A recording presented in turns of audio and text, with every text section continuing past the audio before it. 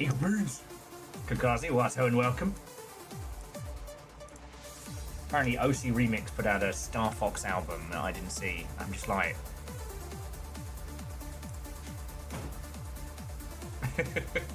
Come on in, come on in. Just telling all the folks. Justin, first!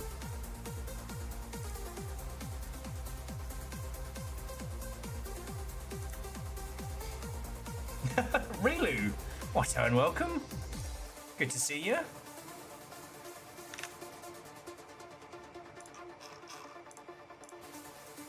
Yeah, this is gonna be a fighty month.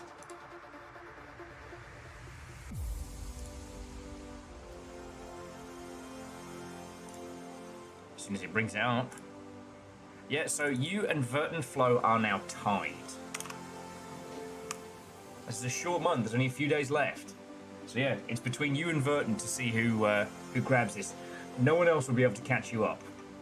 However, yeah, there are 3 days left. It is possible for other people to deny you a win and force a draw. So.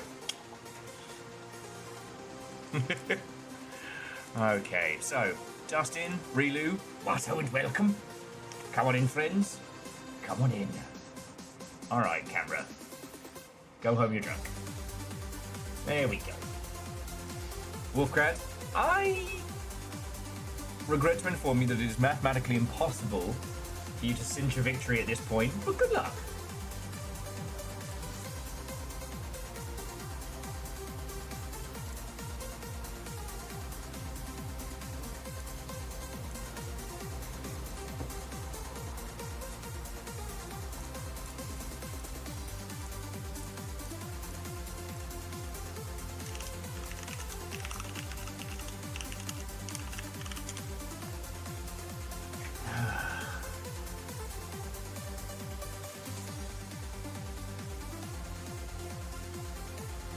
Okay, let me just let everybody know what's going on. Like a million messages in a million different places.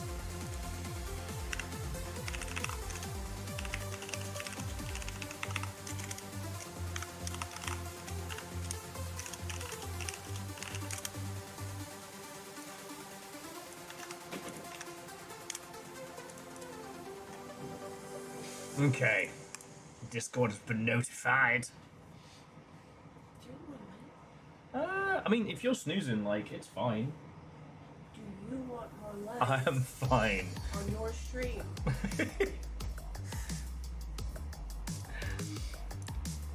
Yeah, also, Wolfcrad, OC Remix dropped a new Star Fox album, so I'm giving it a fair shout. It's got some funk to it.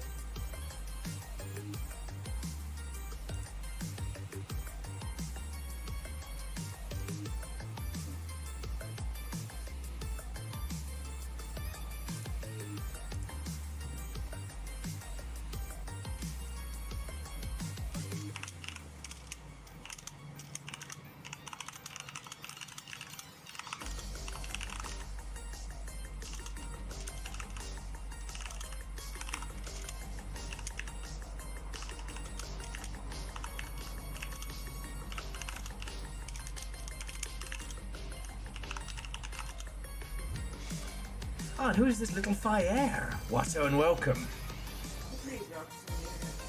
But they know how to use a business fish. Akari, Watto, and welcome. Sorry, I'm just letting everybody know.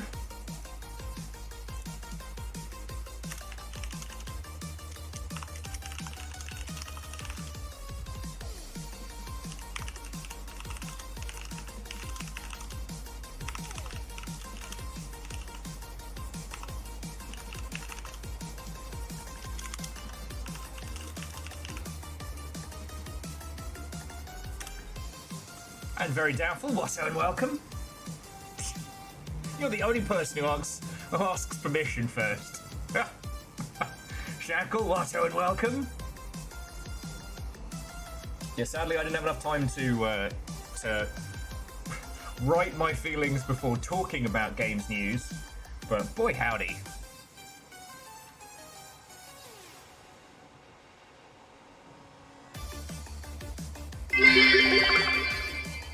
Was never good at taxi games.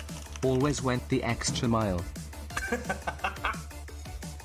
Me as a child playing Crazy Taxi. Ereman, thank you kindly. The Yaldom is yours. After a lengthy reign, I believe J Post has been dethroned. What will you do with this newfound power?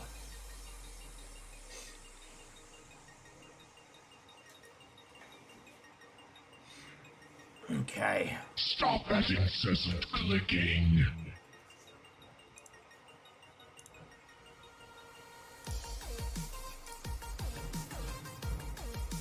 Mohoffman, Watto, and welcome.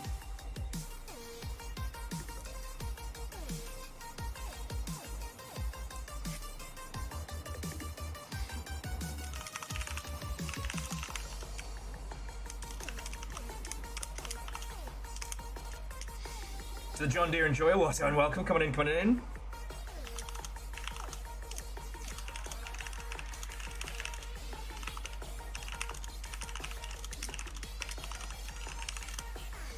I've not been around much. Is there a consensus on the great Discord ID kerfuffle? I'm getting frustrated because... But... Okay. Discord... Like, my current theory, my current feelings on the subject, Discord are currently doing pre-compliance, and I think we're going to see mandatory IDs across a large number of social platforms, or at least ones that aren't already very much... I'm not trying to be conspiratorial here, it's just that there are a large number of platforms that have a big involvement in the geopolitical stage, and the ones that don't will probably start feeling the boot. I think that with Discord being so fresh as a floated company, I think that they are getting ahead of the curve.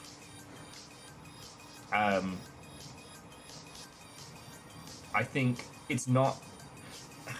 We may see probably Roblox and a few others implementing like proper ID systems this year.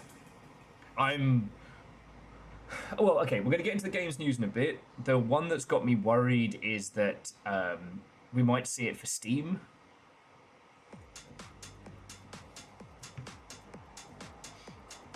I have no insider knowledge that this is a thing that's going to happen, but yeah. Anyway, like I said, we have a lot of games news to talk about. And then we're going to be playing Yellow Taxi Goes Vroom, which is both an indie game and an activity. And an active description when you think about it.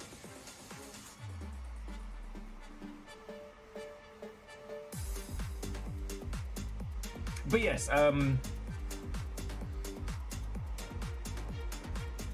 Alnus, I do agree with you. This is why I was referring to it as the Londoners problem. Alnus was saying if we go somewhere else, they will have the same issues as Discord at some point. Yes.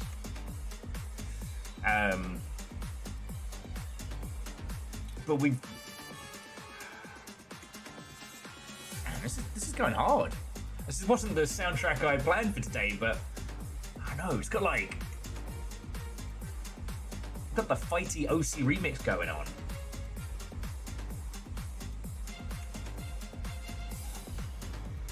Yeah, hang on, bear with me a second though. This only dropped 3 days ago. You know, it does sound very demeanor. Some of Hatsune Miku's best work, that demeanor. And I believe it's from yourself, Ereman, but a package has arrived at the PO box.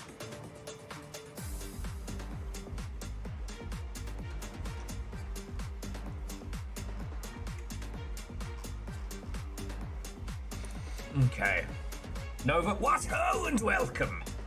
So, yeah, friends, if you need to get a cup of tea or what have you, we've got Game Club Gameage to play and promote. We've got a fuck ton of game news to talk about.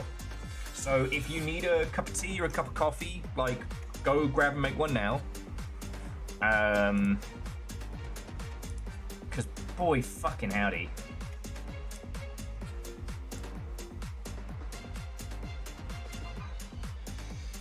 And there's more Next Fest stuff to talk about, because now Next Fest has been running for like a couple days.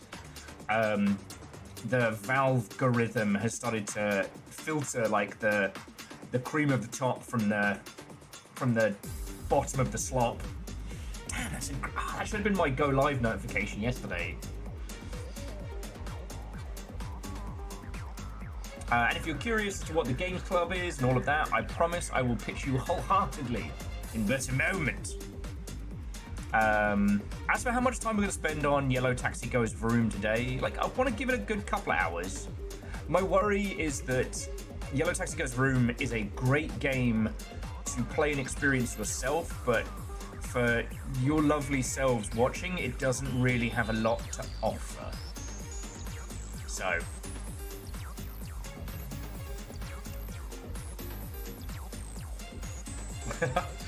so very doubtful.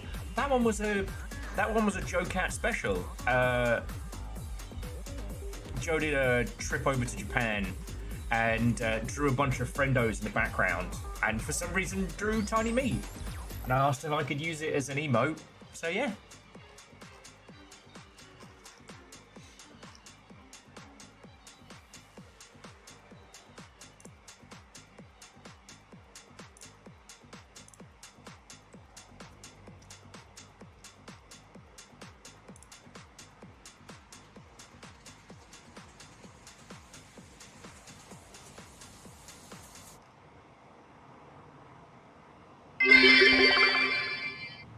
When you're lonely and cold and need to feel the warmth of somebody, get one of our coats from the Hug Me Coat store. Feel warm and socially uncomfortable at the same time. Akari, thank you kindly. For the Hug Me Coats. Nice warmth of the Yorkshire Dales. But if any of you need to...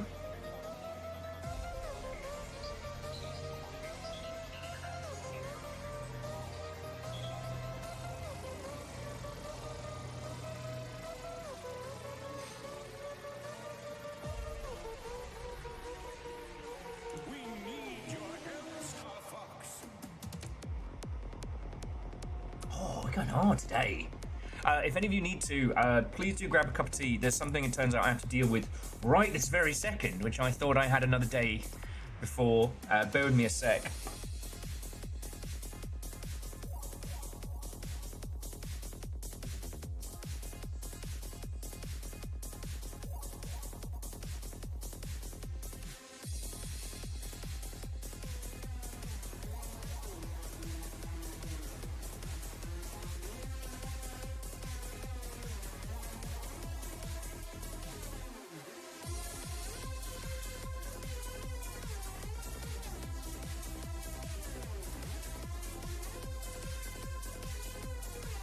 Okay, sorry about that. What do you mean you're at soup? Okay, so whilst we're in pre-Fafamancy, I hope you're all enjoying Steam Next Fest. Do we need to talk about...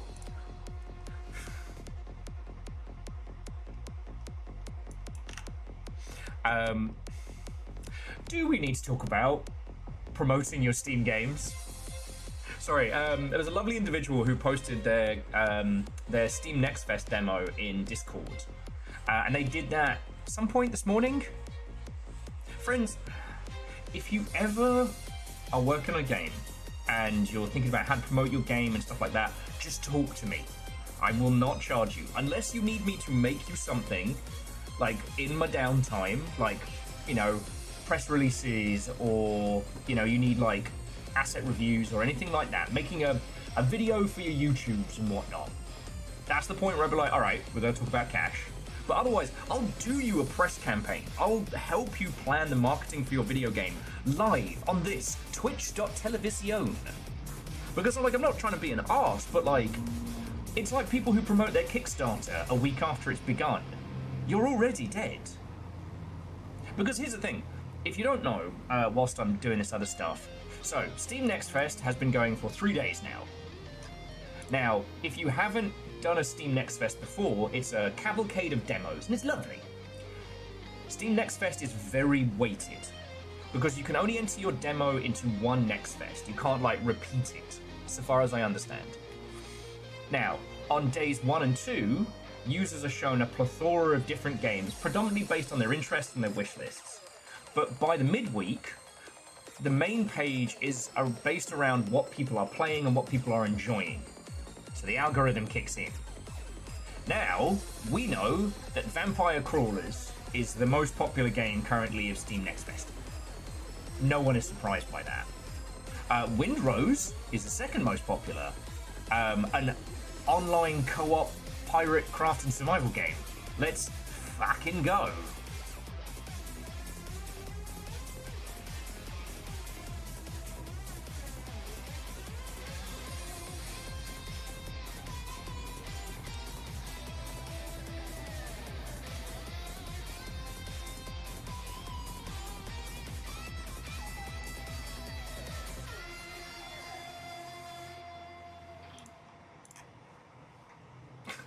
People are weird.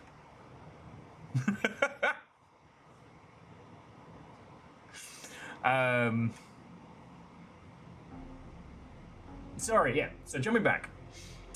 Sorry, the troll account threw me for a brief second. We've also seen Burgling Gnomes doing very well. That's one that Little Fire found on TikTok. And we know that Replaced is doing very well. Replaced was supposed to release last week, but got pushed a little bit. So I guess this is the first demo they've been around for.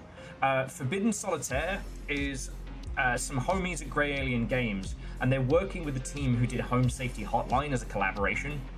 So it's gonna slap. Now, Cthulhu the Cosmic Abyss was apparently one I already had wishlisted. I gotta stop drinking and wishlisting. But that one's done very, very well.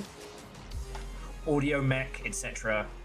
But also Far Far West is one I hadn't heard of, which is just a fun co-op-y shooty gun bang. Cargo Hunters is screaming up the list. Done told ya.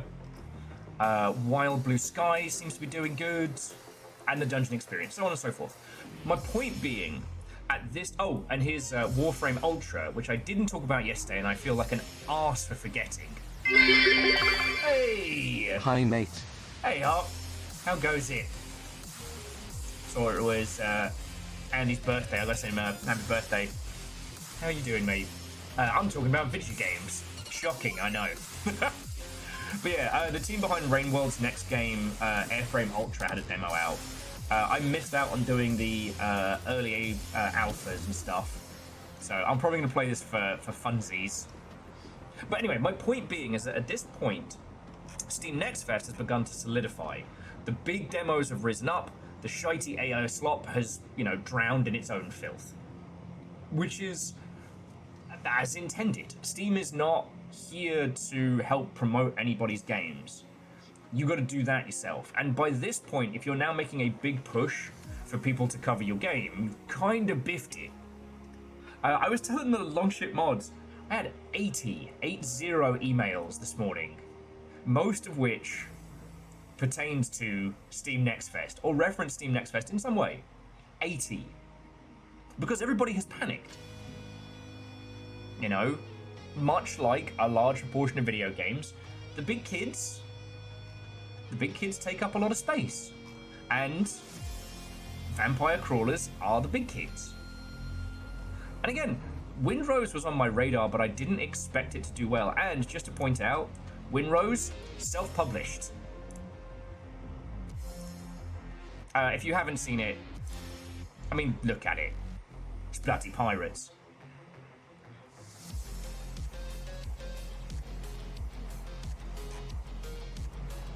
Alright, I am really enjoying this playlist. I am gonna switch gears though, because I feel myself getting really fighty.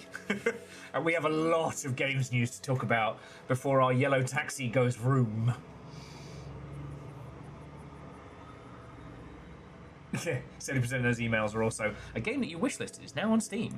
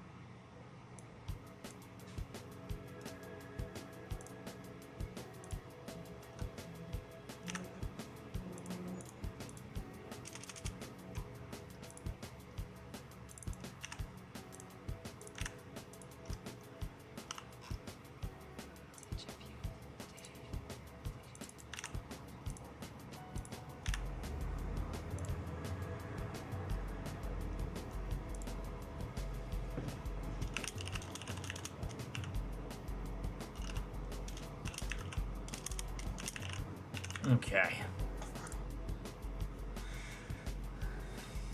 Oh, Yeti, 90th Street, that might be the highest.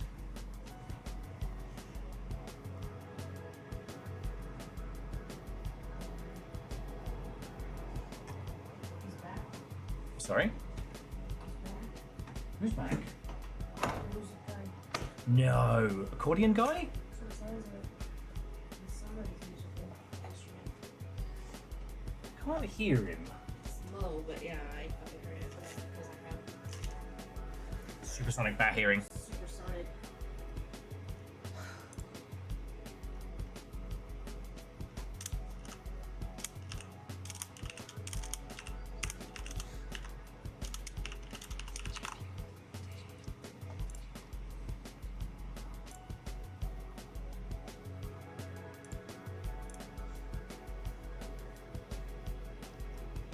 Okay.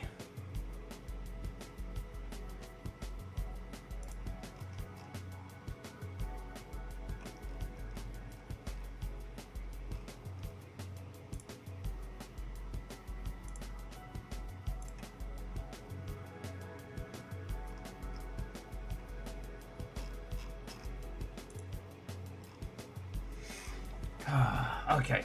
Reflective, Watto, and welcome. I do apologise for being a little bit space potato.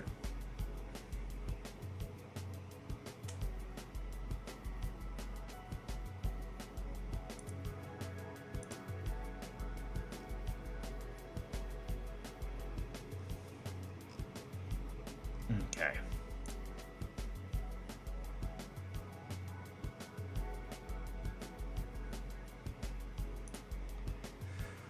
Okay. Sorry about this.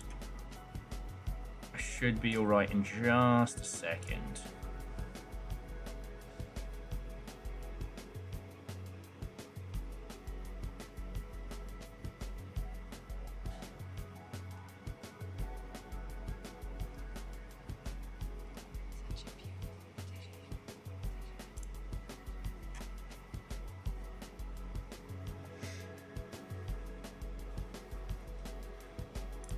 Okay.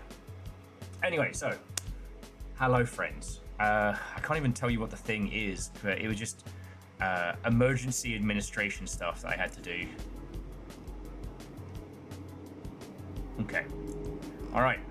We're good? We're good.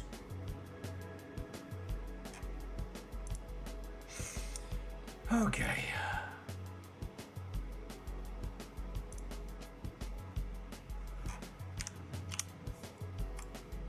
Okay.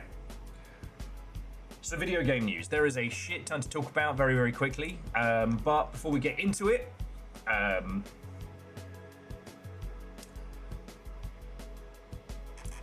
oh, wow, okay. Slug of coffee. Sorry, today has been... Oh. Steam Next Fest was a lot yesterday. It was a lot. And I don't know if I've recovered for it. Doing a 8-hour stream is never easy, but leaping between that many games and that many styles at high energy was a lot. And then you had a whole bunch of bangers after. Which I didn't even get to all of them because at that point I was just like... Which we were very much kind of both here for. So that was... We were pretty much running hot from like 1 until 2 o'clock in the morning. So forgive us if we're a little laggy today. It's been a lot. Today is our Game Club stream. We are changing how we're doing the Game Club streams for this month. We'll see how it works. Today is going to be more like a traditional stream, right? We're going to have a natter, then I'm going to spend the afternoon playing Yellow Taxi Goes Vroom, this month's Game Club stream, Game Club game. We won't be doing a separate kind of like wine and banter night on the subject, but if you're interested in talking about it, if you're interested in joining the Game Club and all of that ilk, I will direct you towards their Discord, and who knows, maybe you'll find a local club to natter about it too. I will admit that Yellow Taxi Goes Vroom is not usually the kind of game we would get into because it You know, it's a technical platformer based on, you know, cherry-picked mechanics of the N64 like mascot platform, you know, Sunset.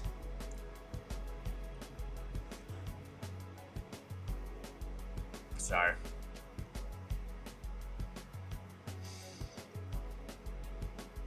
we'll see how it goes. If we only end up doing a couple of hours and then playing something else or just nattering, then that is entirely fine. But yes, if you would like to check out the game club, just have a look in doobly-doo. There is a partner link, and I get a whole 50 cents, 10, as in blood in the sand amount of money from anybody who signs up. Yeah. I think it's $5 a month off the go.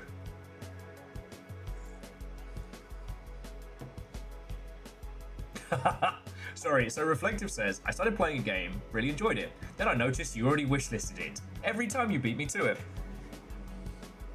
Yeah, every time. I've won that game maybe at this point 7 times. So we play this game a lot, and I'll hear this noise from Little Fire. It's kind of like, wait for it, and then fuck! I'm like, oh, did I already wishlist it? She's like, yep. But if it makes you feel any better, I had the same thing happen to myself this morning. I was going through the hot sheets, saw a really interesting game on RPS. I was like, oh shit, I better wishlist this. I go to my wish list. It's already there. I'd already beaten myself to it. Don't ask me how.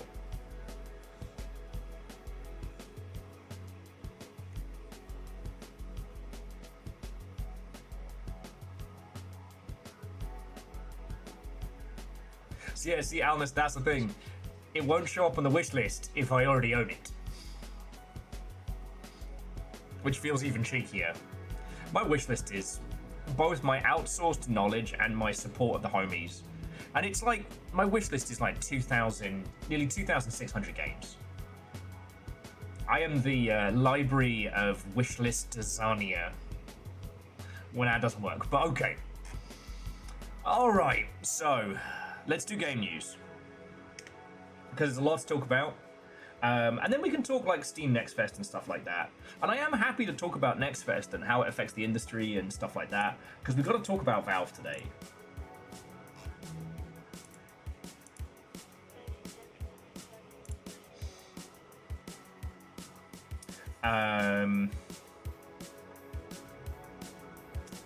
Yeah, so there's a lot to talk about. Alright. Where to start? Where to fucking start? So, you'll remember Hell Is Us. The publisher behind that, Nacon, or Nacon, I forget how you say it. This is a French European publisher, is filing for insolvency at the moment. There's a lot of corpo speak around why that's happening. They say it's due to banking problems is why they missed one of their major payments, but I don't know, anytime I've said that, that's kind of like when I'm fucking broke and I'm trying to stall out a company. If Nacon goes down, it's going to hit a lot of like European middle-sized studios. Not directly, but definitely with knock-on. You know, I think a lot of people this morning are worried that what's happened in North America is now going to start hitting Europe. So, fuck. Amazon have yoked their open world driving game, which I'm amazed was still in development. And on the subject of develop, Reboot Develop Blue has, the organizers have gone into bankruptcy. Now, a lot of people had commented that Reboot Develop Blue hadn't even started selling tickets this year, and it was creepily radio silent. Reboot Develop Blue is a games industry, or well, predominantly biz dev little conference that's held in the Czech Republic, in a gorgeous medieval castle town. If you've seen Game of Thrones, it's King's Landing. It was always really good because it was the indies who made money and the biz dev people who were stable. So it was more kind of a sharing of ideas than a battle for the last scraps at the table like GDC is. Shutaru, what's and welcome. And it's gone.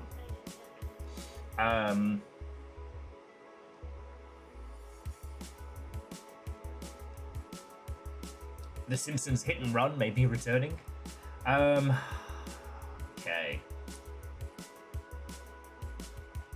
Yeah, well, so Moose, Red died because of COVID. You know, it was supposed to be their big expansion. COVID hit. Every convention, every trade show took a massive hit. And they managed to keep Blue going. Now, I'm just going through these as they are in the Discord game news list. Because there isn't too much to be saying, like... We haven't gotten any proper reasons for why Develop Blue is kind of toast, but... if you have been using Genshin Impact, and using any of its, like, in-game voice stuff, congratulations! Your data was used to train AI models. I know we shouldn't be surprised that a gigantic Chinese company is using your stuff for ALA, but there we go.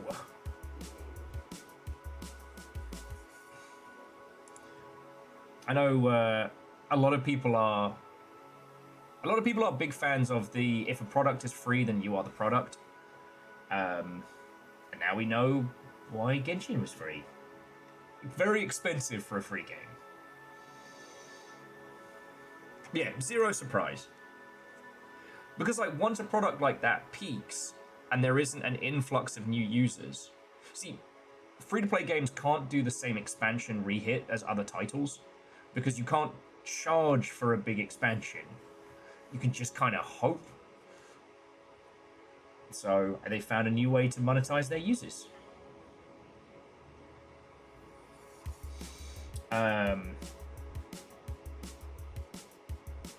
Genshin's been in a lot of hot water, especially when it comes to AI voices. They got rid of a bunch of voice actors who were against using AI voices so they could bring in ones who were fine with it. I don't know if you call that scabbing or what have you, but it's not good. It's not good. But, and again, the article I found, if it wasn't generated, it was written by somebody who's not a very good writer. Ultra Kill, which we talked a lot about yesterday, saw a fucking spike in players with its new chapter released. That happening during a Steam Next Fest is no small feat, and while it doesn't affect us super directly, it is a nice reminder that games with a strong community have pretty much all the power. I haven't had the chance to try any of the new Ultra Kill stuff yet.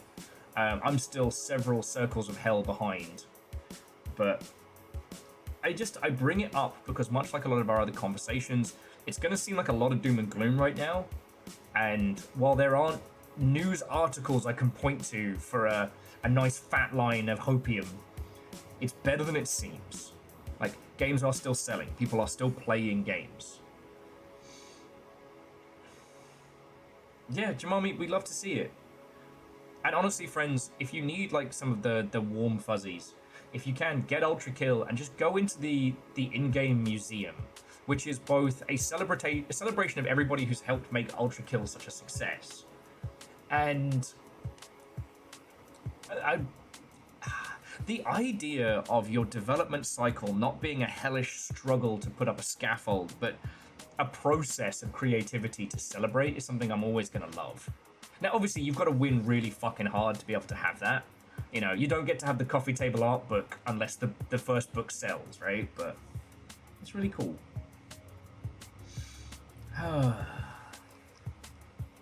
Now, the big one today is that the state of New York is suing Valve for illegal gambling.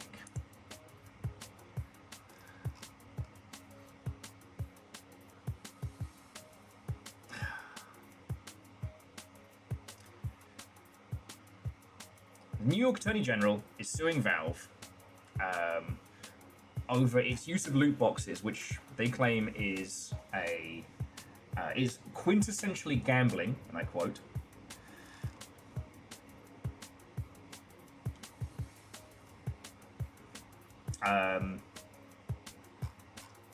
This individual goes on to say that Valve generates billions of dollars in revenue by selling keys to open boxes, including one where the process resembles a slot machine wheel whirring through various items before stopping.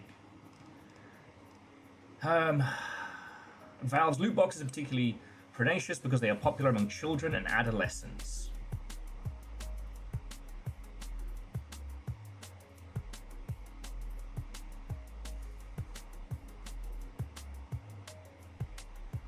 Now, on the one hand, this isn't anything too wild. We've seen other companies who have been stung for selling loot boxes. Genshin got hit for like a $20 million fine, which for them is just fucking chump change, but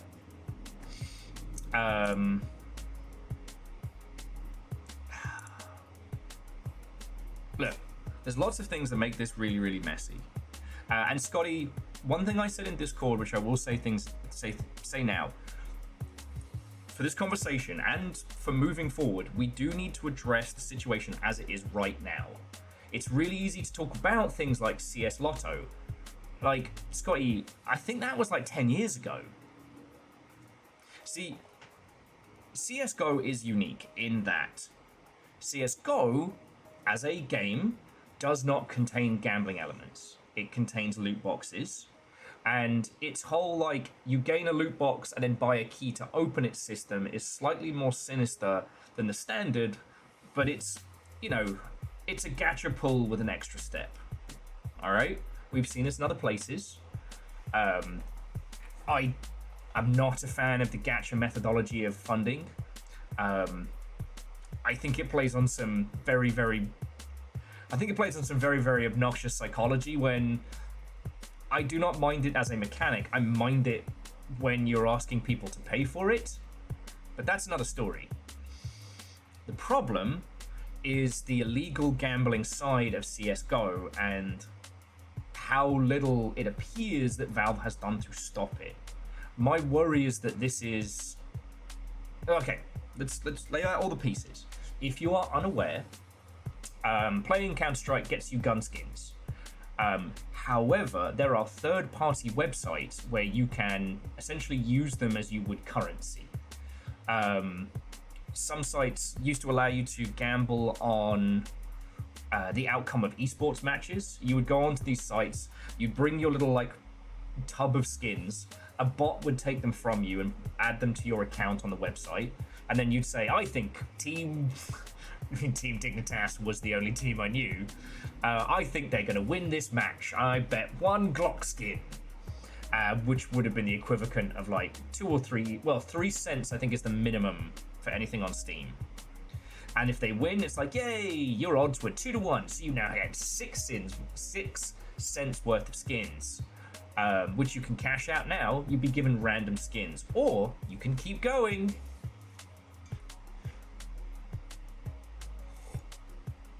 Lyoshi, we'll get to that. There are also, unfortunately, other websites that were more like traditional slot machines. You would put a bunch of skins in, and then you could crank the handle on a chance to win a skin. Now that refers to what Scotty was talking about, which was two individuals, I believe they were based in the UK, were doing on-stream skin gambling when they themselves owned the gambling sites.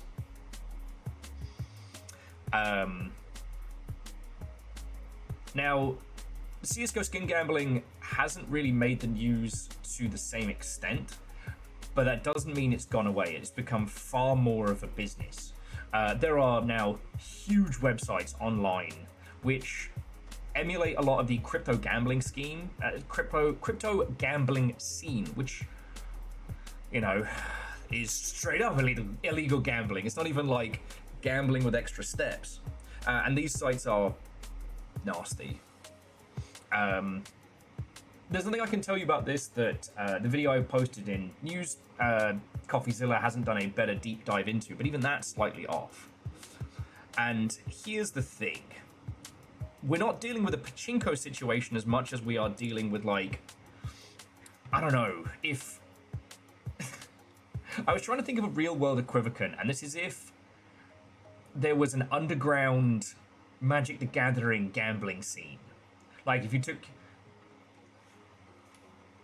If you took all of the cards that you cracked over to a casino, and that was what got you your chips. That is kind of the essential equivalent. Now, as Lyoshi says, Valve dealt a huge blow to the black market by allowing people to trade up their skins. This meant that Counter-Strike knives, which were at one point the most expensive, were brought down to a fraction of the price. It is worth noting, however, that there's another part to this. See, hang on, let's bring it up. If you haven't seen it, so, oi, come on over. Where's our fucking marketplace? Here we go. So if you haven't seen it, this is the Steam Marketplace. As you can see, immediately everything on here is Counter-Strike. If we go over to Counter-Strike 2, cases are available for 30 cents to $12. You will still, to my knowledge, you will still need a key to open this. But this old breakout case could contain any of these. Oh my god, this is old. The old Operation Breakout. I think I had that fucking P90. Anyway, I used to play CSGO a lot, which is why I know this world. If we swap by price, you will see that the maximum price anything can go for on the Counter-Strike market is, yeah, $2 and a bit grand. All right, and these things do sell. So if we look at the stat tracked marble knife here, like, okay, this does not help us. I wish the stat system was better. Anyway, so Alf, let me get to the point. We're on a journey here. We're on a journey. So this is the maximum amount that you can sell these for on Steam. Now, it's worth noting that I do think that Steam Marketplace is actually one of the better examples of monetization in games, right? These things don't inherently cost anything. These are mostly all drops or earns from playing the game. It is whatever someone is willing to sell it for. So you say, I have this cool, I don't know, I have a cool frying pan. I think this frying pan is worth $40, and then you look at it and go, all right, I'll take you $40. I forget the breakdown. I think it's 70-30 to Valve. You get the majority of the cash, Valve takes a cut. Now, they've generated a lot of revenue because you are then free to turn around and sell that to somebody else, and it bounces around. Each time, Valve gets a cut. If your game has marketplace items, you also get a cut of that. So some games have been able to generate a fair bit of revenue by people trading and selling skins to one another. God, I had some of these fucking stickers. I gotta stop looking on here. I sold a faded Glock a few years ago to pay for Dark Souls 3, I think it was, and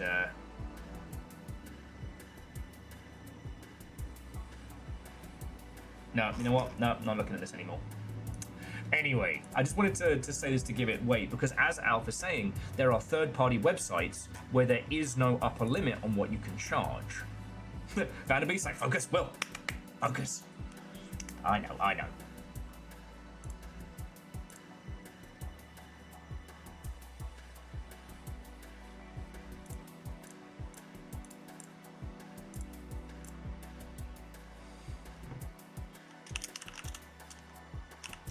Sorry, bear with me a second.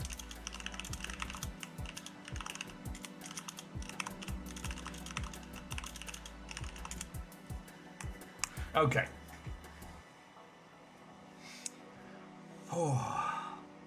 So now you know kind of like the general extent of it all.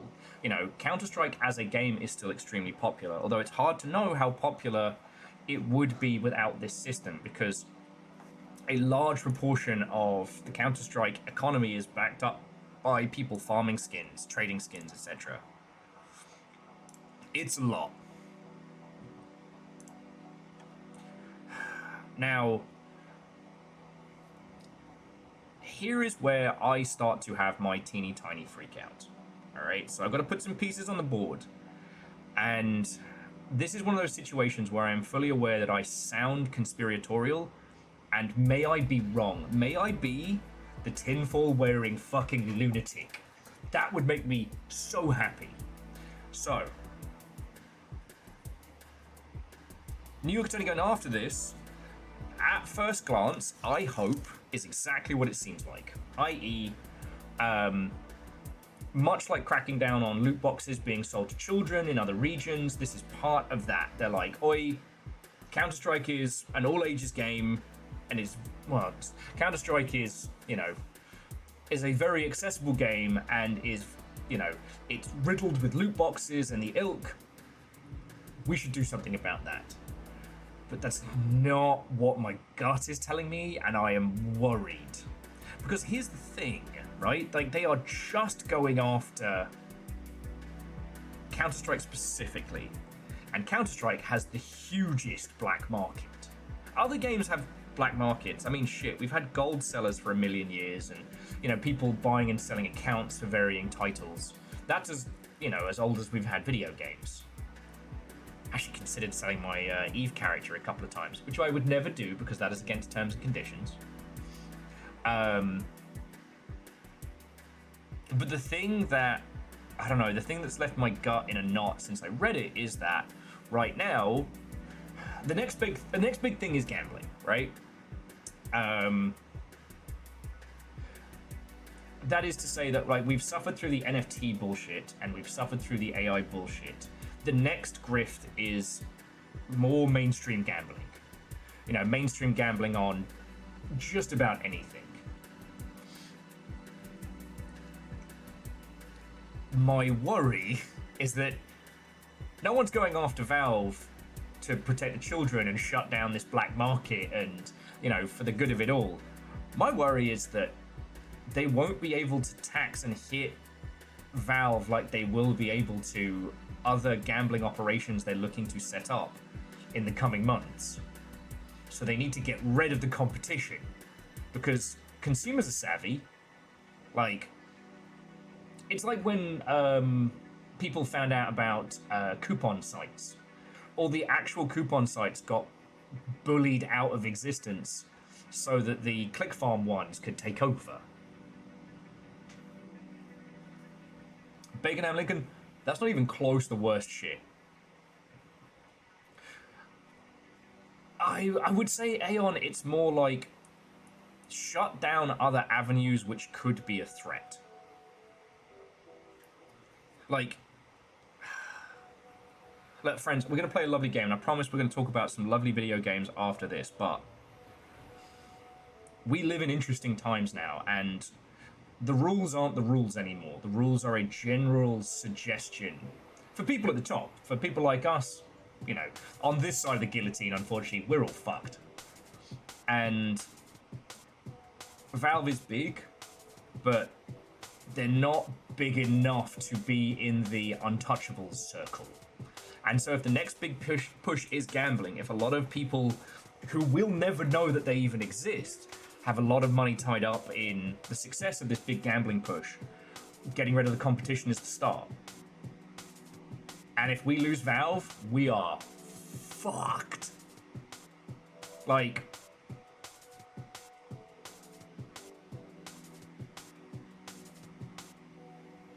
I am not saying that Valve are good and wonderful. We're not in the business of... How would this lead to all of Valve dying, though? If the US government decides to shut down Steam, they'll just do that. This is what I mean, like, Moose, I'm not saying, like, the rules exist to the degree in which they're enforced. We live in interesting times.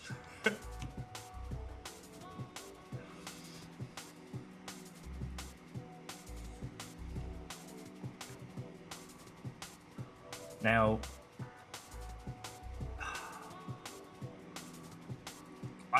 I think the reason that I am overly worried is because that right now, the biggest PC gaming market is Steam.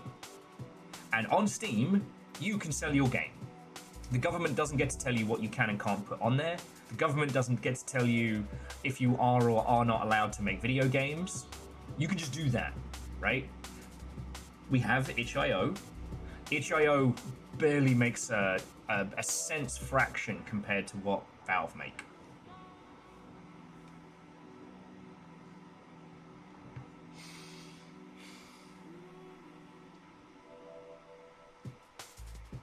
And if we lose Steam, I mean, what do we have? Epic? Well, it's kind of controlled by Tencent. Oh, that's a bit not great. I cannot see a situation in which Epic will be a great open marketplace. And yes, no, Bacon Ham. Gabe Newell owns a company that makes super yachts. He does. And he's not in the winner's circle. Again, this is where I sound like I'm putting my tinfoil hat on. You'll have to remember that, like, we only know about so many of our oligarchical rulers. We only know about a handful of them.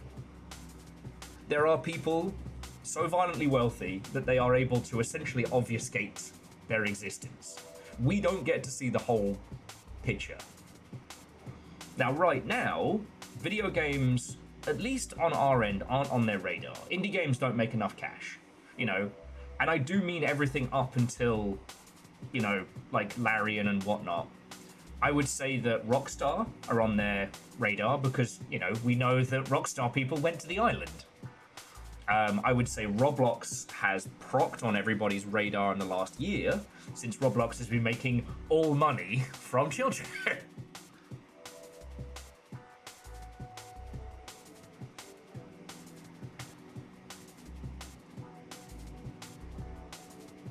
Well, MDH, then this is...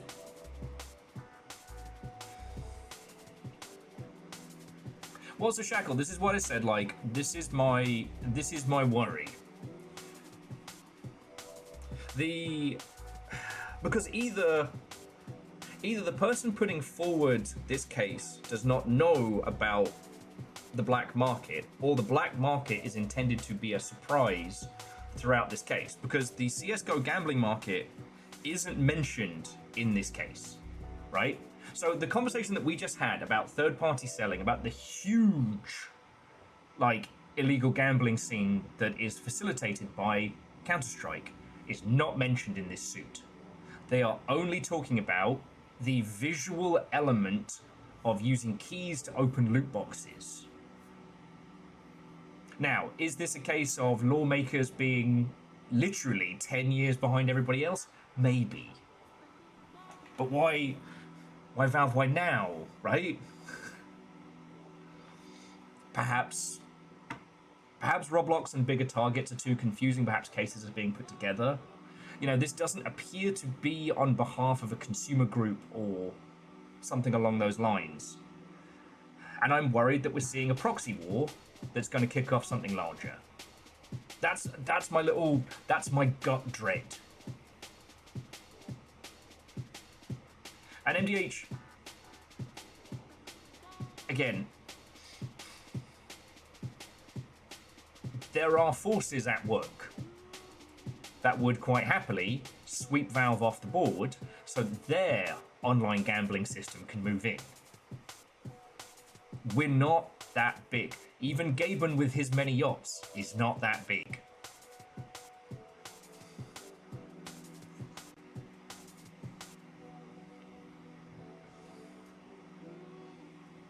And possibly Laoshi. I mean, Valve do have enough brand loyalty that they would never reach the same stage they were at prior, but a Steam 2 could be possible.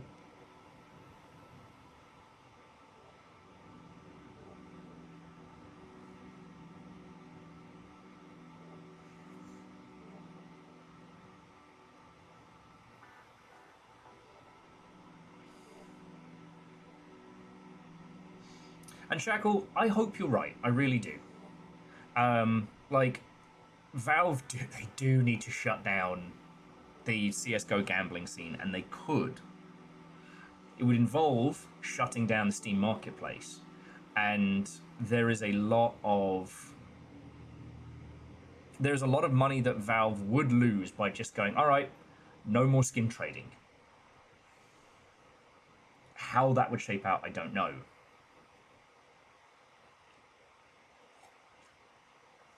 But, Shackle, I do appreciate that, well, yes, there may be a smidge of the fear talking.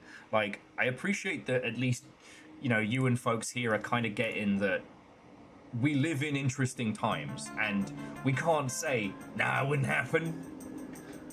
Nah, it wouldn't happen. We've said a lot of, nah, it wouldn't happen.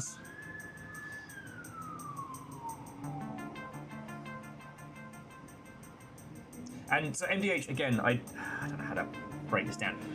I'm not saying Valve need to die. I am saying that someone wanting to remove Valve as a company so that they do not have to compete with the illegal gambling side, with their legal gambling side, is not a ridiculous thing. It's not Walmart must go. It's, you know, the person you're paying protection money to is about to be beaten up by someone bigger who wants your protection money.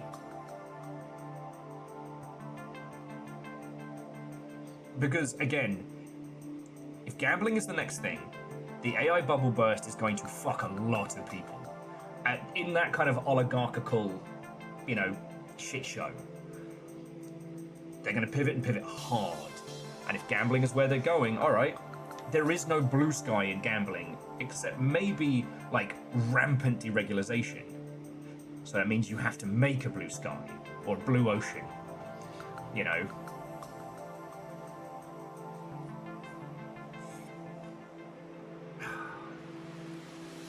But also, I think being scared of losing Steam is a valid fear to have. We'll still have good games, you know, but it would mean that the creation of video games would essentially be like the creation of indie comics. A handful of people who are supported by partners or parents will be able to make some cute little games here and there, but there'd be no industry around it. You know, there'd be no situation where Vampire Survivors makes $1 squillion. There'd be no, like, you know, Among Us success stories. And yeah, Favor 6, Valve are not the bad guys is not the same as Valve are the good guys. But they are the best we can hope for outside of, I don't know, one of the shadow billionaires just going, you know what, I'm going to open a completely utopian marketplace for video games. Yes. An Avenger, thank you kindly. Steam made 17 billion in revenue last year. Microsoft made nearly 300 billion.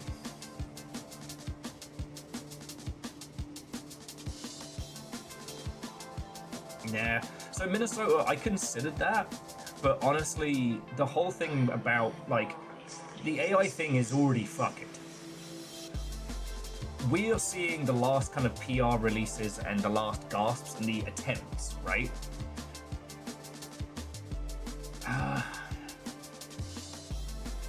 But honestly, us going, oi, we don't like AI as it's dying isn't really phasing anybody in the big money sphere, right?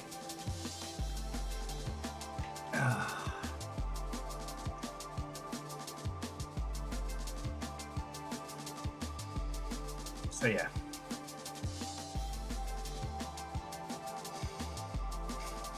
So anyway, thank you for letting me talk about that.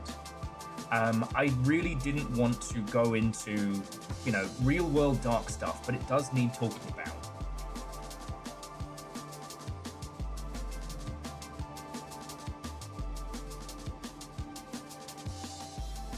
Yes, Kakazi, you have put my last half hour of talking into a succinct sentence. If legal gambling wants to shut down illegal CSGO gambling, they need to shut down the Valve marketplace. But how do you get Valve to shut that down? By threatening a whole ass Valve and making them close the marketplace.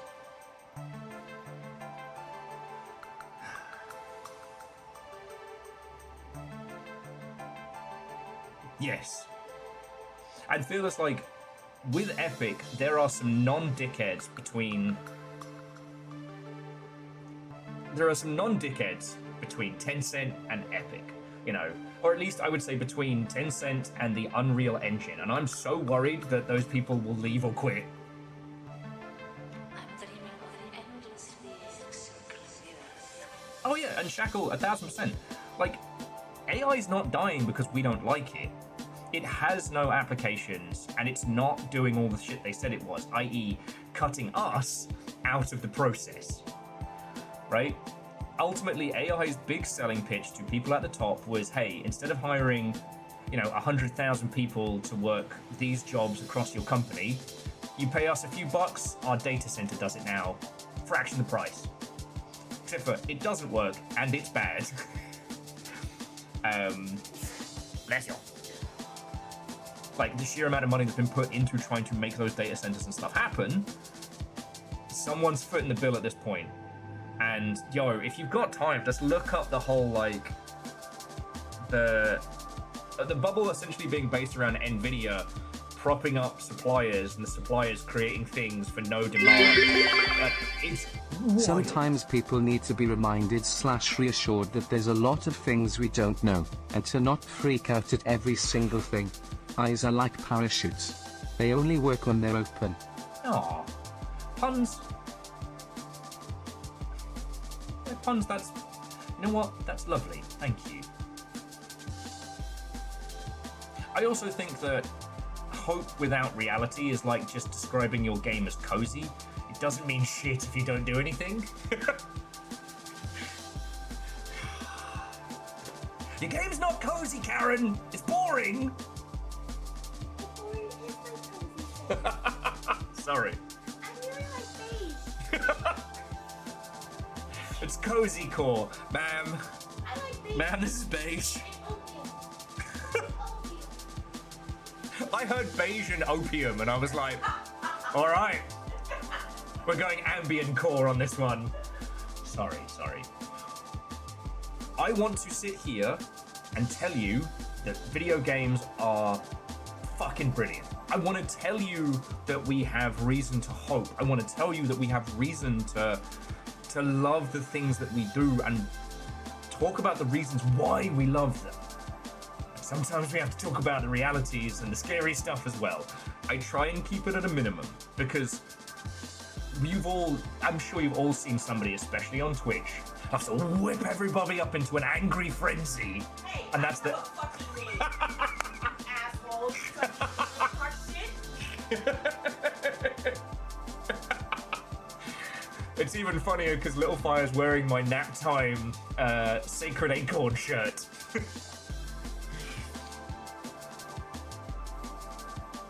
Indeed, hope without action also has a habit of collapsing in on itself. So yes.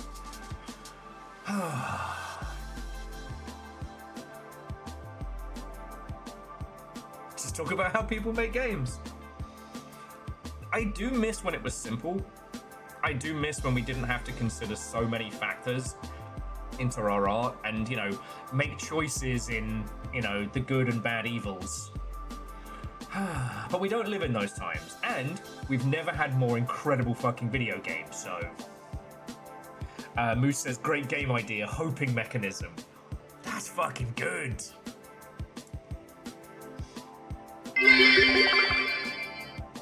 If you light a torch in a video game, it doesn't burn with fire. It burns with electricity. Exactly. And if you cast a lightning strike in a video game, you're actually casting lightning with lightning. Hey, so our entire art medium involves us tricking rocks into doing math for art. You ever think about that? And look, the thing is, Valve aren't perfect. And they are by no means, good and beautiful.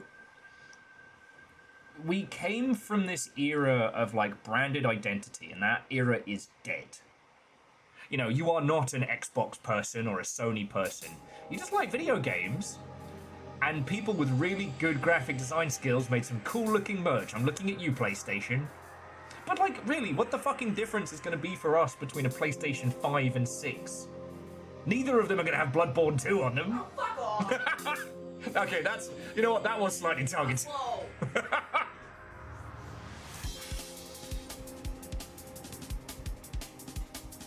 Exactly. We're not killing our enemies with lightning, because they're not alive. Except for that rare instant of shock. Sorry, Craig. Yes, the brand wars are dead.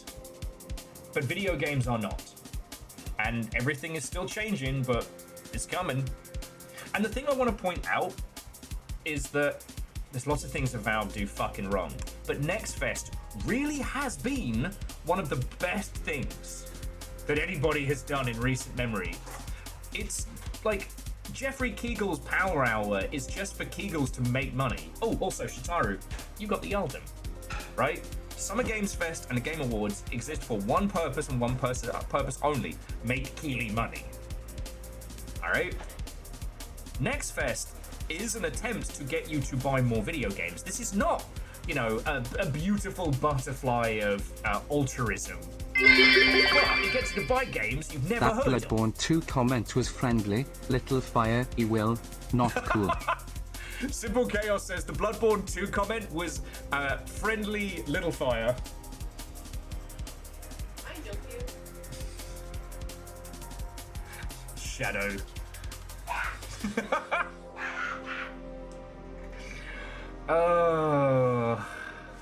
Okay. Yeah, Alnus, Steam could not set the bar to entry any lower and allow the quality games to rise up and the stinky games to fall down, because yes, we have to deal with AI slop, and yes, it sucks. But let me tell you, you put this next to the fucking PlayStation Store, like seriously, I reckon this weekend, with all that free time we have, let's crack some babies and let's show them how fucking bad the PlayStation Store is. Listen, there's not a worse feeling than seeing a really cool game on Steam and trying to find it on the PlayStation Store to find one that has just almost the same name until you don't catch it, and then you spend money on that game only to realize you got because it's not that game. It's actually a much worser, brokener game, which are definitely words. Are in the dictionary. Yeah, no, worser and brokener. I mean, I understood it. That makes it words. No, so for those who don't know, Little Fire is a big fan of simulation games, like, you know, trading card shop simulator and things like that. You know, he gets kind of like, you know, build your own store work simulator type games.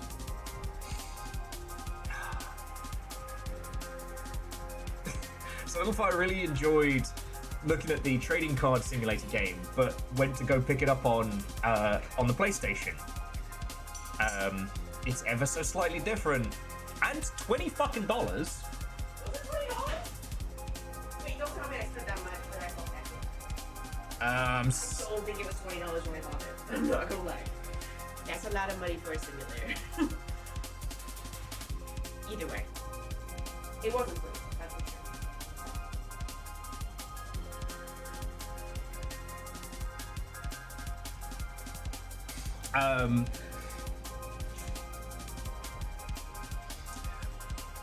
So yeah, if you want to feel good about yourself, check out the PlayStation Store anytime. I hear the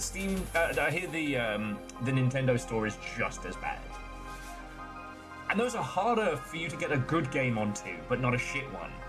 And over here, so like, Steam Next Fest has now been going on for a couple days, and again, look at the glorious stuff that is rising up. Now, Wind Blue Skies isn't my jam, but I know a bunch of you will be fucking down for some Star Fox goodness. The dungeon experience was fucking phenomenally funny. Replaced, I mean, we knew that was coming. Starship Troopers Bug War is a canonical in-universe video game, which means it is fucking fun. You know? I didn't even get to talk to you all about the fucking Nazi hunting puzzle game. You'll remember The Root Trees Are Dead?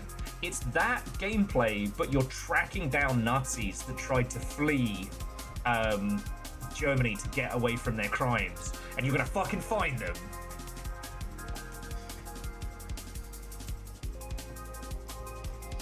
And yeah, and again, as I said on the browse all titles, like, look at what's risen up. I know Vampire Crawlers is a big deal now, but remember where Vampire Survivors came from? A pirate game. Like, one of the guys over at Ubisoft was actually talking about what happened with Skull and Bones, and he was like, basically a junior team got given an impossible concept, i.e. make us ship battles but World of Tanks, but also make it team-based, and then make it an MMO. Because all the fucking C-suites were super into World of Tanks during the 2010s. World of Tanks had already kind of had its moments. Burgling Gnomes, another fucking self-published indie where you and your mates are gangly-eyed, chain-smoking gnomes fucking stealing shit. Forbidden Solitaire, I don't know I said this again, but I want to say it. This is a combination of a team that makes creative solitaire games and the people behind Home Safety Hotline. Like, look at this lineup. Oh, and there was some here that I should have done yesterday I completely forgot about, like Slowly Sliding Ducks, the world's slowest racing game, second only to, Snail Sim, from the team behind Plastic Duck Simulator. You and up to 16 players do a slow duck racing. We could be ducks. So another long ship fun. Oh, yeah. Another one self-published. I didn't get to this one, Phonopolis. But this one's about fighting fascism with headphones. Paperhead is a cardboard cutout shooter. Queer History. Journey through a tumultuous medieval Italy as Altea, a young knight errant who sets off on a brutal quest to find her closest one.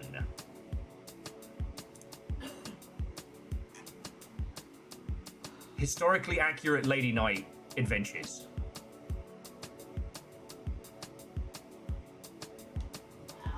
Nova, how dare you? How dare you? How dare you? I should probably say historically authentic, because I don't actually know anything about medieval Italian history. But the landscape looks gorgeous, and it looks just grounded enough. And they were squires. Fuck, that's good. I'm still not touching Zero Parades. I don't know what the situation is over at Zawaum, or however you're supposed to say it. Not my circus, not my monkeys. Everybody knows about Disco Elysium. I don't have to promote it. We have Marathon at Home. Another game about being a wolf. Sorry, a working sheepdog. And again, look at these. Okay. That one doesn't count, but... Oh, that one... Okay, that one's Dear Villagers. But, like, the speedrunning marathon-style game, self-published. This one, called Hubert, self-published. Players working sheepdog protecting his flock. Bobby! Look at his little face! It's like those, the dog with the camera. Yeah, the dog with a GoPro in his mouth.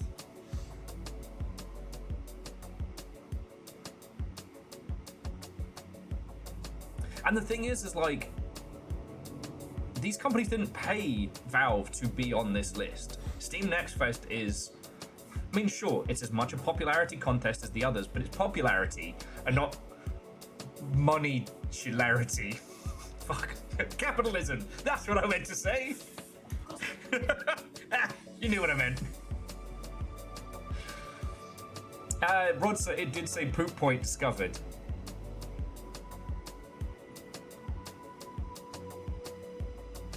And yes, Dustin, Dino Blade is a game that you can play. For those who don't know, a guy on TikTok started doing little Blender animations of realistic dinosaurs with anime swords to Linkin Park.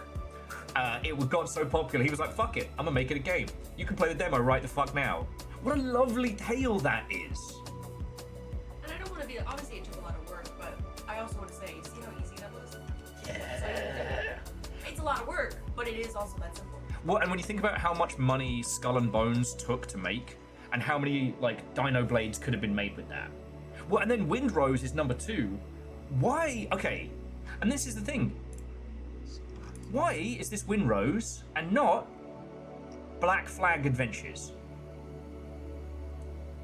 Because the old ways are dead. The old men are wrong. We didn't want World of Tanks but boats. We wanted to be pirates and do pirate things. It's not hard. And this is self-published. The Windrose crew stand to make shit tons of money. And everyone's gonna be like, oh my god, is this the new paradigm? No, we just wanted to be pirates. It's not hard. I just want your pirate ship. I just want to do pirate ship with my friends. That's it. Pirate ship with base building. Oh, well, fuck yeah. You got me a basement. You could do pirate stuff. I can build the base. Done. Honestly, I mean, Atlas should have gotten there, but like the Arc engine just could not handle custom-built ships. They needed a whole new engine. Be pirate, do piracy. No, not like that.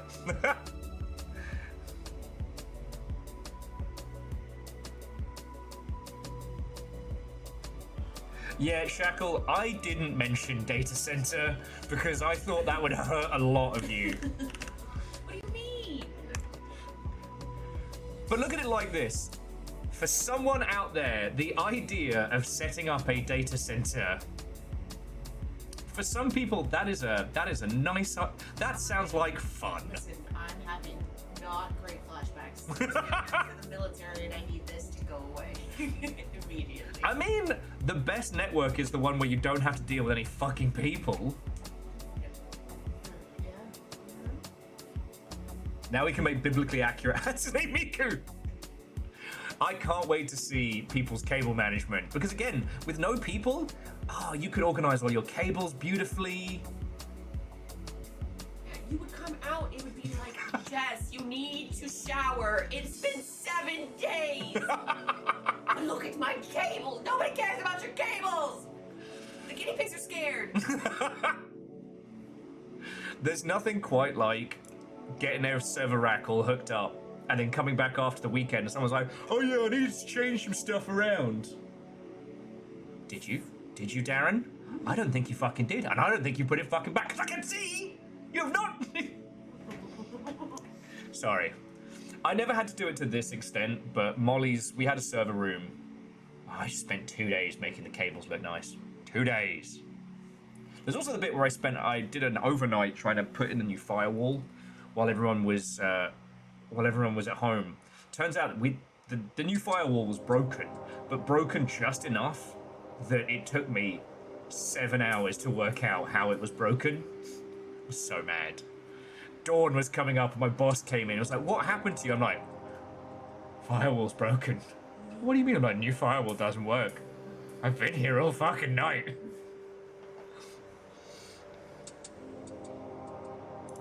Anyway. But yeah, I wanted to, before we get into like Yellow Taxi Vroom Vroom and stuff like that, we face a lot of challenges. Games industry changing so fast. Or I think it's better to say that the wheel turned and now we're just seeing the impact of the spokes. Is it DNS? Choking noises. Of course I take a fucking DNS! What do you think I've been doing? And Wolfgang, yes, thank you for sending me your next piece. I haven't had the chance to read it yet, but I will do.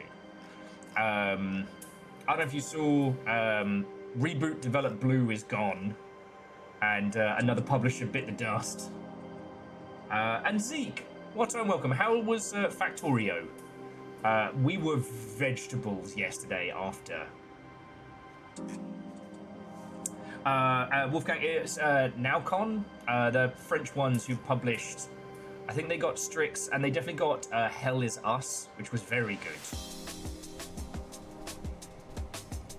Oh yeah, I want to play more of the demo of this. I didn't get enough time to get a feel for it.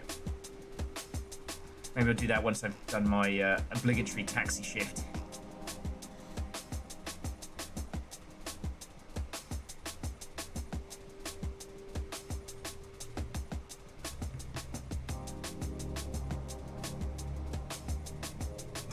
Zeke has a plan to demolish most of the planet's worth of factories so it can be upgraded.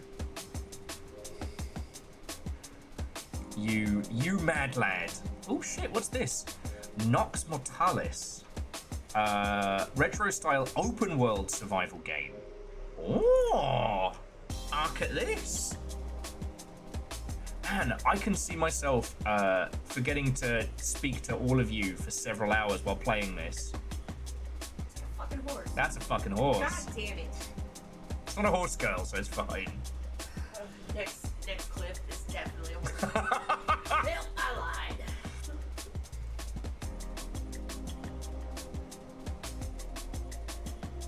Oh, Shackle, the legally distinct Star Fox game. Oh yeah, hang on, let me just. Yeah, no, wait, we're good.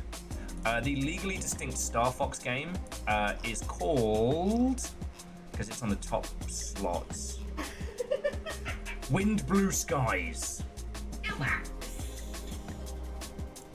Call those centaurs, will, or manmans.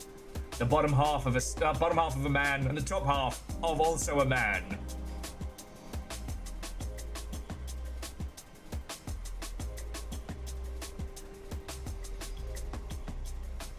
Yeah, Scotty, apparently there's some... Well, okay, remember that Humble Games got rid of all their people and then rehired them as contractors when they reformed, so... Bottom half of a man, top half of a man, but not the same man. But like, I mean, I'm a fucking sucker for a good animated trailer.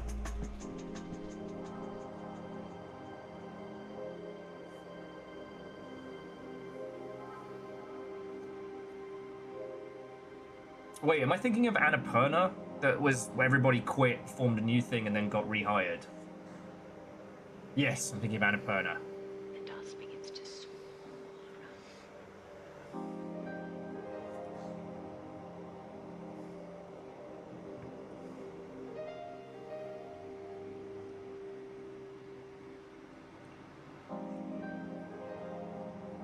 God, there's so much drama and so many stories. It does all start to blend after a while. Yeah, the Annapurna people quit, formed a new brand, and then Annapurna hired them as contractors. What's the one with Humble Games? Aside from bad.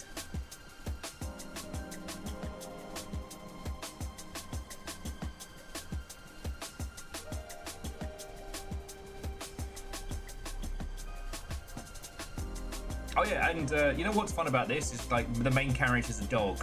The other like Star Fox inspired series is Whisker Squadron, where everybody's a cat, and I think that's very funny. Anyway, before we get on to Yellow Taxi Vroom, like I said, I just wanted to show some of this, and it's great because, like, again, this is the popularity ranking. I think we can search by. I think we can just search by popularity on here, or if that is the main list.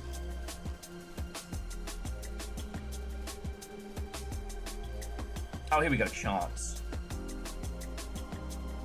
So, trend upcoming, popular upcoming, upcoming games sorted by total all-time wishlist count. Okay. Upcoming games sorted by trending on recent wishlists. Here we go. All right, so Wonderburg's a lot higher. Vampire Survivors and Winrow's kind of trading there. Oh, Roamstead's much higher. That's cool. There's that data center.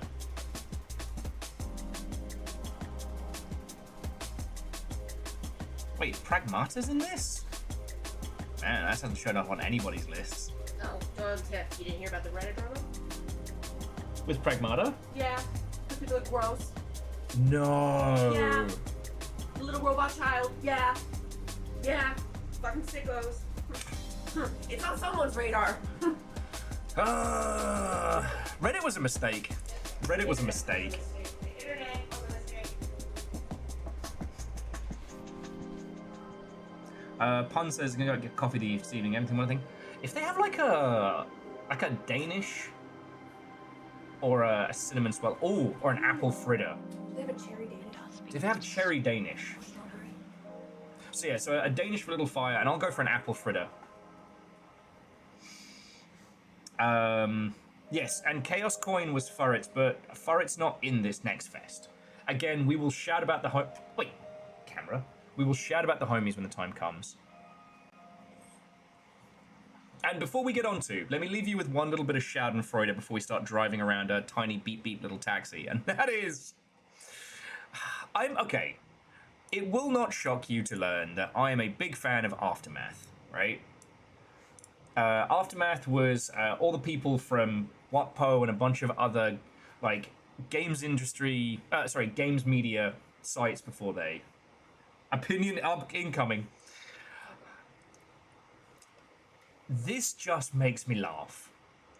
And I thought I would share this little bit of point and laugh with you. So basically, you'll remember Dr. Disrespect. Oh God, no. So his latest grift is fucking funny. No. He's pretending that he's been sponsored for big games. And then he does like a whole thing. Yeah, Dr. Piss. Doctor filmed a child pissing.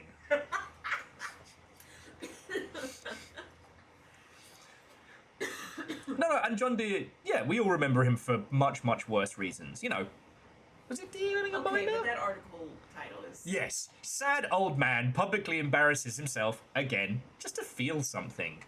So, for both Highguard and now Marathon, he's been doing these, like, fake sponsorship messages. You know, telling everybody, like, oh man, I'm sponsored by Bungie to bring you Marathon. Couldn't he... Wait, it gets funnier. But just from a general sense to start with, couldn't he get himself in trouble with that? Unless it's obviously a joke or something? Possibly. I haven't looked into to what extent. Well, I just mean because of his controversies, would a company want to be associated with him? Even jokingly. Anyway, just continue, sorry. Yeah, I mean, I'd want to throw a brick at him for pretending, but yes. He has been doing these fake promotional things saying he's sponsored, and then when people have to disavow and say, no, we've never paid this man money, we don't know him, he's not associated, he then goes on, you know, Twitter and is then like, got you! Oh, it's so owned! I pretended to be invited to the thing, and I wasn't. I did all this work. Owned you! Oh, honey. Oh, honey, no! Where is he even streaming now? Kick? Of course! Where the fuck else is he gonna go? Where all the D-gens go to fucking... Yeah! I can't wait till he gets kicked from there and moves to fucking Live Leaks or some shit, I don't know. No, he's back from, like, chat roulette or something. It's on chat roulette! Omegle.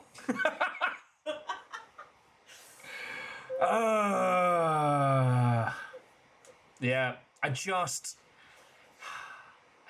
had to share that with you. You know what? I feel better about myself now. Thanks. Exactly. Thank you. Schadenfreude is best enjoyed in short samplings. He's in VR chat, but only as himself. It was Pragmata. Pragmata, the upcoming Capcom action game. Looks cool, but, you know, of course, there's weirdos.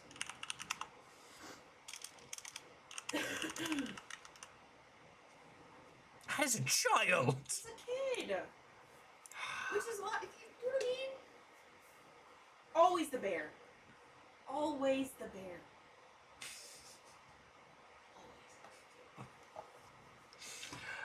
Oh, but yeah, so friends, that is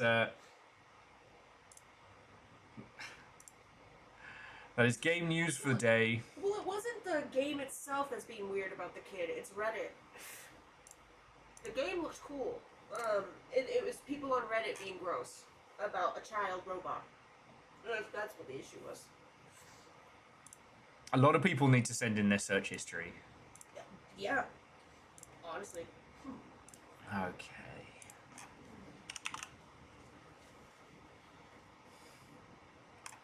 Like I said, Reddit was a mistake.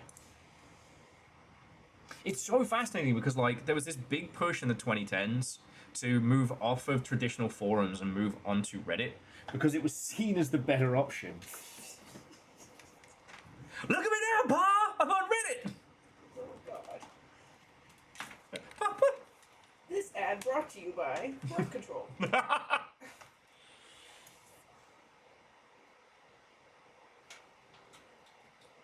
Reddit, the new Google.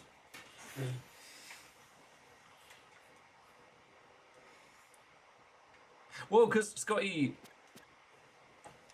having your own forums for a game as a games company was always a kind of a liability, because you are responsible for them.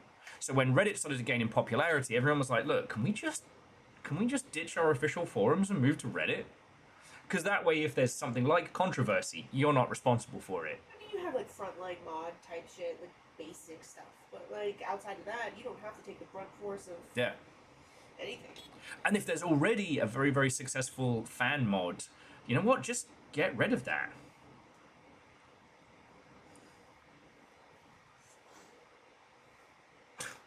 Yes, ACAB also means Paw Patrol. Paw Patrol class traitors. Well, one of them is. No one says... no one says fuck the fire department.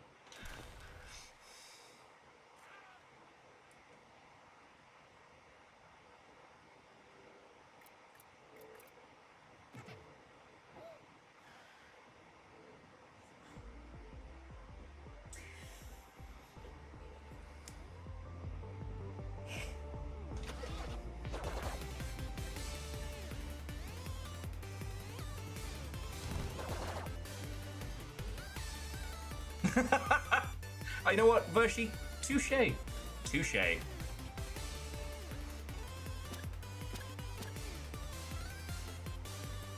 don't know, well, have you seen some of the fire department calendars? Look, all I will say is that one of the last protests I was at, the fire department were out there giving out free ice lollies, because they're that fucking cool. Is this Crazy Taxi on meth? No, but we'll get to that in just a second, to make sure everything's doing what it's supposed to. Ooh. I do not like that.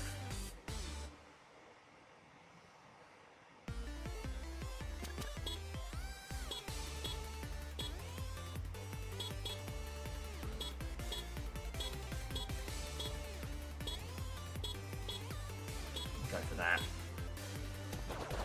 Oh, yeah, that's making my eyes go squiggly there. Oh, what's cool stuff? Cloud saving and speedrunning. That is cool. Okay, so... and we can continue to talk about pretty much anything we want to. It's our day. This is Yellow Taxi Goes Vroom. This is the Game Club Game of the Month. As I said earlier, we're changing how we're doing our Game Club streams. I am still a Game Club partner, but rather than doing like the big talk streams as we have been doing on the Friday and the gameplay stream, we're just going to be doing one game, one session of it today.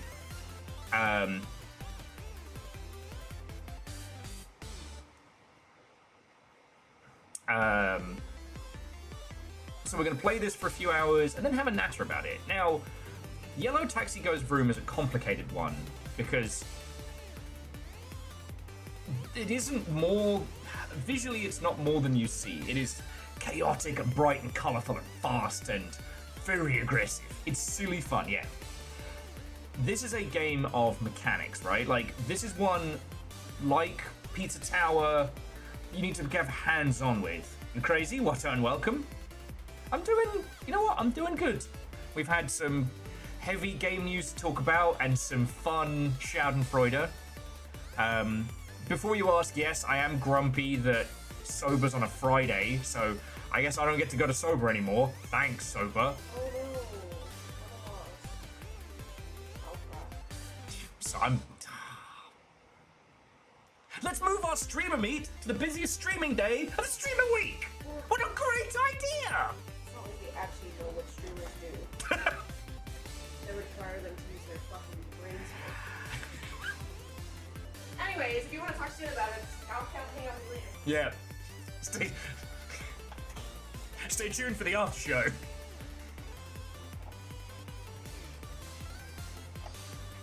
It's only Friday's time because the Pokemon Regionals. The Pokemon Regionals are at GameWorks? You know what? That is a problem for another time. Anyway, so... we're going to be playing Yellow Taxi Goes Vroom for a few hours. We're going to be having a talk about it. If you are interested in talking more, please, please, please, go check out the Game Club. We don't know what next month's game is, but if you would like to sign up for it now, the way it works is you have to sign up for it first, and then you find out what the game is next month. I want to support the game club, but there's a big difference between going to a meet and like talking about it book club style and the streams that we do. So, still working out how best to do that. Many Red Bull for flavor.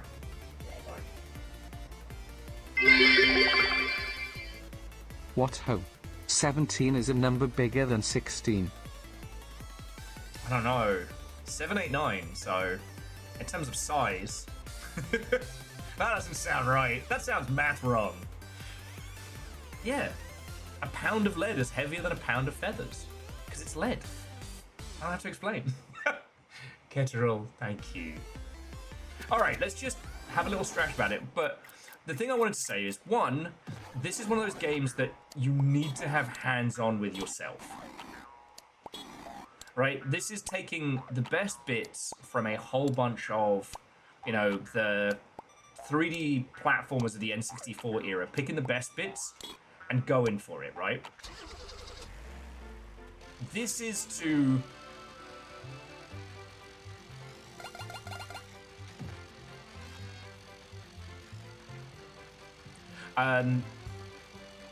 this is to the N64 era what Shovel Knight is to like 16-bit and 8-bit era platformers, you know? The other thing is, there's no jump. So you have to do a lot of like technical tricks to fling yourself around the world. So yeah, the aesthetic of this game, excellent. Playing it, excellent. It doesn't make for a good stream. So that's why I want to spend a bit of time playing with it so we can discuss it, but I know, like, Orzine, you've had some hands-on with it. And, you know, we can have a little natter about it proper later. And if we still have loads of time left over, Wario's Taxi. You know, Wario's Taxi is probably the best description of this. You know, you are a wind-up taxi doing stunts and tricks.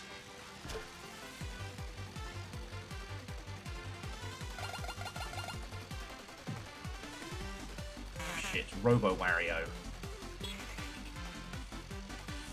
And yeah, it's...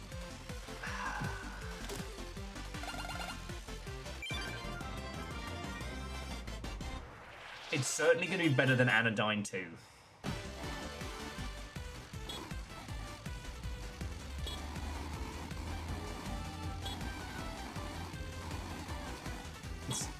Oh yes, and there's an alien invasion that has corrupted all oil and gas. And the only reason, and we're the only car that can save the day because we're spring powered.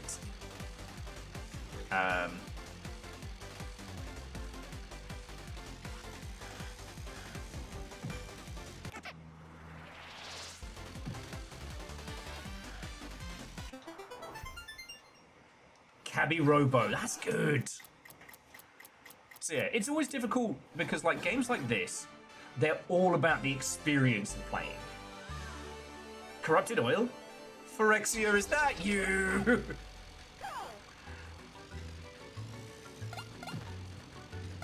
The alien invasion armada of flappy mustaches.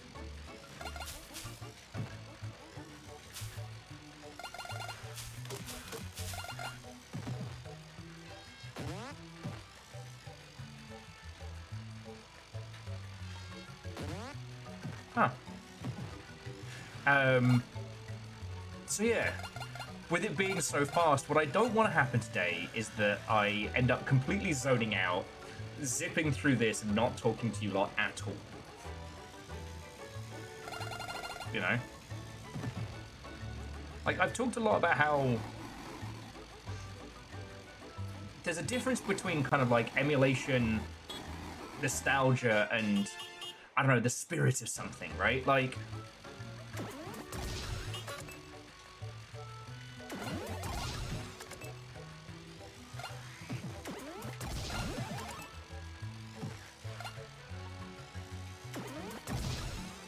fucking wee! So, for example, like, I'm trying to think of a good technical platformer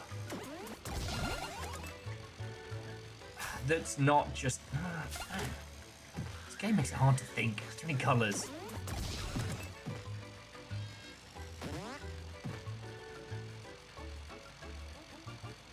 I don't like that angle of Mario. Me neither. Me neither. I think since Princess Meech left him, he's not been doing so hot. He's going through some shit, you know.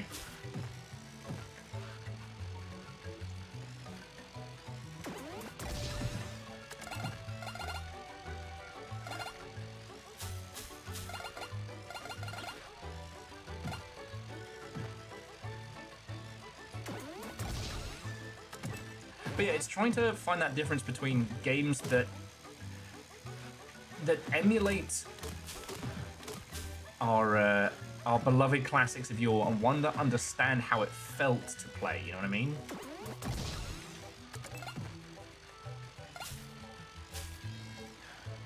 Yeah, it's ever so slightly too much in the color palette in a good way. I don't know a better way to describe it.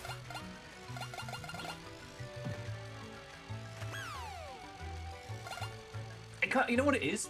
This game, to me, I would put it in the same space as like Monkey Ball.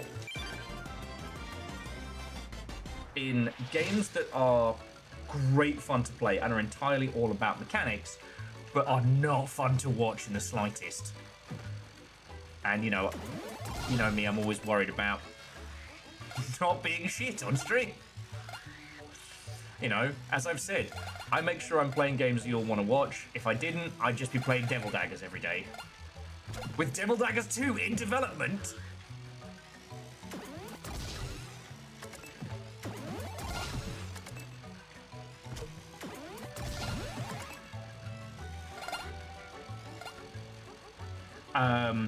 Want to know the technical thing the game waits to tell you? Go for it, Yeti. Sorry, Yeti or Zine, because I believe you two are our game club homies. You are weapons free to talk about just about anything. Like, please don't wait for me to maybe grasp a small smidgen of the clever bits of this game, you know?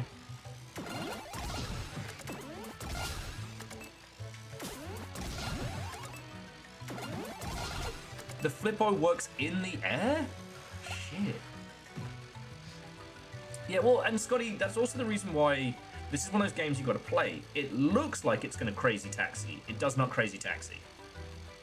It's definitely Mario 64 challenge mode. And yeah, it does look like some of those wacky Saturn games, like Clockwork Knight and shit like that. Goodbye, little hat.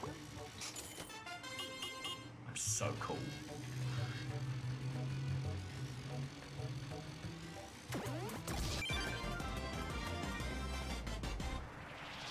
Oh, spoiler, it does Crazy Taxi later.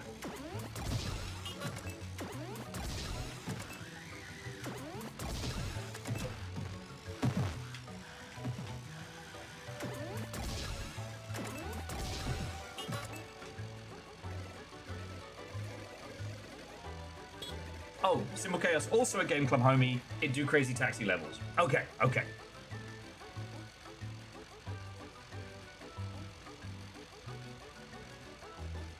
Okay.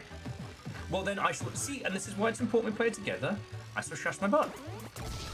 Consider my butt shushed.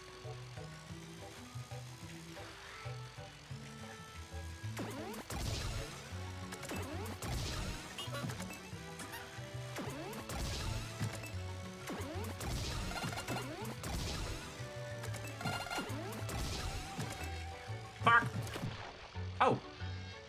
I'm officially an undersea car, hanging out with the crabs. Hello, buddy. I make shell food. Shell food with underwater car. I guess no engine means no problems. I need to smash up 5 more things. Don't worry, the crab had it coming. Bonus destruction! I got an achievement called Psycho Taxi. But yeah, I don't tend to cover a lot of games like this because I personally feel like if you're not speedrunning and you don't have a technical... Is this the Kami house?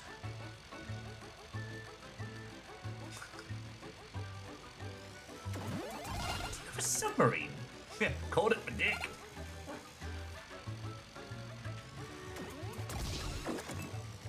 Of course, the big-nosed duck is a bounce.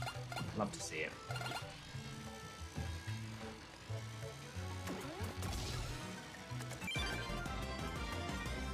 Okay, it's not just me, it is very Kame House. Thanks to the power of gears, the portal to Bomb Beach has been turned on. Do you want to go back there? Fuck no! I'm going to Kame House.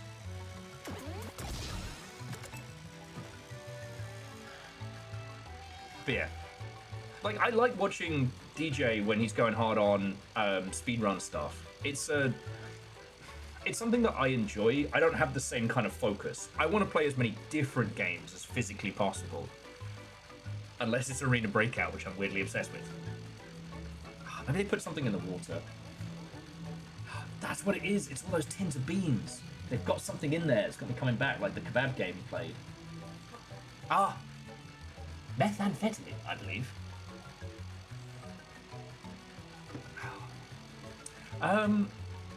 This does share a lot of similar vibes with Demon Tides. It's a little more chaotic, for sure. But it doesn't take a genius to see that.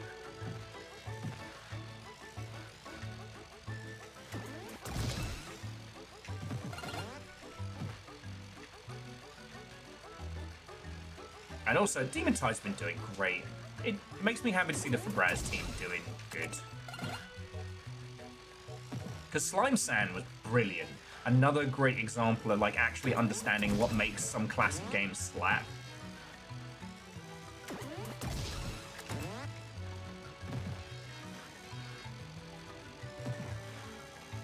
But it's also worth noting again, this does not have a jump button. It has a do a funky little maneuver button. And I think for some people that might be a deal breaker.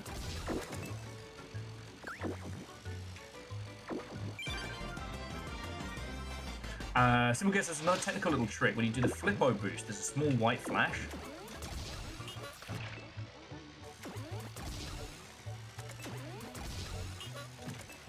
Okay. So there's a very high technical ceiling on this, which is very cool.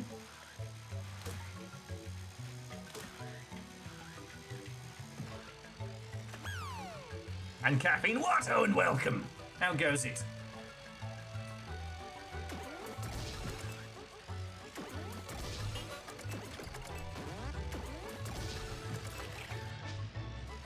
I don't seem to be able to honk at will though, which is, I would say, hecking bullshit. I'm thinking it.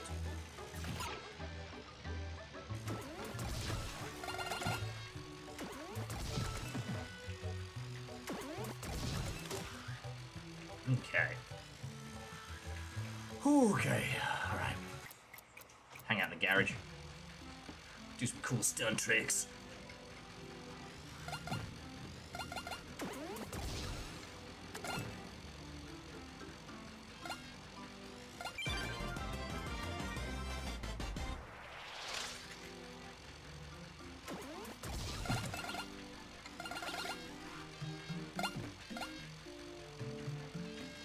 Simple case. Honk at will? Why would you want to honk at yourself? Honking yourself is entirely fine. At no point during any of the lyrics of TLC Scrubs do they mention that a scrub is someone who honks at themselves. Tell me you're wrong. Now, a scrub is a guy who thinks he's fly, also known as a buster. However, honking, entirely fine. I'm a car inside a house. This feels like a bad idea. But yeah, so friends, I don't know again how long we'll spend playing this today. Not because it's bad, but because, like, you know, there's a lot that you all can take from this. No, I'm gonna get rid of my cool hat. It's a pot. That's not a hat, that's cooking, trying to lie to me with driving cars. Not exactly, not even, only just fine. Practically encouraged. Video games! And that's the thumbnail.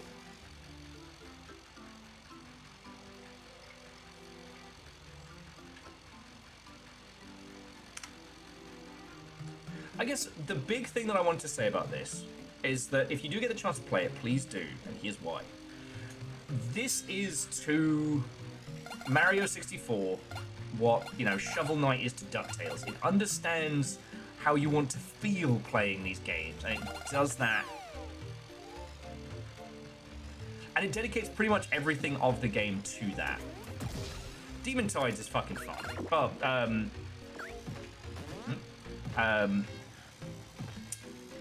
yeah, Demon Tides is heckin' fun. It has a lot of extra stuff. The car seems so sad though sometimes.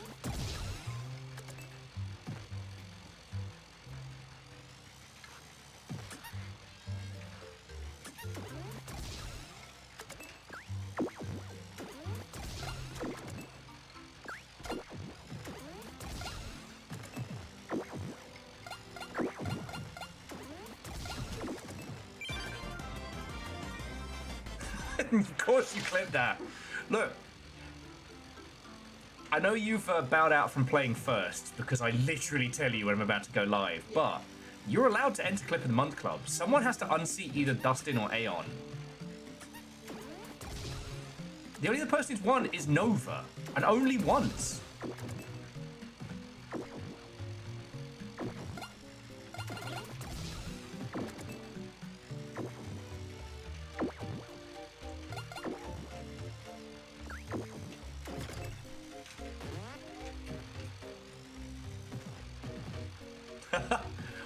So Favor 6, is this you saying you would like us to encourage you to get sleep, or are you just struggling to sleep? Because, like, you know, good luck with the interview tomorrow. If you suddenly go quiet, I'll know that you've hopefully been getting some proper sleep. Oh yes, Kakazi, you did win one once. In a, what is it? How long have we been playing Clip of the Month? Like, fucking year? Okay, I don't want to do indoor...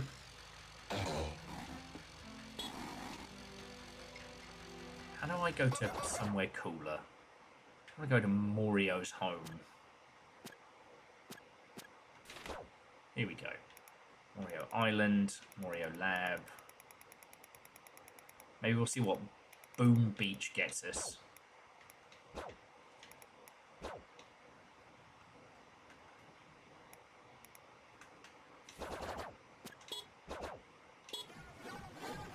Okay. Oh, and if you're wondering what the bloody hell I'm talking about, so Clip of the Month Club is our little in-house challenge. The TLDR is if your clip gets viewed the most out of a month, I will buy you a video game on Steam. And you can do anything to make that happen so long as it doesn't break Twitch T's and C's. So you can't view bot yourself into winning. Everything else is legit.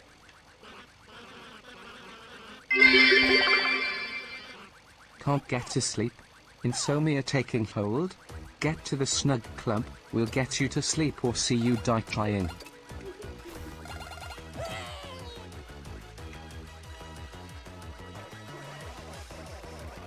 So Akari, thank you kindly.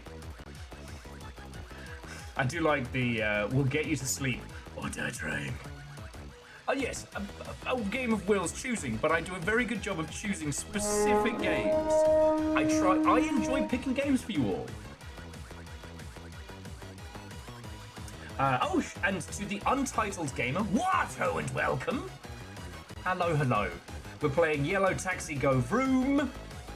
We've had some very good games industry banter conversations. And we're getting to mischief. I am a moon man, you should get Mac tonight.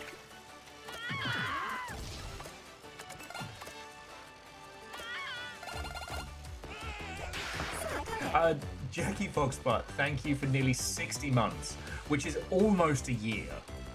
Thank you. But we're not getting Mac.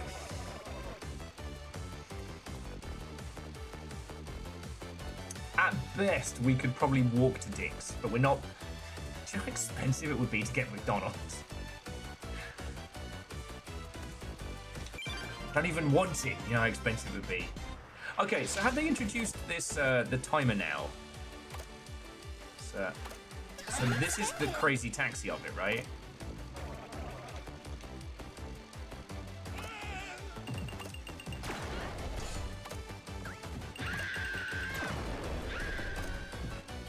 I think that person just fucking died.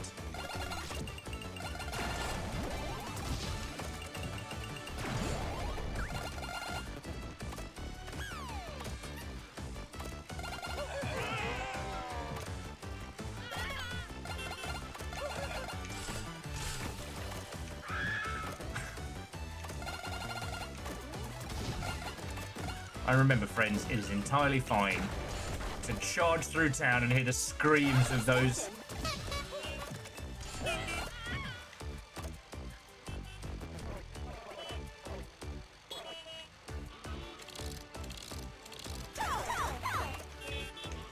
Okay, so yeah, so here's the crazy taxi element. It's not the same without the yeah. But I guess it's fine. I just want to drive around and explore. Like, Tall Trails was perfect for me.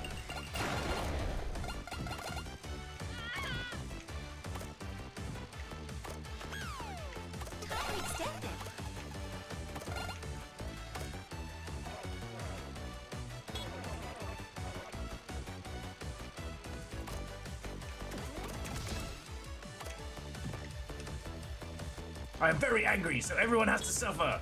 This is very serious dialogue. Take it as such. I do like that they're having so much fun with it.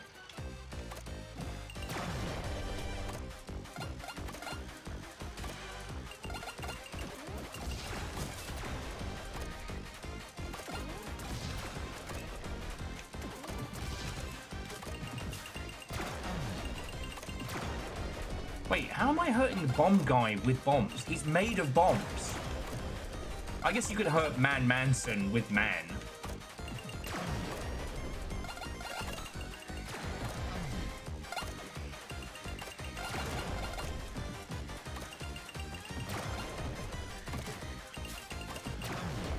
At last, I am defeated. I hope I got some time left for a... Nope. If you go back to the lab, there's an exit explores level without it being a level. Oh, that's cool. So I've still got a crazy taxi here. That's fine. I get the vibe now. And you're right. He's made of bombs, not made of explosions. You're right, Hart. I need to check my my lab. So yeah. So to the Untitled Gamer, what were we playing? What were you up to? Are you okay? Mine's the loud noises. Wait, you said noises, plural.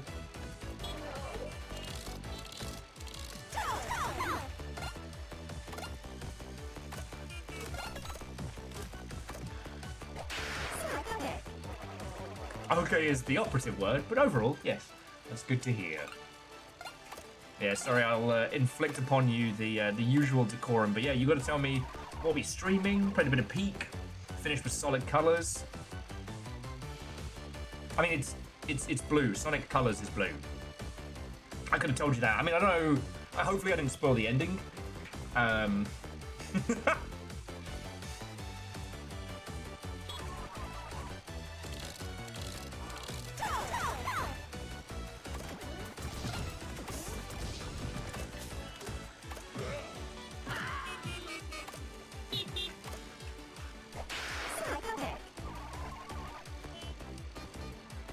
Yeah, I'm glad I could help with that one.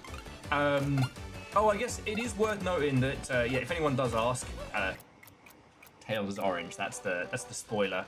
A gentleman's top hat for me? It is I. Yeah, you better run.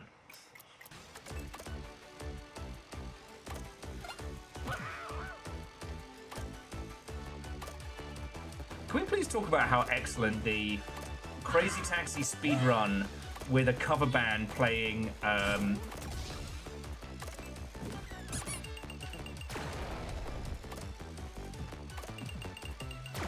well, if you're not gonna let me do my thing.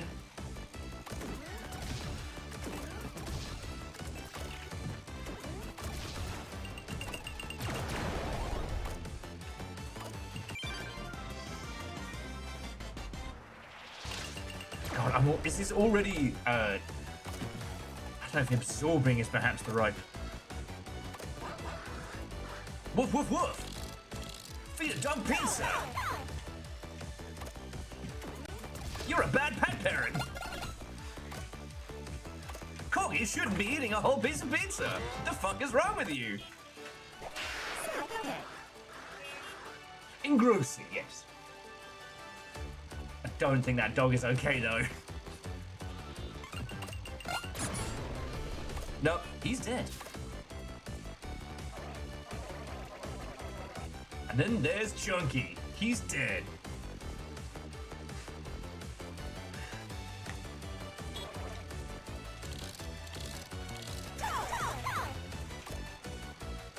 I don't know about y'all, I have so many fond memories of going hard on Crazy Taxi and the ilk. Some good times.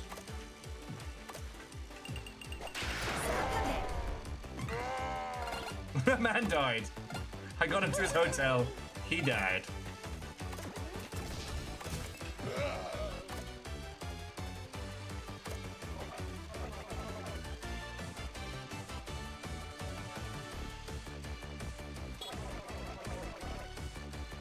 Wait, Angelo's like Untitled Game, is that true? Simpsons Hit and Run got in trouble because of the floating arrow? I definitely want to cite a source on that one.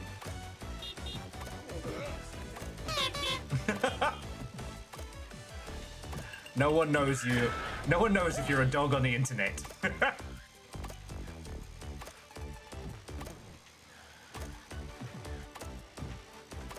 Man, are all the muscle guys just stay in the same hotel?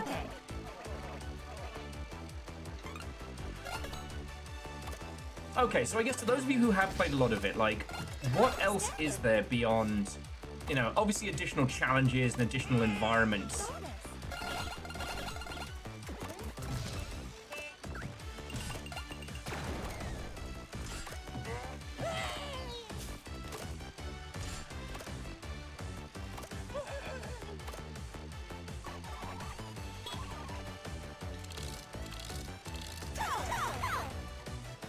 My car exploded. Can you take me to the coffee shop? All right.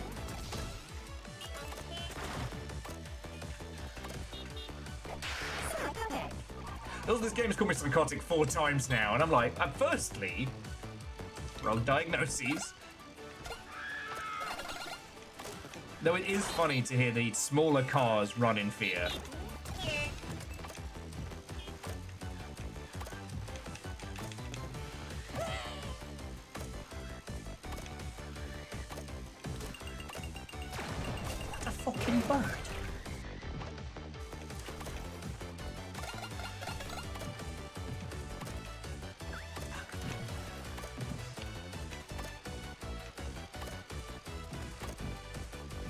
So Simpsons Road Rage did have a lawsuit, but Sega sued them over patent infringement for gameplay? For Crazy Taxi? Huh. I mean, obviously Simpsons Road Rage went ahead.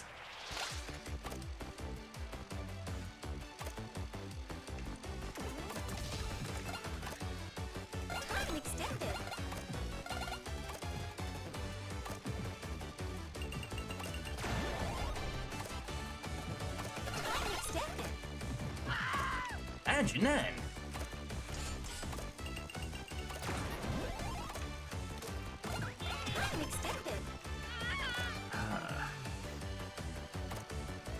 Huh. Well, so to the Untitled Gamer, thank you for looking that up. I didn't know that. That's a fascinating bit of history.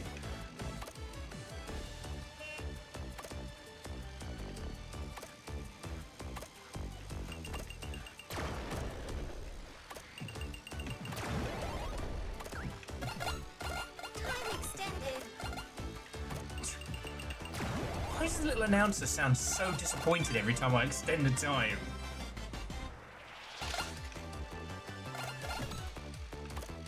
I swear to God, Aeon, if the good game tip is get good, so help me. I will do nothing about it, but I will think about it loudly.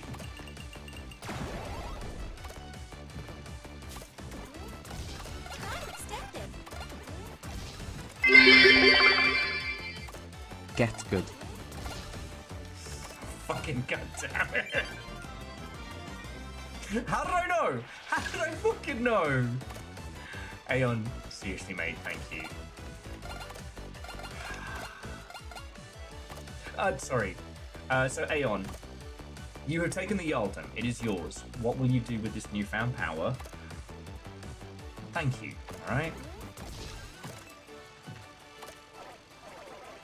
How did I get here? How do I get down? Well, let me give you a fucking ride, you dingus. Oh, solved your problem, mate. Okay, apparently,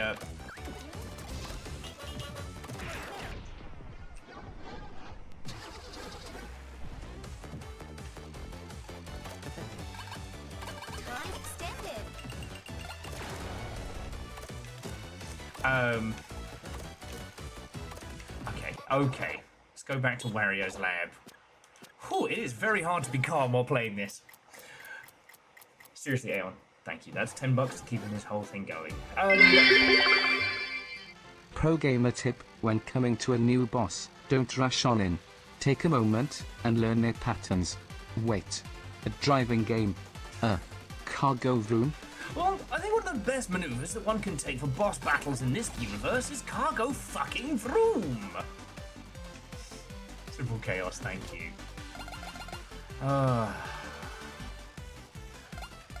Sorry, the wistful look in my eye was actually not due to the dispensement of bits or the chaos of this game. Oh, Aeon says, Yaltacree, share something, however how small, you've created in Creation Celebration or Galley Cantina as appropriate. Alright, bet. I might actually have to make something today to be able to share something, but bet. Alright, you heard the Jarl. I guess it's, yeah, share a creation. Ooh. Oh, timeout's the same as... Okay. Popping tires are having a problem. Okay. Last year, I was in talks with a very clever individual, as we were saying, about possibly getting to finally start an indie publisher. And the world has eaten so much shit since then. That's not a smart thing to do. That would be an insanely stupid thing to do. That would be a quick way to turn a little bit of money into no money and have a heart attack in the process. And cold ankles, I think it does. I think it does. I'm gonna drive around the beach. But it would make for content. Well, the problem, Jackie, is it would stop me from making content because I've been making the fucking... Yeah. And it's... The thing is, it is still one of my dreams. I want to reach the point where I can help people make games. Where I can go here... You know, I can go to people who already are great at making video games and be like, here's money, and now you don't have to fucking worry about it. You know?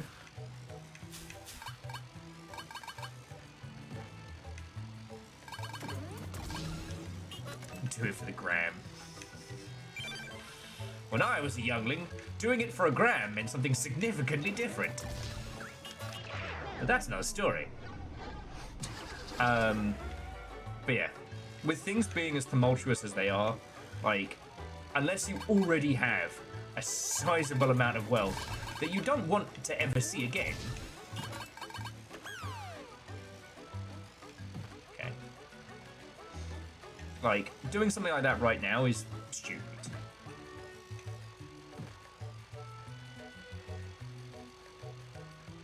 Orzine still working on Dice Dev? Hell yeah. That's an absolute candidate for stuff you're proud to put in Creation Celebration.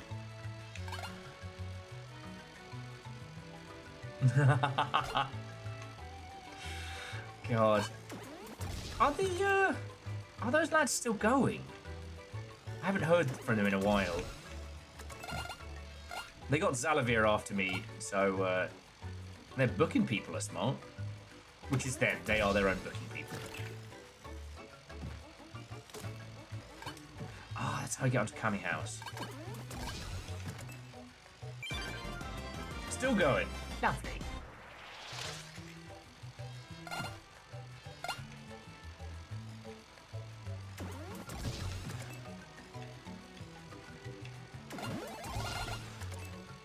What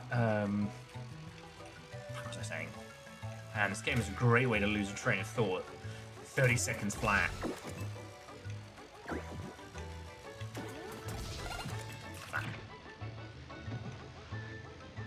Judged by that same crab I ran over earlier. Level is complete, by the way. I know. But it's not complete in my heart.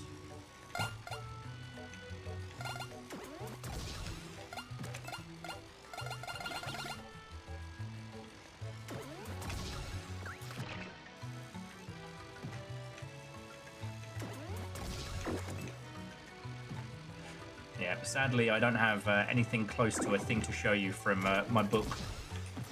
Not yet. Though I am looking forward to.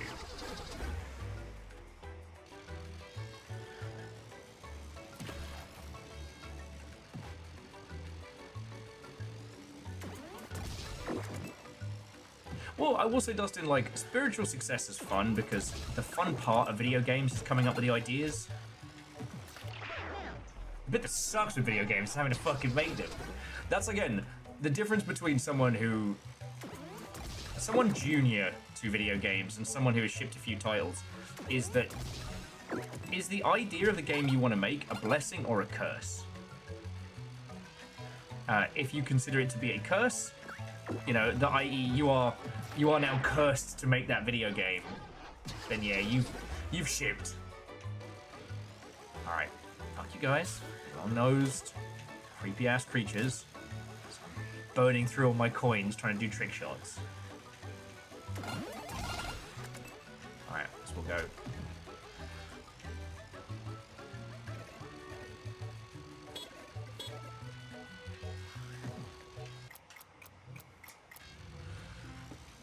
This will go destroy his house some more.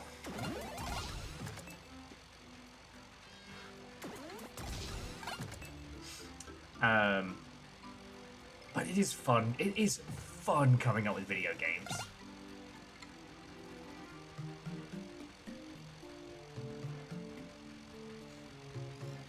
Yeah, like Ozine, I've always loved a lot of those like post Shadowrun concepts, but I always feel that like if you're not an orc or an elf, you kind of don't get anything really. All right.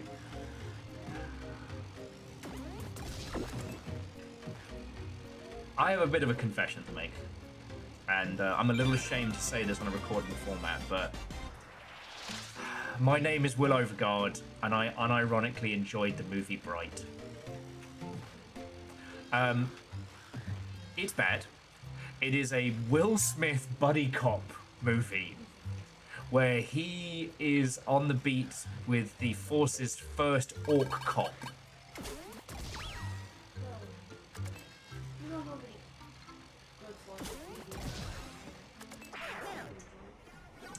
Well, the reason I like it is because it's the closest we'll ever get to a Shadowrun movie. To be honest, I don't know if I can do this, you know. That was the bit that did it. I think that's the bit that finally did it, you know.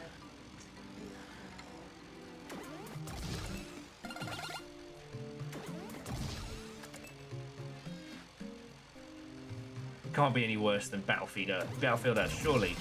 You'd like to think. But life is full of surprises. Distron, what and welcome. Okay, the reason I like it is purely for the fact that... Oh, yeah. That certain parts of it really do feel like a lived-in world that grew from fantasy nonsense. You know, obviously...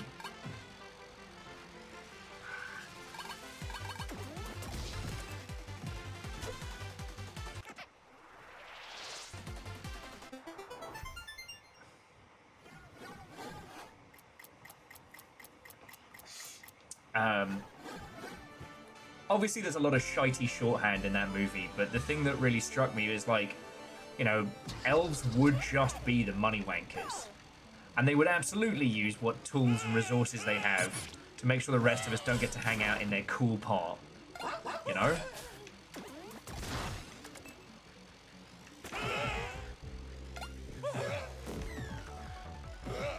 Yeah.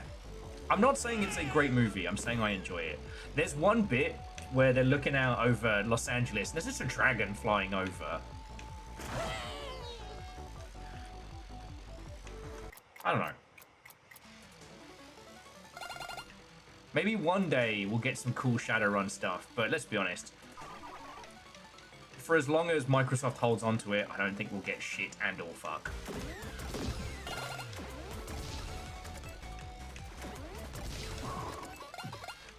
Shadow! Goddamn right.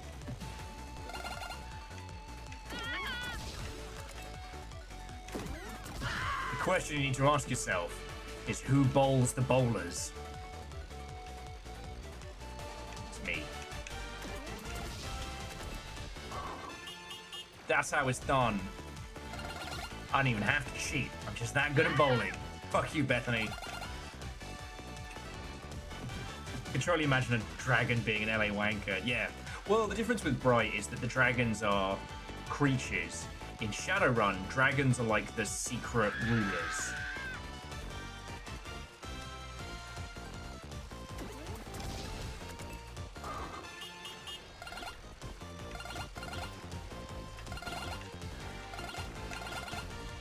One of my favorite games is Shadowrun Dragonfall. Partially because it's one of the few actually functioning examples of... Try not to get powered visor. It's one of the few examples of functioning anarchy in video games that isn't a bit.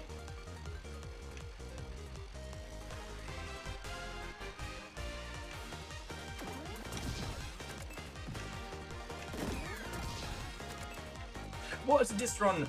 The dragons in Shadowrun are not secret that they exist. It's secret who they are. Dragonfall is also one of my favorites because it's the idea that a dragon's breath comes from nuclear power.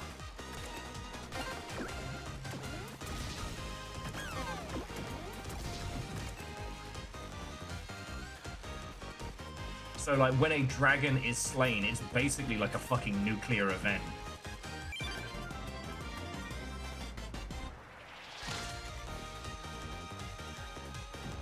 Also, man, things I would do if I had silly time, I would love to do a dissertation on the difference between Shadowrun on the SNES and Shadowrun on the Mega Drive. Oh, the Genesis. For those of you from the Americas, because it is the same franchise, but those games like Night and fucking Day, and which ones do what well and which ones fuck up what, fascinating.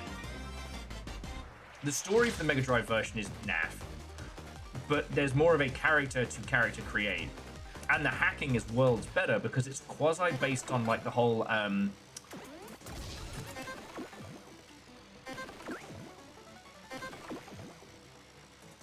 Got it. It's based on Phantasy Star's combat system. And it looks gorgeous.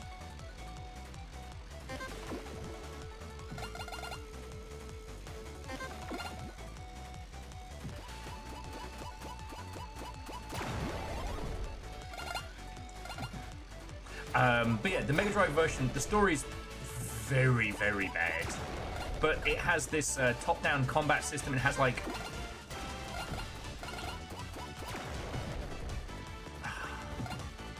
has some cool little functionality stuff, like corporate buildings having a silencer detector.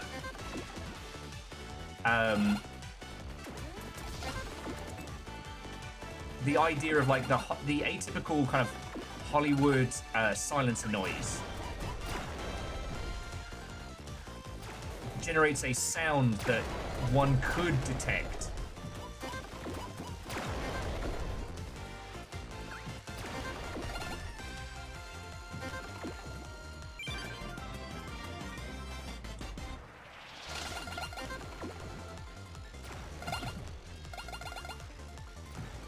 Ooh, I'm supposed to keep bouncing.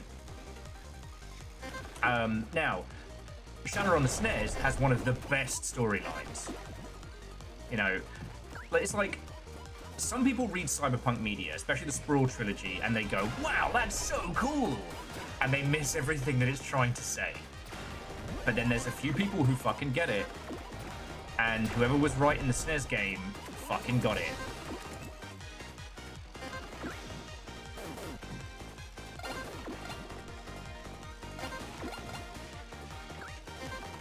Oh, that bear's creeping me out.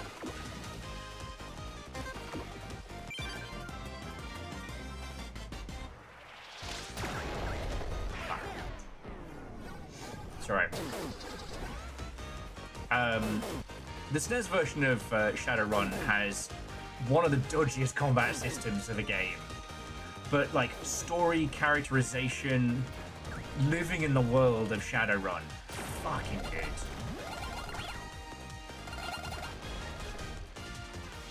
Anyway, if I had infinite hours in a day, that would be Will's thesis. I'm sure somebody on YouTube's already done like here's the difference between the two versions. Fuck that guy.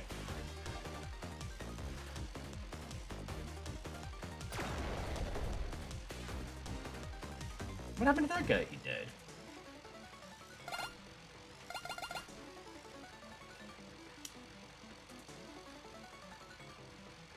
Yeah, I mean, Distron...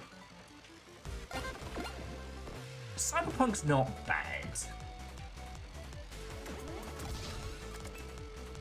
Wait, am I supposed to be in here? Oh, I'm stuck.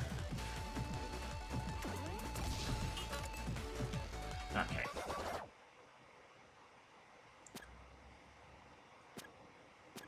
Back to the lab.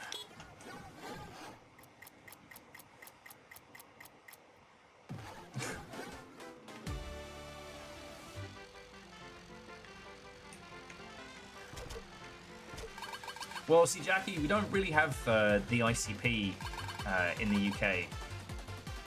We have the Whimsical Jesters League, but they don't quite have the same pizzazz.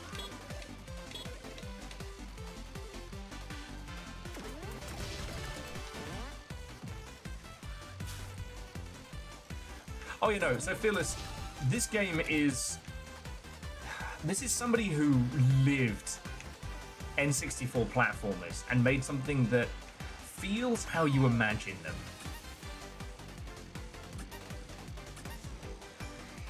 Like, this doesn't play like any specific title I can point to and go, oh, well, it's just X, Y, or Z. Nah. But it feels like it. We do have officially registered clowns. And Morris dancers. What if I become a member of the Dark Morris? That's a more important question. But I will leave you... Huh. What the hell is that supposed to be?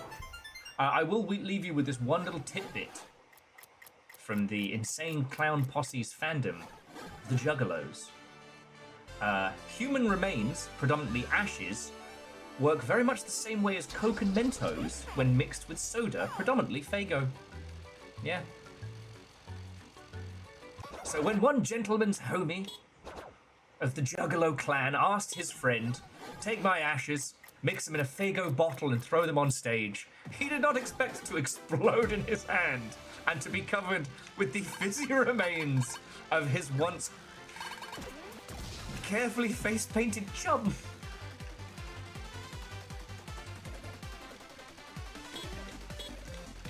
There you go. Wait, see, Scotty, you're asking important questions there. What does an unlicensed clown do? Yeah.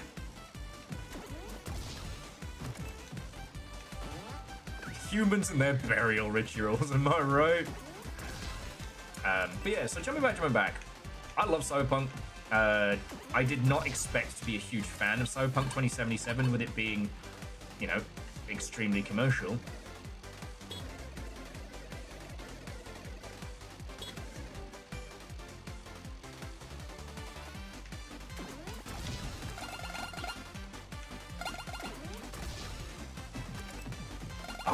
There we go.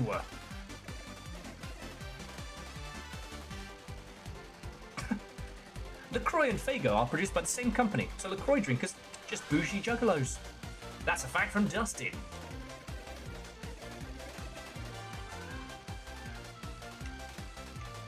Oh yeah, and Orzine, I put it on extra fancy graphics because it looks better with stream, but you can have it CRT flavored or otherwise. And yeah, but it's worth noting that, and I say this with love, because the gentleman who wrote the original Cyberpunk tabletop system, he is a massive dork. He is a massive dork. In the same way that I am a massive dork, and most of you are massive dorks. What I will say is, don't book a surrealist for kids' face painting party. Yeah. Ah, yes, the old Salvador Dali face paint special. Yes, Mike Pondsmith. Now, I need to prefix that when I call him a dork, I do mean that, like, affectionately. And it's so funny to listen to him talk about stuff, and how he holds himself is, he is one of us. He is a dork of yore. And I find that charming. Anyway, let's go back to the arcade.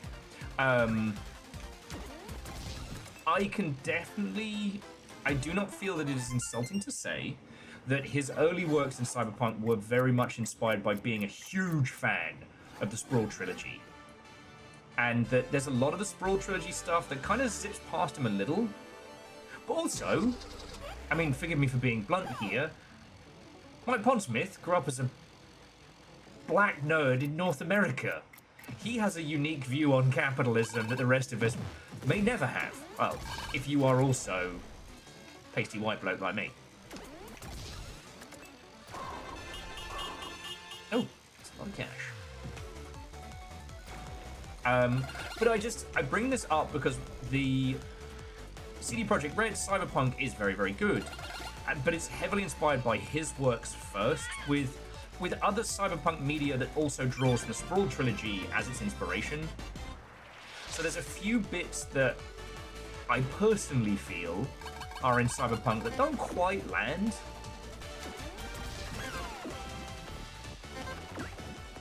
Oh, we're going to crazy balls.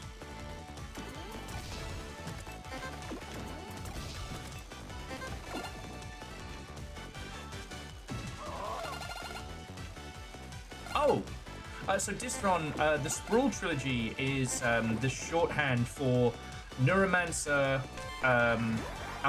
Count What's It, Neuromancer, Count Zero, and Mona Lisa Overdrive. Yeah.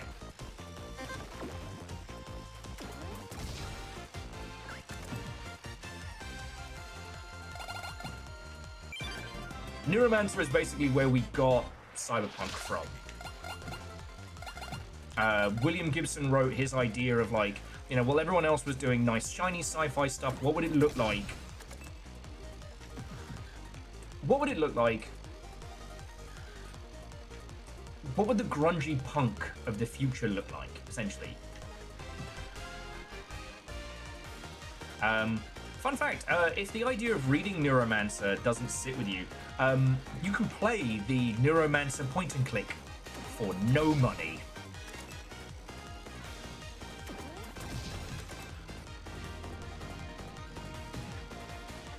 Yes. I mean, I don't think it's unfair to say that's where we got Cyberpunk. You know, high-tech, low-life. What's the Dr. Verbs? It's weird. If you have the means to do so, and I don't usually recommend AAA titles to the same degree, I do recommend playing Cyberpunk 2077, because what it does wrong, it far outweighs what it does right. Okay, I've got an idea. Oh, you son of a bad word. I'm just going to try and shoot straight down. And there's a lot of things it has that...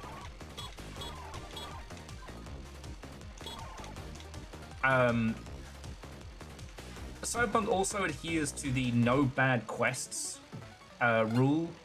So, if you do start playing it, just...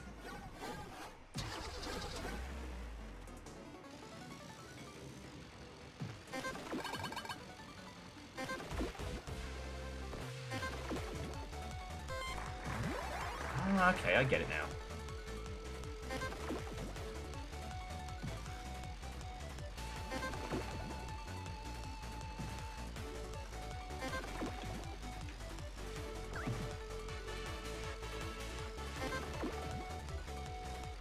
Go on, you bastard. Go on.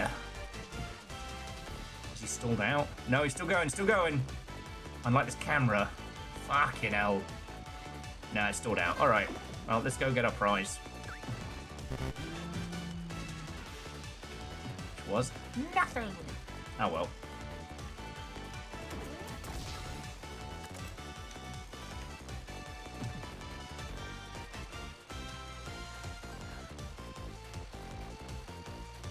And yeah, so,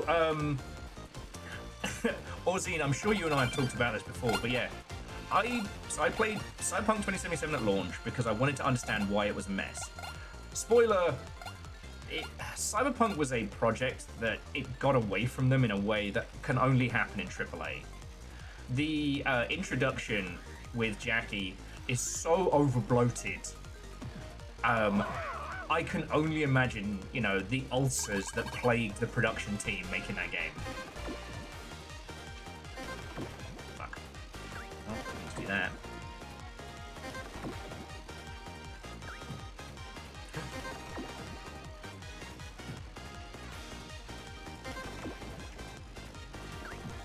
See if we can get this all the way to the end. Fuck. Alright, well... I biffed it. Let's go back to the lab. I love this game, but it is so anti-conversation.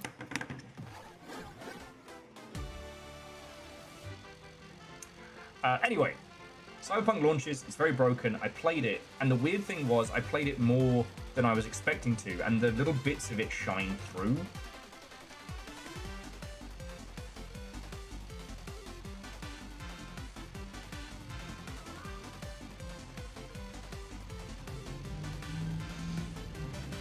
If you picked it up and played it now, it is a very, very good game. It is the story of one Johnny Silverhand. And it is brilliant. Keanu acts his arse off, and in the DLC, which is basically Cyberpunk Escape from New York, you get to hang out with Idris Elba, who also acts his socks off. He is having the time. That's my pitch. And to Dr. Verbs, yes. Snow Crash predicting the rise of the internet edgelord is uncanny, except for Freakazoid as well. You put Snow Crash and Freakazoid together.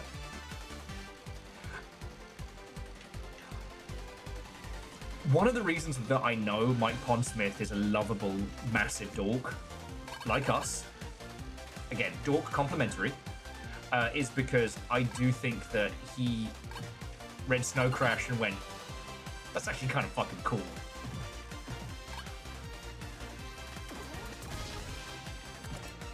Good old Johnny Mnemonic as well. Huh. So Aeon just saying, I want to see a Freakazoid remake in the same vein as The Tick. Sometimes you don't know you want something until...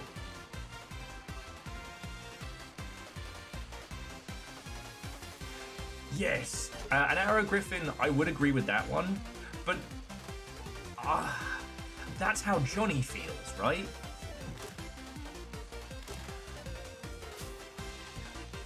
Sorry, Arrow Griffin says, I have a weird, technically not beef with Cyberpunk 2077 that's not easy to articulate. A lot of points feel like Baby's first intro into anti-capitalism, and hey, it's a good intro into capitalism bad. Sounds like the story's improved a lot since then. It's more that it's definitely fleshed out. You know, you play as V, but it's the story of Johnny Silverhand, right? And V is caught up in the idea of wanting to be someone, be something, right? That is their entire raison d'etre.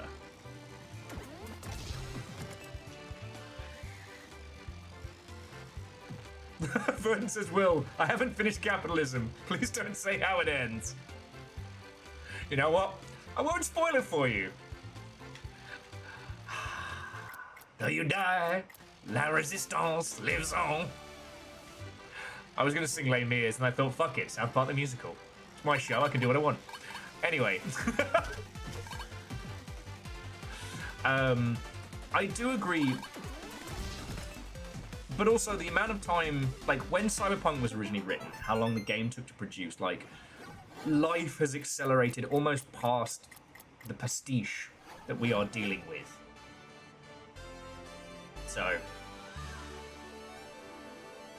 that's also one of the reasons why sometimes it feels a little bit, I don't want to say toothless, but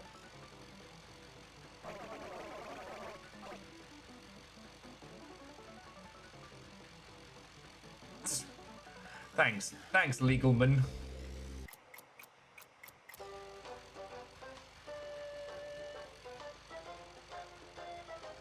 You have nothing to offer me, Hagman.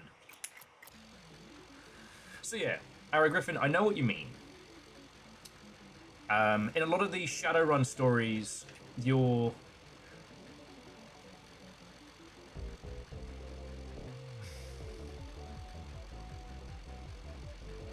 Disrun says, according to reports, the Johnny Silverhand thing came out late in development. That's understandable. But anyway, it is a game worth playing now. I'm trying to remember how we got onto the subject. Guess answers on a postcard if you remember what the fuck I was talking about before I mentioned Cyberpunk.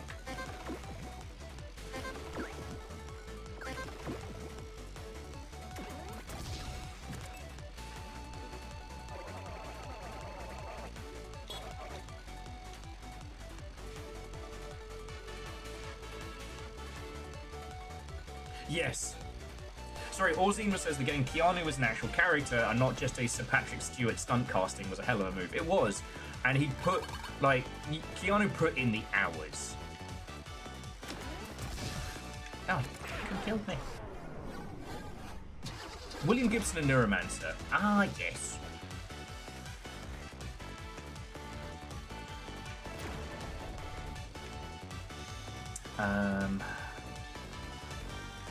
Funny, I can remember the point I was trying to make. Ah, okay, we're going to do the bouncy bounce until the bowling ball reaches the bottom there.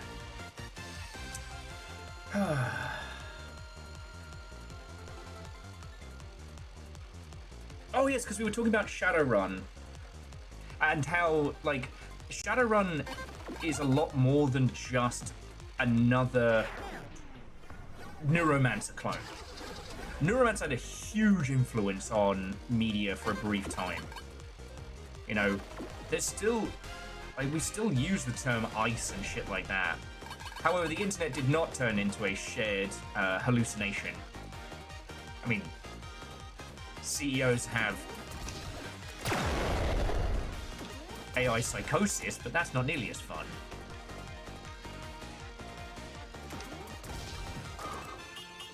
Yeah. And Shadowrun's mixing of fantasy elements allowed them to do a lot better job with the anti-capitalist stuff off the bat, in my humble opinion.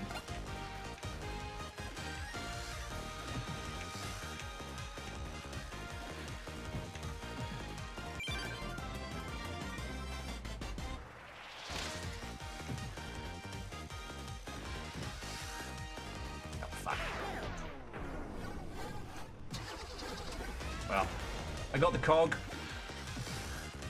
and that's what matters.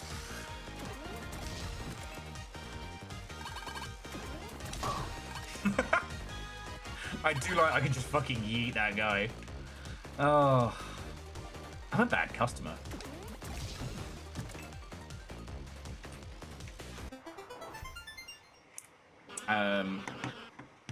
Yeah, let's head back to the lab and natter for it more.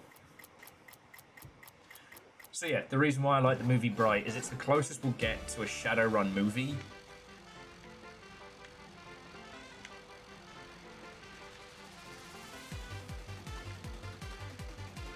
Because I'm pretty sure Microsoft owns the license, right?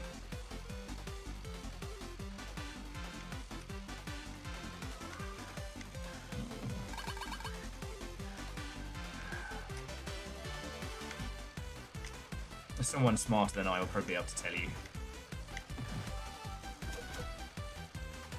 It feels weird to recommend a AAA game as much as I do, like with Cyberpunk, but the main storyline is about Johnny Silverhand and V. Johnny fancies himself the rebel, the anti-capitalist, but you know, he was still a rock star under the system. You know, V wants to make a name for themselves and wants to, you know, make it big in Night City, but ultimately what making a name for yourself and making it big in Night City becomes, well, that's another kettle of monkeys. You know, it's interesting that at times, like, Johnny is confronted with people who really did fight the system and what it cost them, right? Ultimately, you know, he talked a very big game and he was the big angry man, but what did he achieve? And that conversation between him and V becomes very interesting. But if you want to get to the good shit, it's all the side missions and stuff around Night City that make it shine.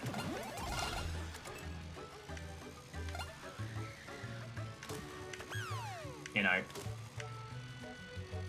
I often think about the car racing, and it's not like open world games having a car racing mini mission is as common as pie. For as long as we've had ways to race each other in those sorts of games, we've had like racing mini missions.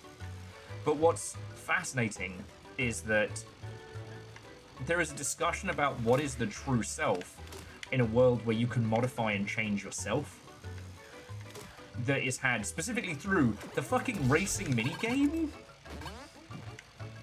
Which, by the way, if you're a hacker, is wonderfully easy.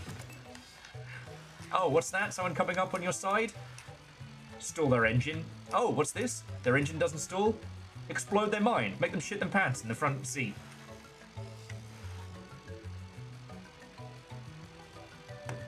Okay. Ooh! So Nova said Shadowrun reverted back to Smith and Tinker.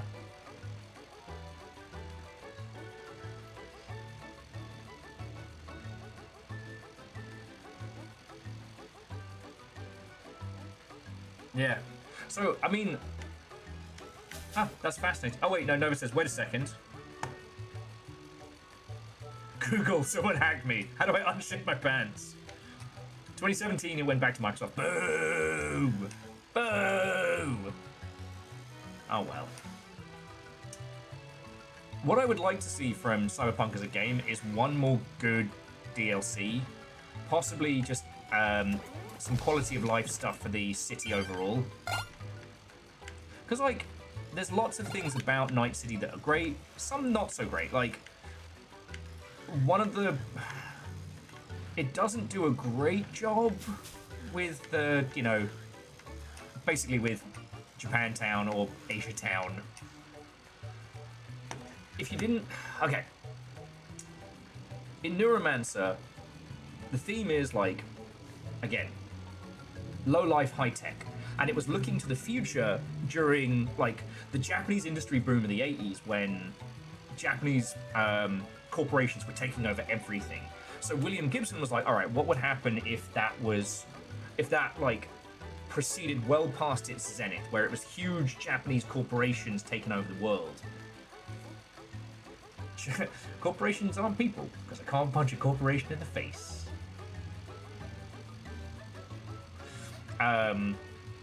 But that meant that a lot of cyberpunk-inspired media uses, like, the Japanese business idea and a lot of Japanese iconography as quote-unquote bad. without understanding it.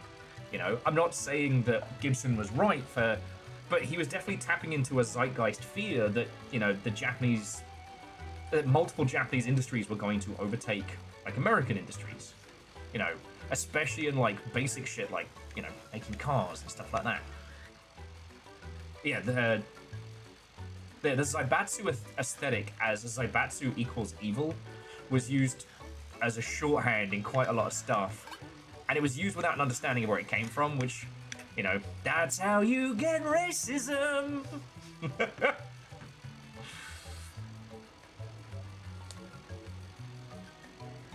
But also, like, Cyberpunk as a project was so impossibly large, the 2077.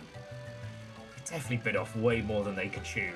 But they did a much better job of representation than we see in a lot of other media of the same style, so... It's just... yeah.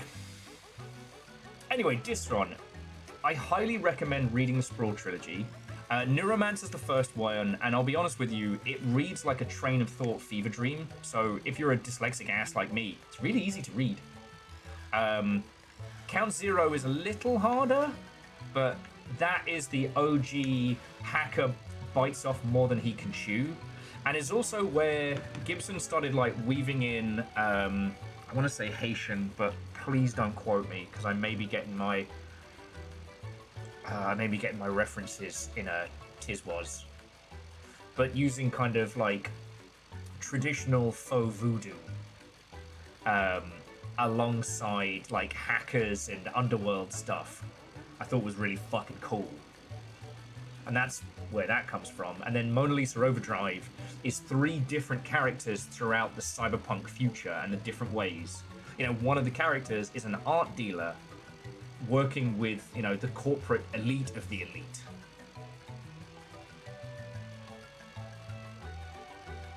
Yeah. Or, as Dr. Verbs, I'll take that, I'll shorten it down. Play Yakuza 0, it's wonderful.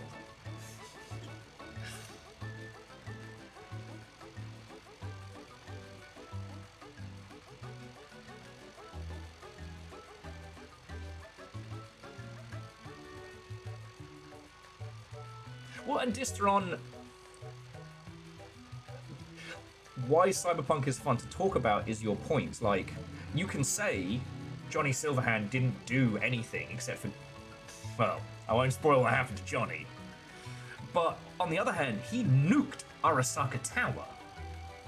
But then Arasaka kept on going because you can't punch a corporation in the face. Johnny was acting like an angry punk. And ultimately, he made Arasaka a martyr. You know, he was Johnny Silverhand, the terrorist who nuked the tower. He's the baddie. You know, he played his band, he spoke of, you know, raging and lyrics. He spoke of rage in his lyrics, but, you know, his songs were picked up and used as jingles. I'm not saying that specifically, it's just kind of like the...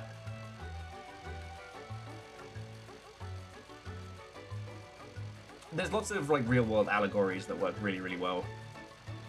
And the discussion of, like, what did he actually change? What did he actually do? I mean, that's the discussion, right? That's what makes it fascinating. And because you're not asked to play as Johnny, right? That's probably why it works so well.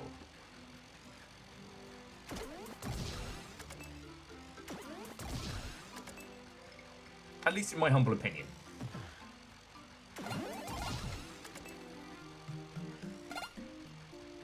And I will say, especially with, like, the car improvements and stuff, like, driving around Night City is great, and then having him be your kind of passenger and commentator is very fun.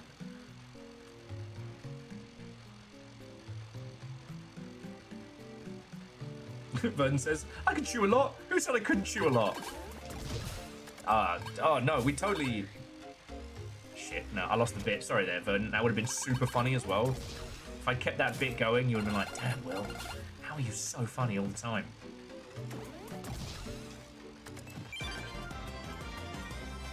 Yakuza 0 is only 3 episodes. Oh, we're talking about the show? I want to rewatch the the fucking Beat Takeshi movie.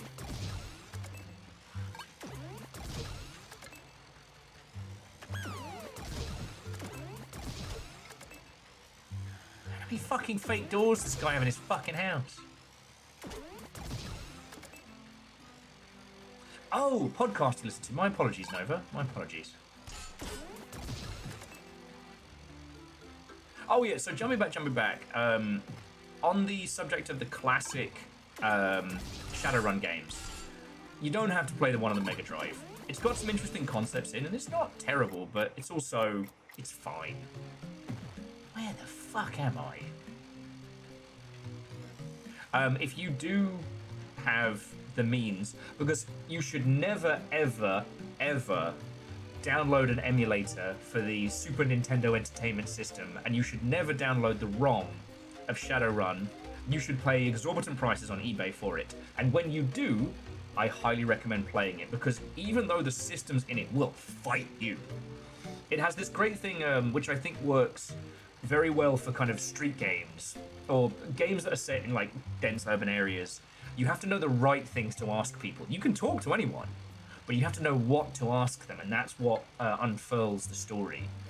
And yeah, the combat system is arse and butts, but the writing is brilliant, the characterization is brilliant, and it feels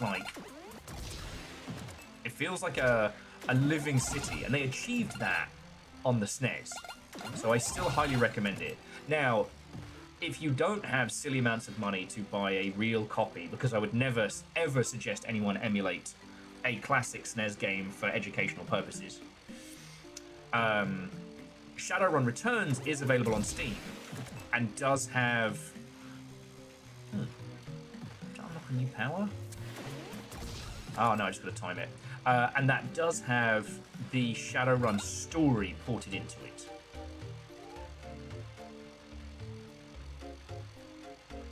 Ah, see, Distron, and this is where games as art is fascinating, because like I don't think that's the message of Cyberpunk. I think it's just that Johnny saw himself as more, and when confronted with people who really did change things, who really did make a difference, you know, he gets very introspective. You know, the message of Cyberpunk isn't don't protest. The message of Cyberpunk is like, you know, fucking be a grown-up about it. You know, raging against the machine is not the same as making a demonstrable difference.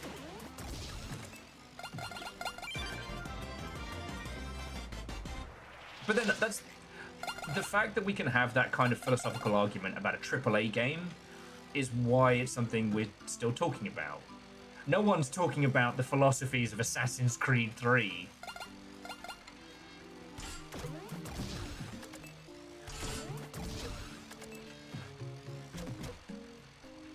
Actually, don't get me started on Assassin's Creed 3. Let's change subject.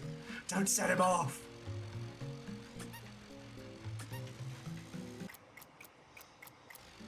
You know, with the Shadowrun games, they're less philosophical and more, you know, mysteries.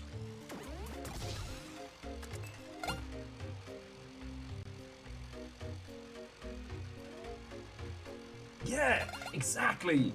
Orzine's, I love that. The message of Johnny Silverhand failing to drive out Arasaka is that not every problem is a nail.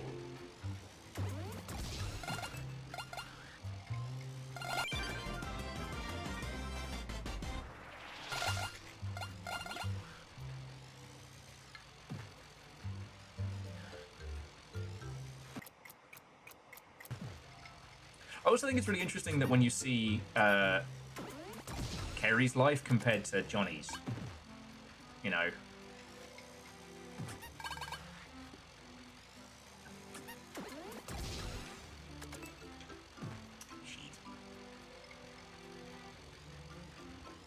Now, how Kerry metaphorically has it all, but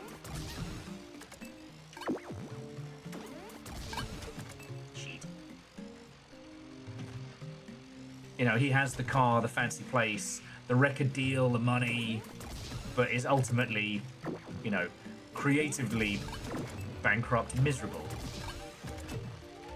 He looks up to Johnny.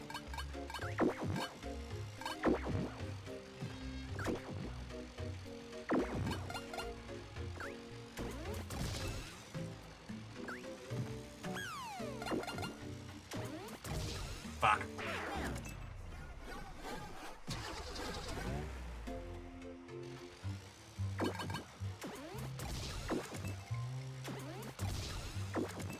Do you know what game you can have really good artistic conversations about? Hollow Knight and Silk Song.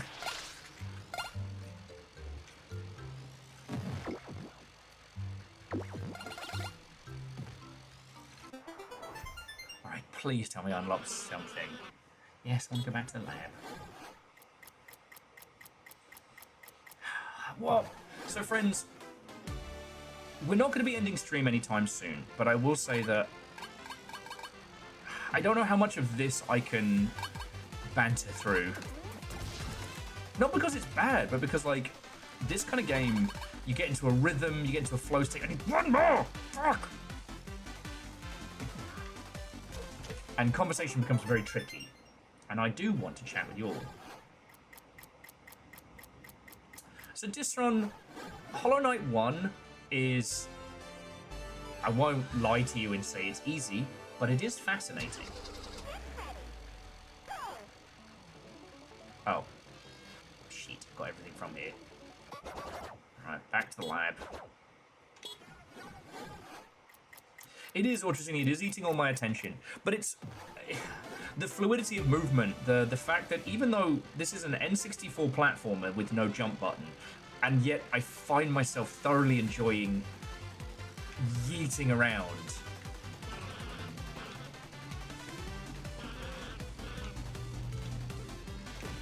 I need to find a cartridge so I can play that if I want to.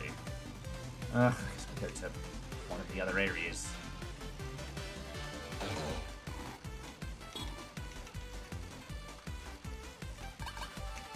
Yes. This game and its silly little movement are lovely. I'll try and find some more stuff in Bomb Beach then. Just one more. But yeah, so just run with Hollow Knight. Hollow Knight's wonderful because there's large swaths of the game that are entirely open to interpretation. And I always love that. Time extended. That man is dead. Oh, technically it didn't count as me getting him to where he needed to because he died.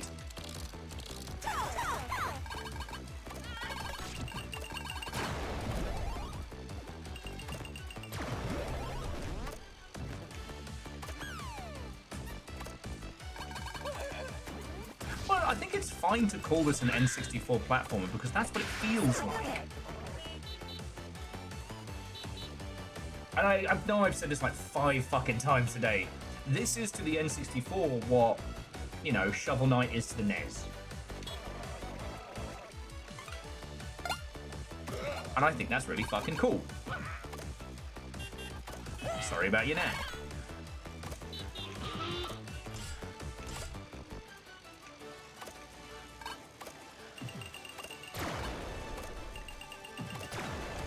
Now, there are lots of things I think this could...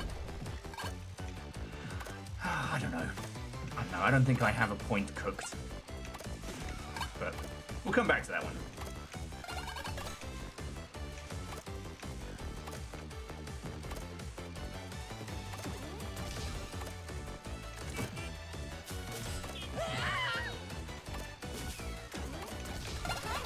Fuck! Get that one cog, then run to a winner. Time extended. Oh! A tiny undersea cave. Alright.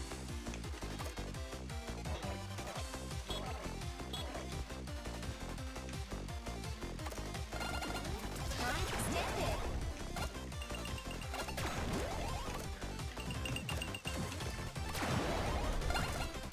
Time extended. Okay, I get it now.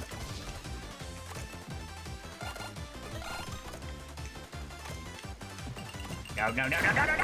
Ugh. Oh, and again, this game gives the option to tweak what kind of like visual interpolation you get. Look, art style be changeable, yo. So I can go into video. So right now we've got render We've got retro style 2 modern, but I can have it on CRT, simple, or 2 modern. I'm going for 2 modern because it makes it much easier on the eyes for you lot to like watch on stream. But yeah.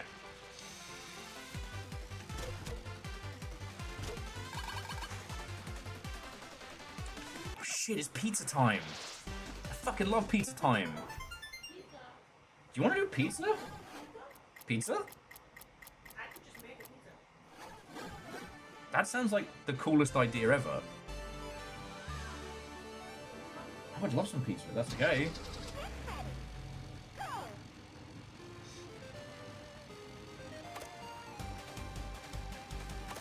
Giant disco pizza!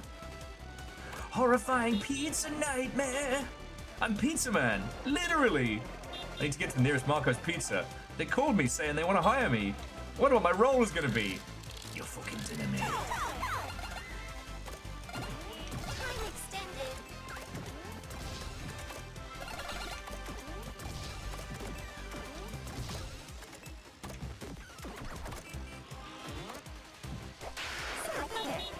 Psychotic?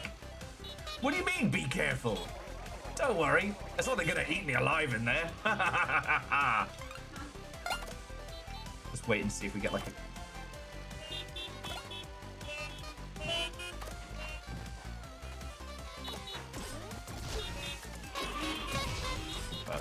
Easy there, Optimus Prime. Trying to see if the pizza guy gets eaten.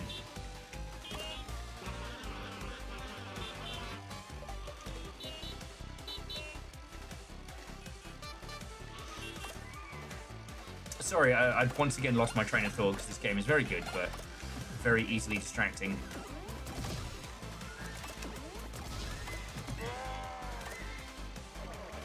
I must reach the nearest Marco's Pizza.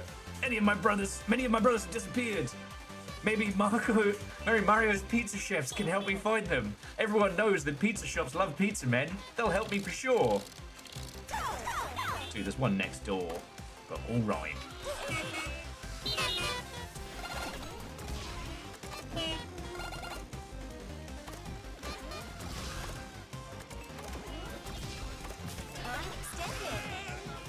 Oh, it's an extender.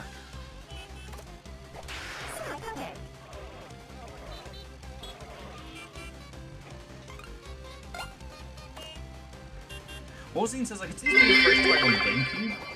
That was the last time any of us saw Pizza Man, the man literally made of pizza. Sorry, Simple Chaos, I paused it so I could hear better. But the music cutting out immediately being like, and that was the last time any of us saw Pizza Man. A man literally made out of pizza. Some conspiracy is afoot here. I don't need a pizza chefs, no. And actually, Ozine, I know what you mean, because there were a bunch of games in the Cube that were really fucking good.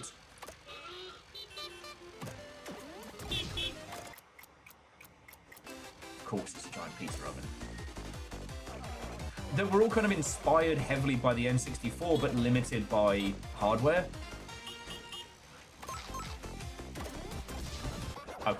Okay, we're going back to wiring. I want to talk about this game, but it is very difficult to talk about it and play it at the same time. Again, friends, if you crave conversation about this very video game, or perhaps whatever ends up being next month, please go down to Doobly-Doo, check out the Game Club for all your club gaming needs. What the fuck is wrong with me today?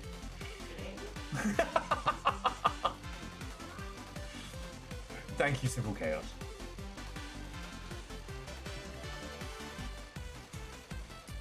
Oh, Dr. Verb says that apparently the devs for this were Italian, so they really did commit to the whole idea of let's make a pizza-themed level. No, really pizza-themed.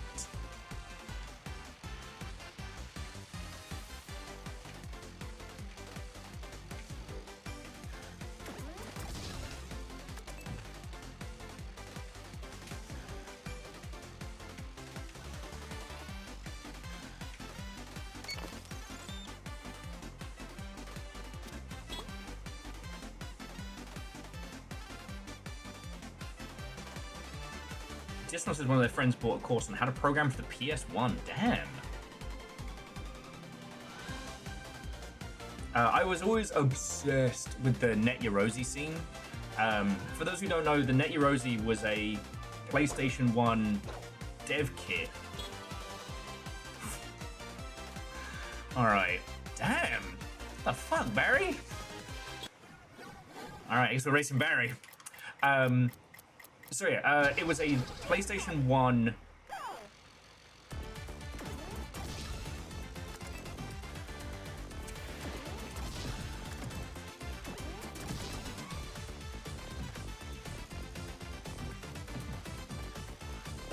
Oh, the goal is to get all the cogs. Alright, sorry, Barry.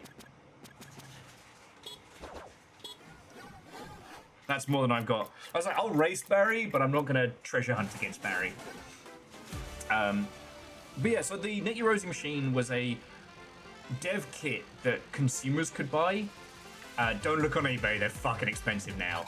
But it led to this kind of like, I wouldn't call it like a demo scene, and I wouldn't call it like an indie scene like we know it, but this strange little like homebrew thing going on. The PlayStation was not a kind console to make stuff for, but it was powerful once you knew what you were doing. Same with the PS2. PS2 broke people. It's always kind of fascinating to me that if you look at like launch PS2 titles, we're like PS1 but fancier, and you look at like end of life cycle PS2 titles and you're like, how the fuck do they make it do that? Wild. So Ed Dragon says, I was uniquely surprised at how long I was able to play this game before abandoning it, like right before the end. Got stuck in a death loop that would drop me back into the pit instead of a safe place. Interesting. I mean, the movement tech is fun. Moving around this world is fun. You know, adding the crazy taxi elements works really well. Oh yeah, no, Orzine, making games for Dreamcast is fucking easy. It's great. You can just burn a homebrew Dreamcast game to a disc. You don't even need to fucking crack it or anything like that. Now, I would never ever suggest, as, you know, emulation for the point of ROMs is very, very against T's and C's. I would never suggest any of you get a Dreamcast and then mod the shit out of it. I would never suggest that. Even though the Dreamcast is, in theory, an incredibly moddable console.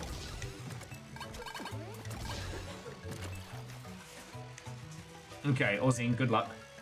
Guild mission well. We can hang here at Kame House. Dr. Verb says, I just love the way that they let you discover the insane depth of movement yourself. Yes. It feels like... I mean, and that's the thing, right? Like, a puzzle game is all about making someone feel smart, like they cracked it, even though you laid out the puzzle, you gave them the breadcrumbs. A game like this, making you feel like you know what you're doing. God.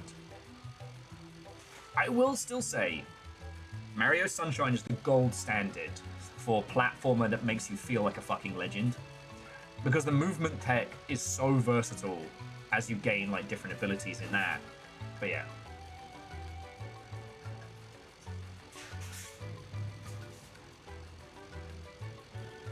Oh, and Distron, I didn't actually know that. That is fascinating.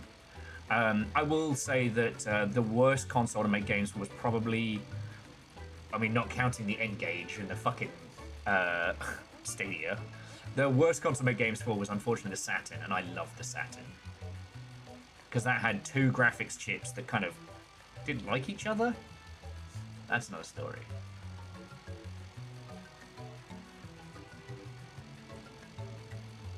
But yeah, this reminds me of whiling away afternoons on Mario Sunshine. I got given my copy as a gift, and if you've not played through Mario Sunshine, it starts off very kids game, very easy, very simple. And it's the boiling frog of movement tech, because you're not... I can't ever point the stage throughout Mario Sunshine where I stop just like vibing with it and I start being like, how the fuck am I supposed to do this? Like, and then you look at what you're actually able to do at that point, and it's like, oh, I see what you did, game. You've quietly trained me to be a fucking legend. Oh yeah. Sunshine speedruns are wild. I was watching DJ do the coconut skip a couple weeks back, and that was very funny.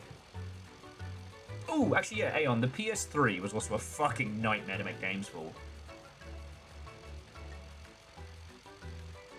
But apparently, really easy to crack, so it was used as an interchangeable part for mobile data centers and things.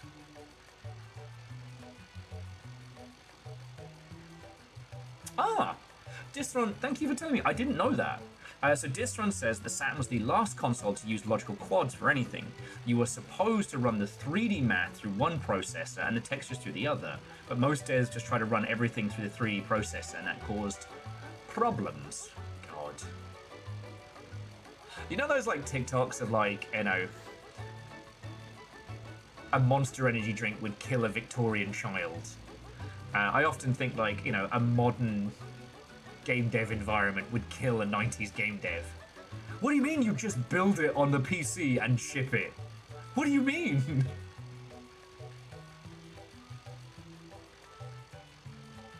But they were simpler times, my friends, simpler times. Alright. Just seeing if I'm being... Emotion engine, more like emotional damage engine.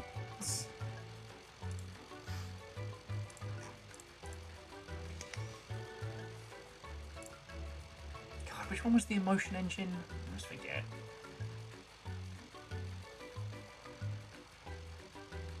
The mere concept of early access would fry brains, right? Your file limit is how big? Now, right now, we're kind of in this, like, interesting, like... We're in this interesting phase where, like, a lot of indie devs make a little feel like a lot. And a lot of the big studios, due to lack of file size restriction, are just like, all right, we'll have 5 studios in codev and we'll just cram it all together. Don't worry about it. There is this interesting thing that the indie scene getting hold of UE5 needs to learn restraint. Just because you can put Nanite and Lumen and everything doesn't mean you fucking should. This game runs like crap. Yeah, I know. You turned on everything in the fucking engine. Maybe you don't do that. But there are a lot of beautiful games coming out of the indie scene now, so, you know, the tiny scales. Here, child, have some cocaine for the ghost in your blood. Got ghost in your blood, better do cocaine about it. And we're back on tonic wine. Never forget what they took from us. What do you mean you can surprise release your game? Who ships it? What do you mean it's on a website?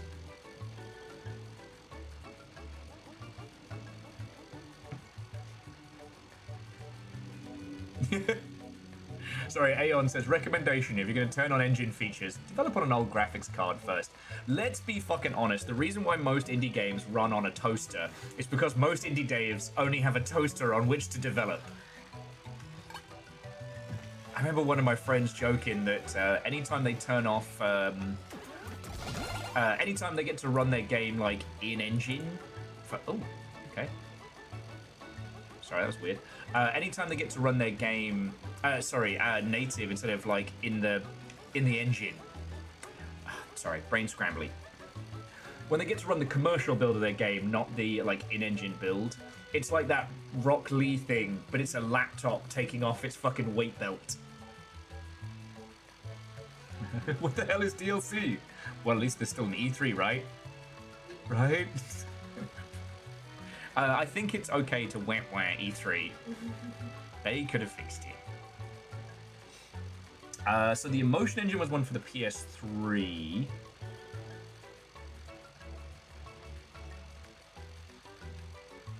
Game Club Live. At least there's an E3.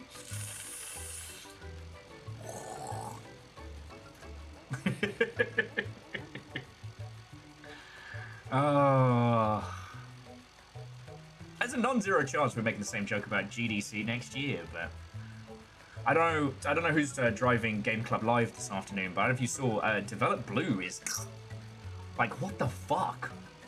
I thought that was a main staple, and being held in Croatia, I was like, oh, they'll be fine. They're not fine.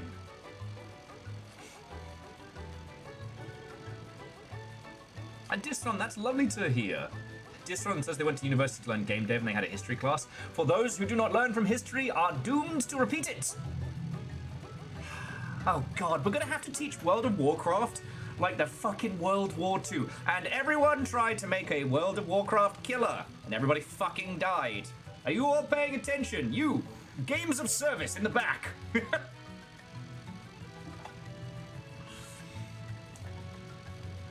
Fucking wild. Well, so Guy, I am gonna miss not getting to see you at GDC. I can't afford it, and I'm not gonna risk it for a biscuit this year. It was very sad though. Last week I got offered a ticket, not as you know, for dev work, but as a streamer, and I was just like, "Ooh, you thought of me." What the fuck do you mean? Always online? Who's on the phone then? Yeah. Well, so the thing that was, like, I've done GDC as an indie, and I've done GDC with money. Doing it with money is very fun. When someone else is paying for your hotel in the Intercontinental, you're like, haha, feels good. When you are sleeping on your friend's floor, not as good. Still, didn't hate it. But the thing was last year, all the homies who would have budget, who'd be like, hey, don't worry, I'll grab you a Sani or something. No one has budget. People can't afford to feed themselves in San Francisco. There's nobody like CD Projekt Red running around being like, oh, don't worry, I'll just pick up Denny's for the table. I got a budget. Yoke says the only reason I'm going is we got a sponsor for the gig party. Ah, brilliant. Yeah, I'm just gonna miss seeing all of you at gig. You know, I saw that Zachtronics is going back to Opus Magnum. So maybe it's a good idea I'm not there, because the chances I would lick Zach because of that, it's not zero. Sorry?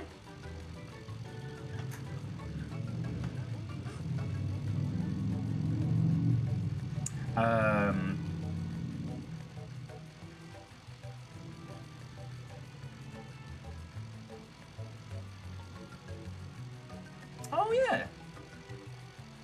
Distron wants to do PAX Australia this year. Not sure if I have a demo ready for it though. Well, touch wood. Ours isn't until November though, right? Like that's doable without killing yourself. Depending on how far along you are in development now I think about it.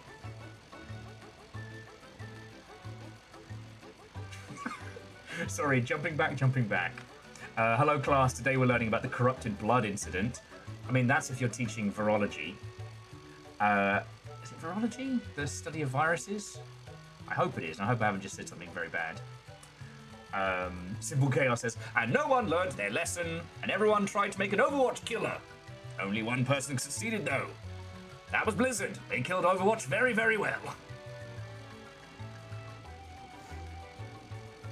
J-Po says, I signed up for the Empires of Eve lecture course. That, you need like an old-timey professor with like the leather elbow patches and a pipe. The pipe's not even like used, it's just a prop. It was at this point that Goonspawn saw an opportunity that few had thought to deem worthy.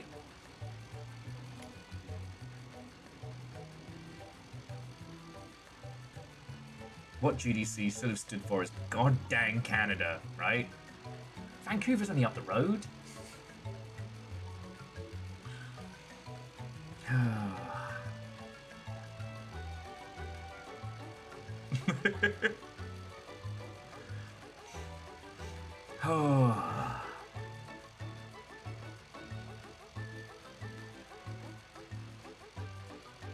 Anyway, yeah, without going into the dark too much, it is a very interesting time in video games. Isn't that right, Great Big Nose Duck?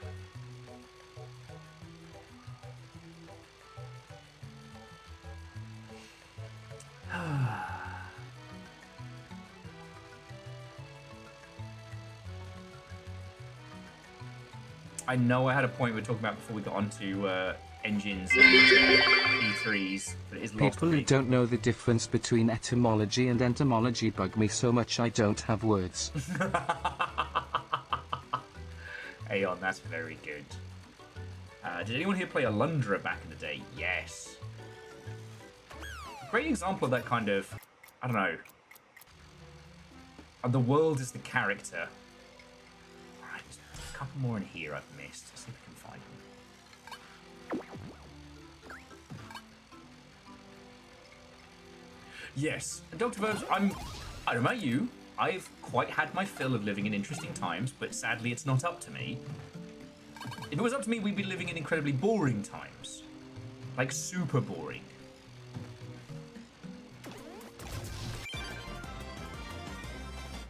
Like, before we got onto Game Clubbery proper, we were talking about, like, the game news of the day, and it's just... I miss old game news. Sega announced to have memory cards with tiny screens in them like Tamagotchis, which are still popular for some reason. I want those kind of stories.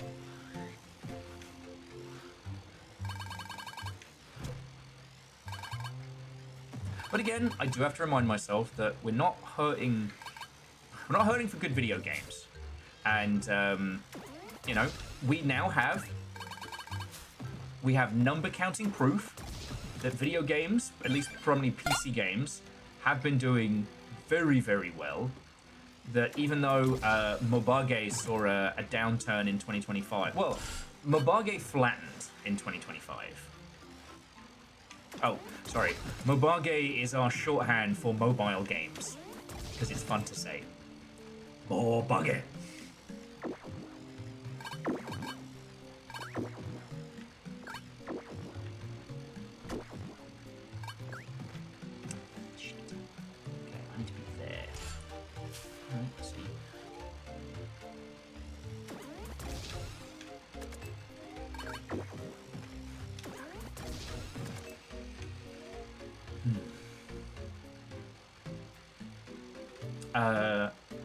So this one says, some people are predicting the death of consoles.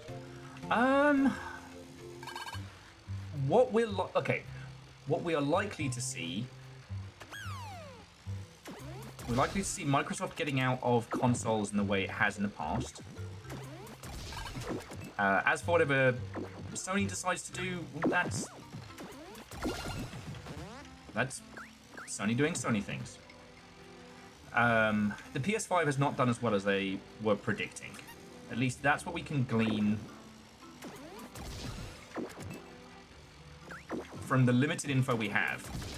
Because, unfortunately, you know, hardware manufacturers aren't usually the best for telling the truth, unless they're doing so well it's breaking records. You know, this...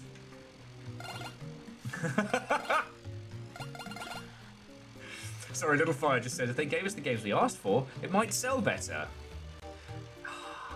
I need to get you like a Bloodborne 2 Wen shirt. What is one game we could even possibly, like, put a fart of a new pixel in it and sell it only on the PS5? What game could that be? Game could get people to buy a console. I don't know. Check socials. Check socials. I don't know. Do you want to do some more cocaine about it? Sure.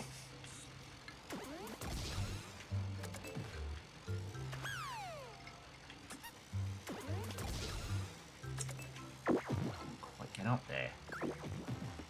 I have to get up to get down.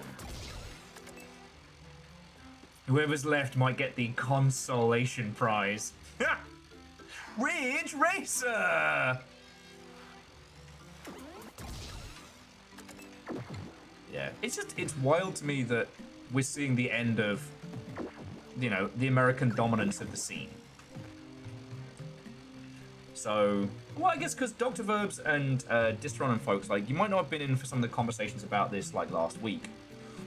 There was a really good report that went out a couple weeks back, which was detailed breakdowns of the games industry in 2025. What do you mean if we make the games people want, they will give us money? Favorite 6, I'm trying to keep a straight face, but the fact that that is actually the business move and that seems to somehow fucking escape people. Oh man, we had this business model we really wanted to roll out and we made a game around it. Users don't seem to want to play it. What the fuck? Meanwhile, Little Fire is there in a tent outside Sony with a Bloodborne 2 now. Just howling like the cleric beast at this point. Yeah. I'm like, what the fuck is that? Don't mind her. She's just. She comes with the building. She's a little touched. Beware the old blood. This town is finished. This town's cursed! But Mr. Investment Man, my whole game Away. model is Overwatch face scanning NFTs. What do you mean I am out of money? What do you mean I'm out of money?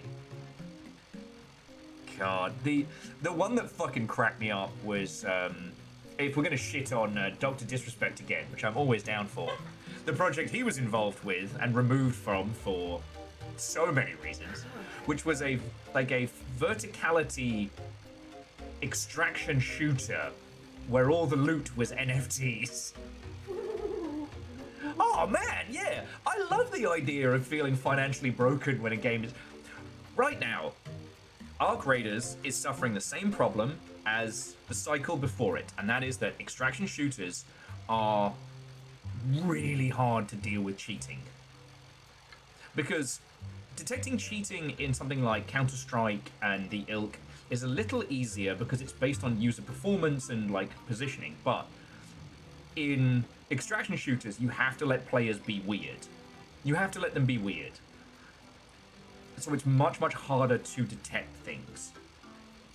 Now, the reason why cheating is so pronounced in extraction shooters is because most of them are multiplayer, except for Cargo Hunters, which is coming out and will be fucking brilliant. Play the demo in Steam Next Fest. But the excitement, the thing that keeps people playing extraction shooters is this rush. You're like, you've gotten all your loot, can you make it out? If you get clapped in the cheeks from halfway across the map with some knob end with wall hacks, that's not fun. And not only have you lost, but you've lost that potential loot. And not due to a fun interaction that makes you go, I can't believe I got my ass handed to me. All right, we're going back in. It makes you go, fuck it, why bother, right? Arc Raiders is suffering from this right away. Now, I take that concept, that feeling of getting sniped by someone who's hacking the game, and then attach an actual monetary value to that loss. Because you didn't just lose, 5 tins of beans and a spoon. What you lost was $100. Because users can't get out of that mindset once cash is attached. Nor should they. I mean, don't play games where money's on the line. But just imagine if that game had shipped, what a fucking shit show it would have been. It would have been so funny. No one would have drunk harder at GDC, that's for fucking sure.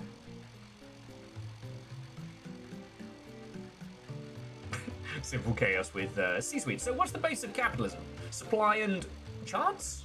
No. Supply and extract every cent out of the consumer. Yeah. Like, if we're being perfectly honest, Steam Next Fest has highlighted that we currently have a supply and demand problem in games, but not from these huge corporations trying to push games as service titles, right? There are literally too many good games right now. The quality threshold is insane, right? There's no better way to put it. And the indie game scene is a little more sustainable because people who are into indie games tend to buy them in blocks, right? It's very, very similar to indie comics in that way. Actually, no, indie comics is a bad example, but you know what? We'll just talk about it in game terms. Someone like myself doesn't just buy an indie game and then play it for 2 weeks and go thumbs up. We buy a game and then a couple of others on our wish list and we bundle them together. Usually things we think we're going to want in the future.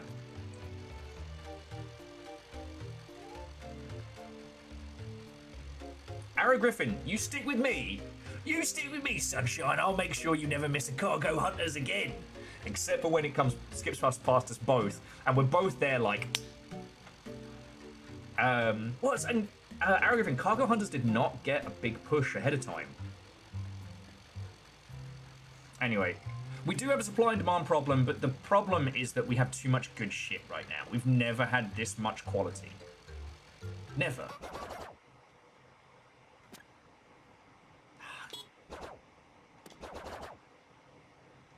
Alright, I'm missing one fucking cog. It's not from there. Alright, so we'll check the other doors. And this is something to take into consideration, because, like, you know, right now, whatever kind of game you are releasing is going up against not only the people in its weight category, but also other huge bangers that have built up on people's backlog. And usually I wouldn't consider that to be a huge problem, but the breadth and depth of titles that we have right now, we've never had this many. Okay, so it's not this way. So if there's another... That's the rabbit we already got. Right. Oh yeah, and Arrow Griffin, just as a quick aside, I spent some time playing Cargo Hunters yesterday, and it feels really good. They're utilizing the whole robot thing in such a fascinating way. So, like, you can have your limbs shot off, and you can repair them, but you can also take the arms off of a robot you've killed with a fucking angle grinder and rebuild yourself. It's so good. Like, it's clearly indie, but it's the good shit. Anyway,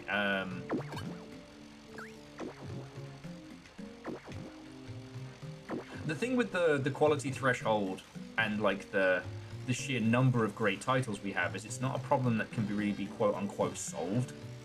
You know, what are you going to do? Make your game better? If you could just do that, people have been doing that for fucking years. So I don't know what to say or suggest in that one.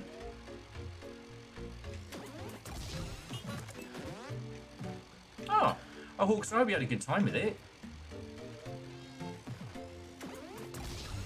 We're on to a spot of the old game club playing. And honestly, we've been talking about... Well, actually, being fair, we probably talked more about Steam Next Fest and the plethora of great games we have right now. Alright, are you playing some Mario Kart shit with me? Nah.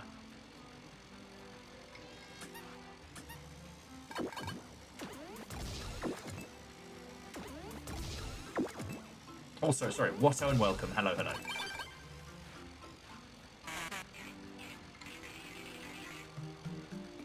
Oh! He's just a teleporter back. Interesting.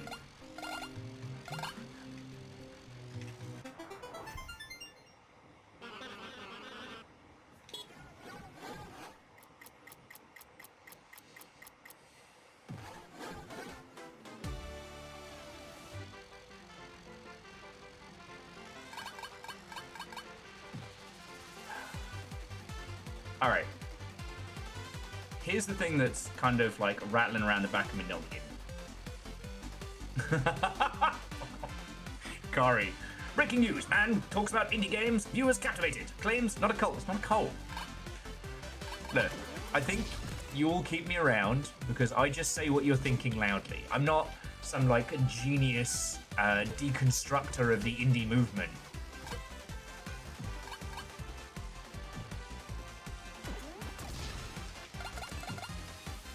Oh. Now I'm supposed to bounce up this. I'm just talking some just regular sense. Terrors. The thing that's rattling around in my noggin is I'm worried about Marathon. I'm worried about Marathon because in my heart, I'm still a Bungie fan. Right? And we shouldn't be fans of just a company or a corporation, right? We should be fans of games and the people who make them, you know. But I'm still a person, you know. My little arty heart is still there. Bonio or bust. And well, the thing is,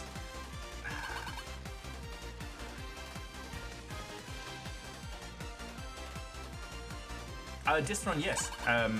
The marathon coming out is related to the Mac OG. I don't know where it fits in the timeline.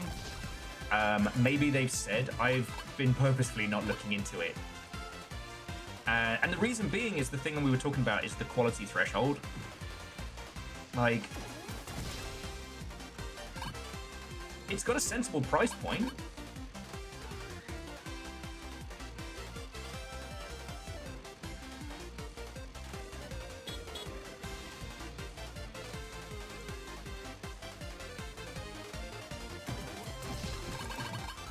Like, I don't think it's doing anything fucking stupid, but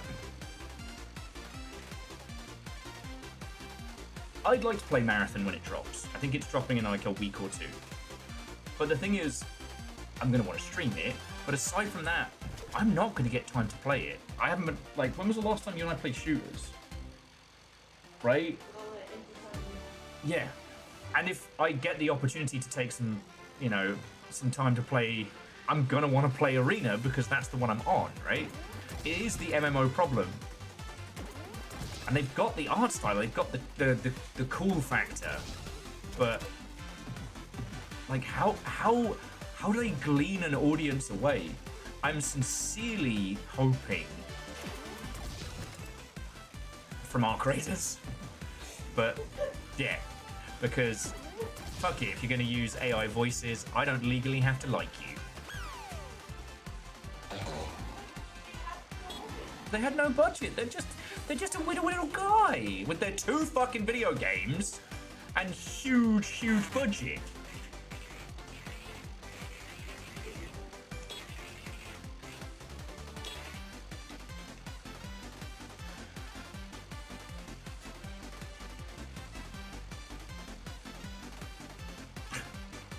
Nuh-uh.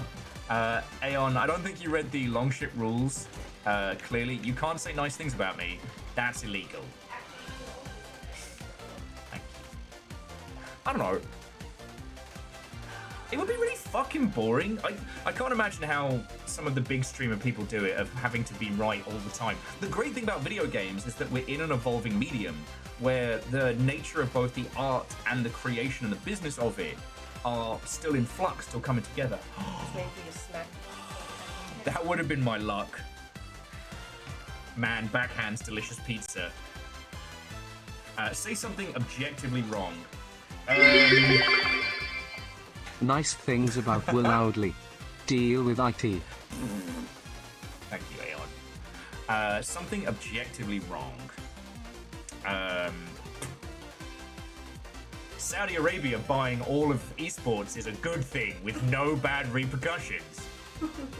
Like, you'll think we're having a bad time? The fighting game community just got fucking sold for pennies. Yeah.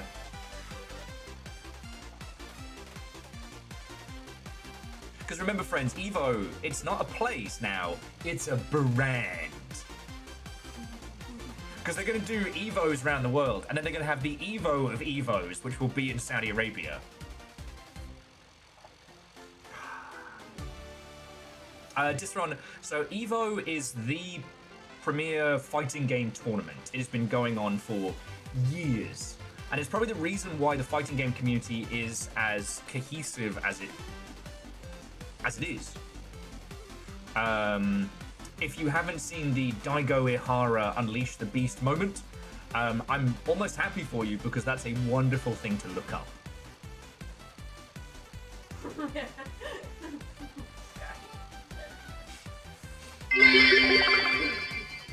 NFTs and AI in games are a great idea. Did I do it right? Yes, you did, Favor 6. 2 things that make it harder to do the thing that we could already do. You should put those in your game. Hawk says, does anyone think esports as a genre should include speedrunning? Doesn't matter. It doesn't matter, because Saudi Arabia now owns it all. Aside from tournaments run by the companies that make the games like Riot and Valve, everything else now belongs to the Saudi Investment Fund. That's not hyperbole or tinfoil hat. It's Savvy Games and Quidger, who are both owned by the Saudi Investment Fund, which is owned by the Saudi Crown Prince. All your esports belong to Saudi Arabia now! Hooray! Fuck. So yeah, just spare a thought for the esports and fighting game fans right now.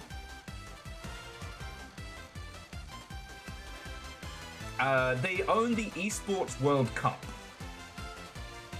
as a brand and as a idea. They do not own the word esports. So again, like, Dota and League are still independent, although League is independent. League is owned by Tencent. So Dota's independent. I haven't looked in on the Invitational in a long time. It hasn't been on my radar or things to worry about. Counter-Strike doesn't run its own tournaments and is predominantly run by third-party stuff. That will get snapped up, but not the game, which is cool. Because again, Saudi Arabia also bought SNK, who were the challengers to Capcom's throne for so long in the fighting game scene.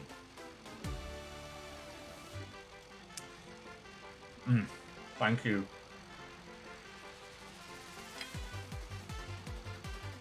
Let's go eat pizza in Pizza Island. Let's go look a pizza man in the eyes while he devoured his brethren.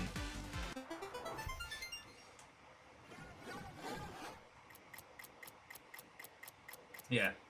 Currently, speedrunning has Awesome Games Done Quick, which, while it is a charity event, it is a prestige event that celebrates speedrunning.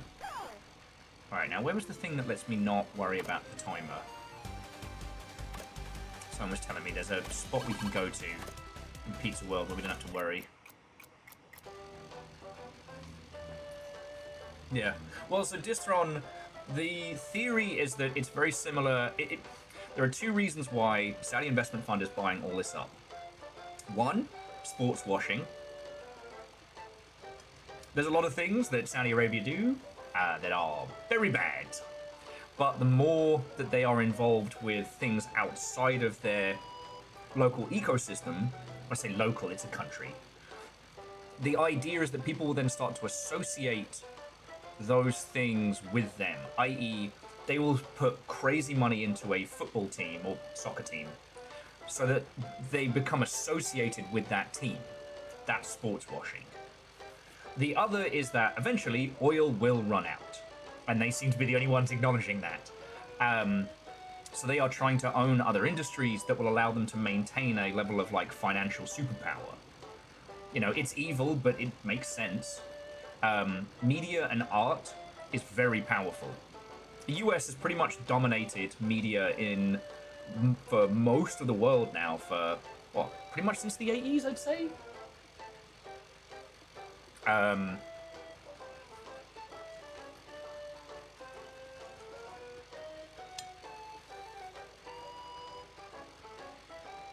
Video games are currently one of the most dominant, art forms that we consume, and they're much easier to produce than movies and television.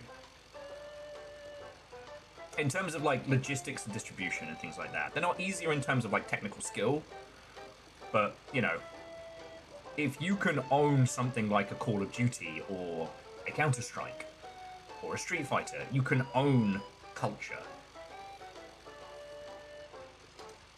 So yeah.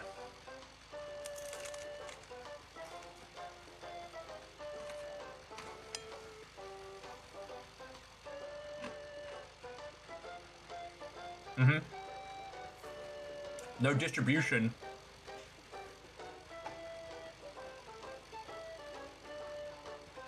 No distribution, remote work. And you can maintain a video game successfully for years. And there's secret hats? Oh no, it's the big faces. Yeah. You can maintain a game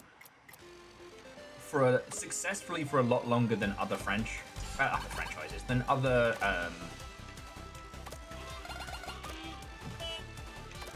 gonna rise around. I want to eat pizza on Pizza Island.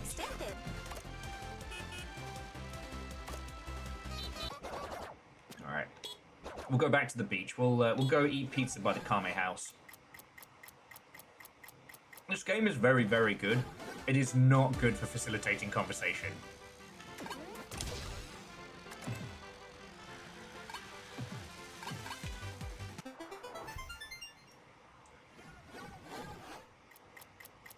Yeah, I mean, Distron, if the deal goes ahead, the Saudi investment fund will own EA, and that will give them a lot of logistical points to produce stuff like, you know, FIFA games and the ilk. FIFA also bad, but it's not about. Yeah. Anyway, you don't. There's this game you play as a taxi. It's crazy. What's it called?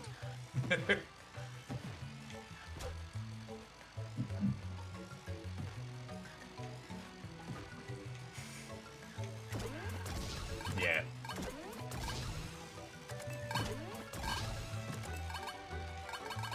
No, so Distron, ABK is over with Microsoft, and they're having their own shit show. But that's another story.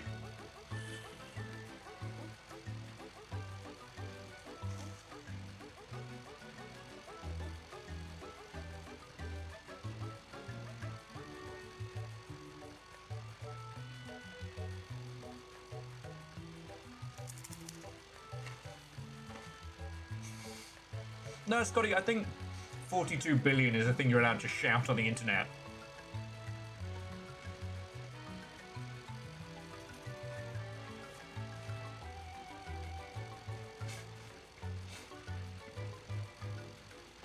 And Hawks, no doubt. That's why I'm always careful to say the Saudi Investment Fund or the Saudi Crown Prince, because it would be very easy to just say the Saudis. And it's, you know, to make sure the blame's being laid in the right place.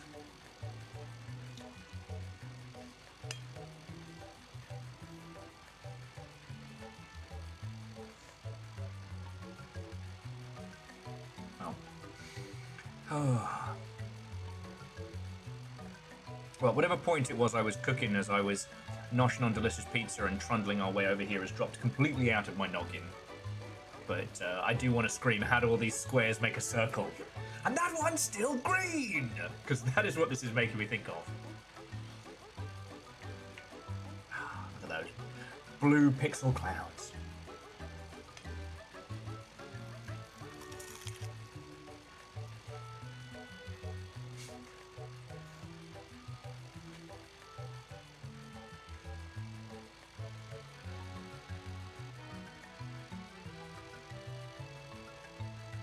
Distron, it's an important distinction. Like, I don't want to turn the conversation to darker topics, but I lost actually, I wouldn't say I lost it, but because I'm based in the US, there was an indie company I was working with that didn't want to keep paying me because of my location. And I'm still...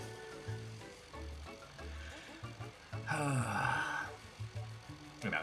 It can be very easy to tar and feather with careless language. It also means that you're not really taking in the whole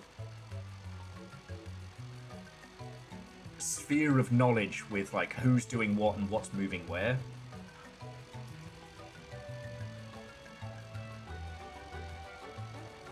Because it's the levels of obfuscation, right? Like, Evo hasn't been purchased directly by the Saudi investment fund. It was purchased by Quidja, who was at fucking PAX a couple years ago. Quidja, or Quidia, or, I mean, call it whatever the fuck you want. It's going to be a tourist city they're building from scratch that's going to have an esports district. And this is going to, you know, bring even more tourism to Saudi Arabia and things like that. Whereas SNK, a whole bunch of games companies, and possibly EA are being purchased by Savvy Games. Right? So if you didn't really know, you'd be like, oh man, Will said that these peeps have been bought by the Saudi Crown Prince, but it's this other company. Nah, it's all coming back.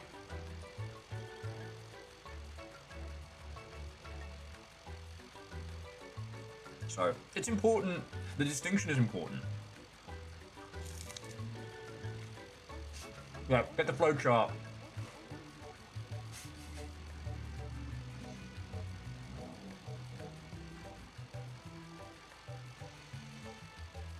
Yeah, well, Distron, we unfortunately live in interesting times, but I don't want to go down that. Again, I do want to keep banging the drum. Video games are selling. We're okay. We're okay.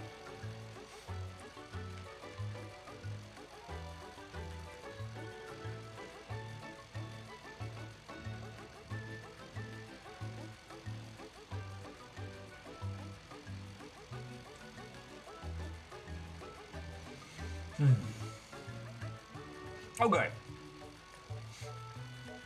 So I don't know how much Yellow Taxi Vroom Vroom I've got left in me. Oh, sorry, Yellow Taxi Goes Vroom. So, okay. For those of you who have played a lot of this, what are some of the things that you feel that I might have missed?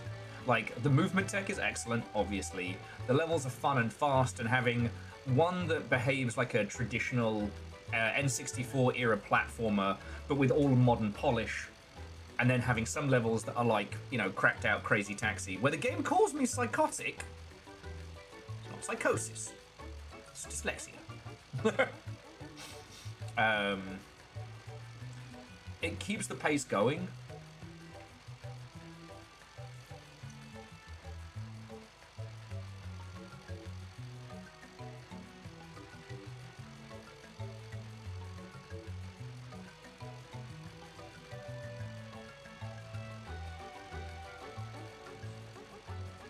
Oh. So Distron says that I had an epiphany. Only 2 of the people working on the game live in the same country. It's happenstance, but everyone is I met online. Yeah. The post-COVID work from home boom has been fucking great for video games. Everybody gets the collaborative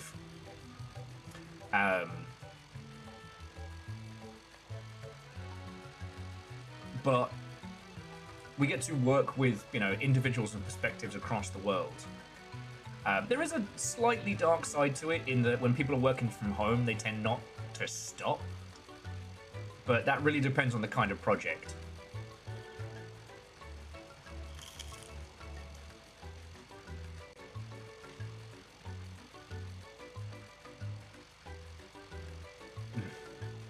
Pizza.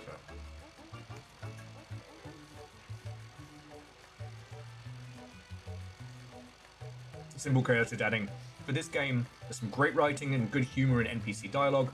Tracking down each bit would stifle the conversation. Yeah.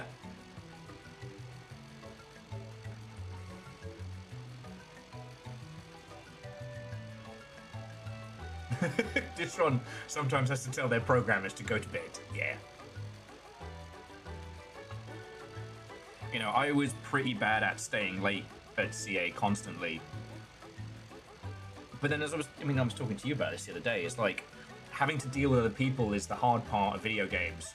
And the fact that no one can just wander over to your desk and make you do stuff is brilliant.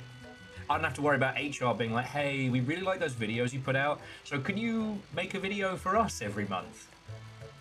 No!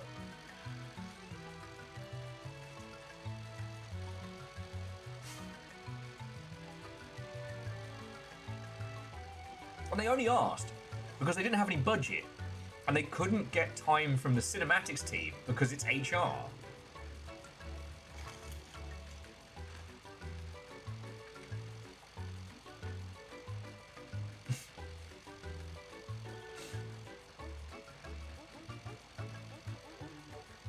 Exactly.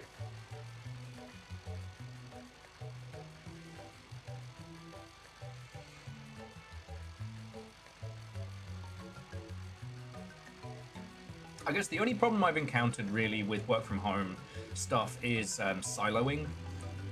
Like, it can be very easy to silo people from the rest of the studio because unless there's like digi-mixers and things like that, you'll only really talk to people that are in your direct department if you're working with a team that's bigger than like 2 or 3 people.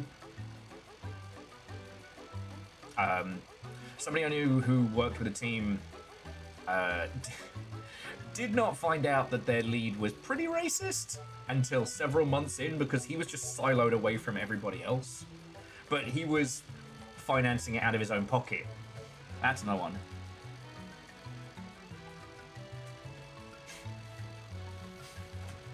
God damn it, Verdant. That's me stuck in my head now. Digimon, digital mixers, come and meet your co-workers too.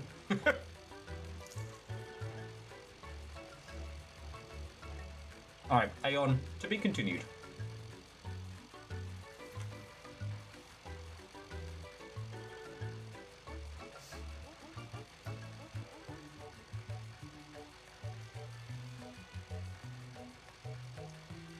But yeah.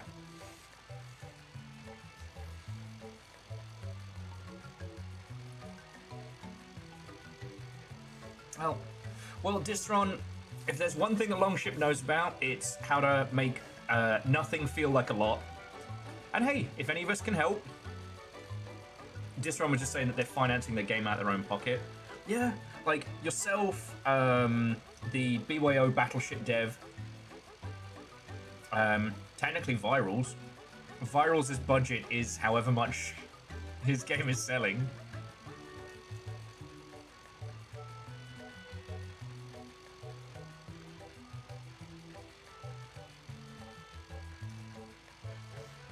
Hawks, you have to wait till the announcement. It is Half-Life 3.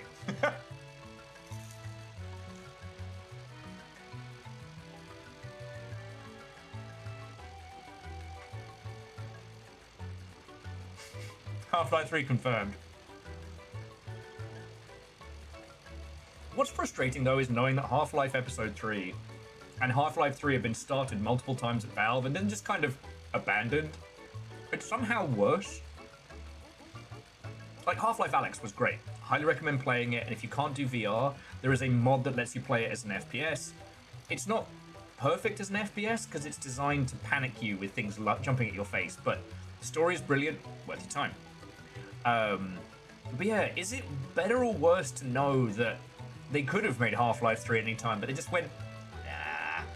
It's not that they couldn't find funding, right? Like, the reason we didn't get Fable 4 is because Microsoft fucked Lionhead and then flicked them to the curb. You know, there were people who wanted to make another proper Fable game. They were told no. But with Valve, it's just, nah. Should we do another online game? Yeah, they make money.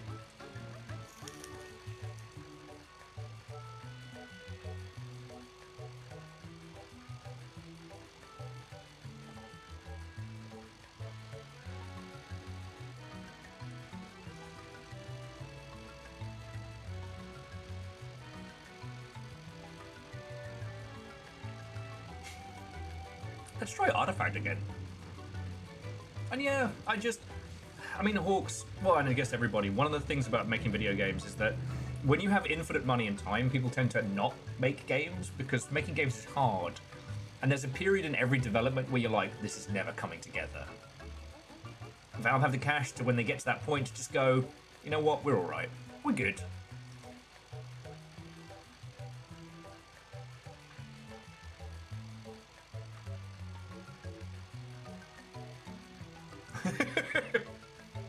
Air Dragon, you are correct. If it's a choice between making Half-Life 3 and rolling around in the money room some more, gleeful money rolling noises.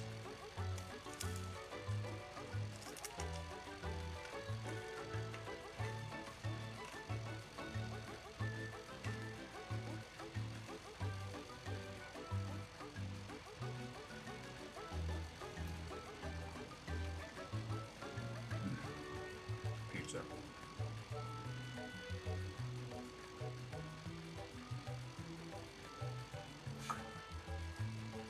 Archonorus, don't even get me started on how good Deadlock's character design is. I haven't even played it apart from maybe like 10 minutes, and I'm in love with the characters. The little sleepy crow guy is amazing, and I will fight to protect that little bastard. And yes, Dithron, Half-Life 1 was restarted several times. Do you know the fascinating thing is? To my understanding, we don't know who financed the Invisible Year. So Half-Life was supposed to release, Sierra were publishing it, and then they were like, it's not ready, it's not good enough, it's not ready. They worked on Half-Life for another year and then released it. We don't know who paid for that year of development. Did Gaben pay for it out of his own pocket? Because Gaben was already not silly money like he is now, but he was wealthy. He was, I want to say, Windows 3.1 team. And he worked his time at Microsoft, took his money to set up Valve. Oh, it was Hawks, I should know. Just on Deadlock is Valve's next game. It hasn't officially been announced, and you can play the playtest if someone else invites you to the playtest. It is currently outstepping Overwatch, despite not being announced. And to my knowledge, you can't spend money on it. You can't actually pay for Deadlock. You can't give Valve money for it. Well, I guess we're all paying for it with the child gambling, but... And yes, it is another multiplayer-only game, because they have, like, 3, this will be their 4th, not counting their version of Teamfight Tactics.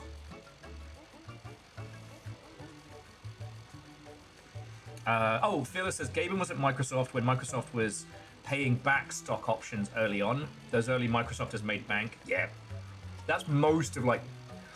I would actually surmise that the Seattle game dev boom that happened was due to a lot of those Microsoft early folks getting their payouts and then setting up games companies.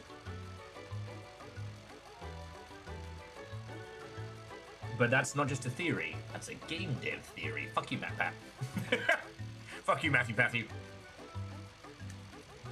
Watching him get cut off in the Five Nights at Freddy movies was a fucking joy. Ah, shit.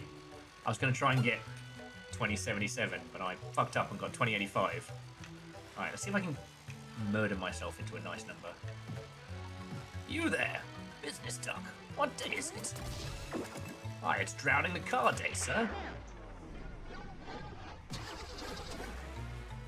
And no one wants to play Cyberpunk 2055. Fuck! I overshot it by 2.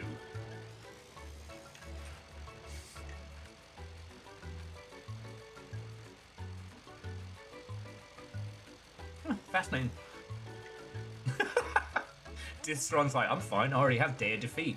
Yeah, where's the Ricochet fandom at? Discs up, am I right? Oh. This is why I love this. I do love the conversations. Alright, friends, I am going to take a quick little break because I need something that resembles water. And then, I don't know what we're going to do. It's not quite enough time to... We could feck around with some Steam Next Fest demos. Because Yellow Taxi Goes Vroom is a game to experience. It's harder to discuss. You know, visually you can break it down into a lot of elements, but it really does feel like... It feels like an N64 game.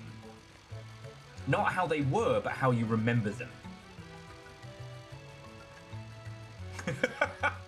Vershi slaps buzzer. Is it vodka for $200? Well, it's vodka for $9, but no. It's not vodka o'clock. Dustin, do not make me get the hose.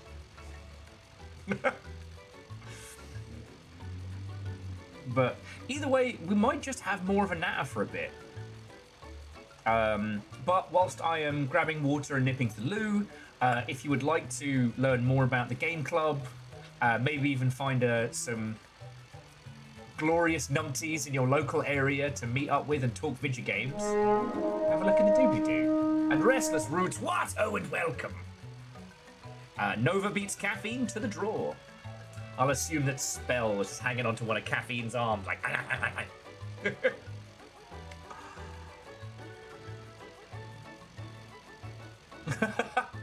Generous, no, it is still complimentary.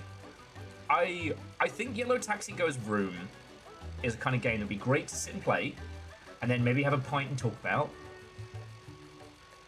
But it is not made for a good stream game. I'm so lucky that you lot are here and that the conversation is popping. Because there isn't anything to talk about. Like, this is a game about vibes. This is a game about feeling like something. This game has nothing to say, but it has everything to make you feel. So yeah, Reflective, welcome back. Restless Roots, how was your stream? What were you up to? Tell me your tales! I am going to nip to the loo in a second, but I heard that. It could happen.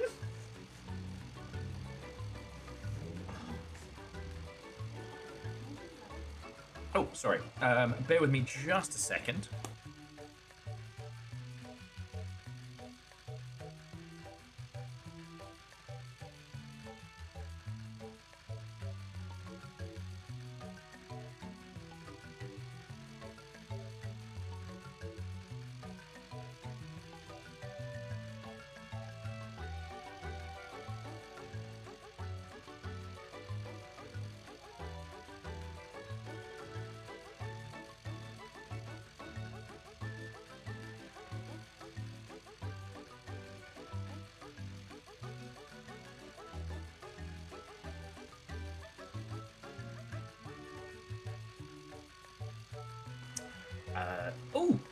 Restless Roots is still doing Tactical Breach Wizards. That game slaps. Okay, let me nip to the loo, and then you tell me all about it. And I'll be back in just a second, alright?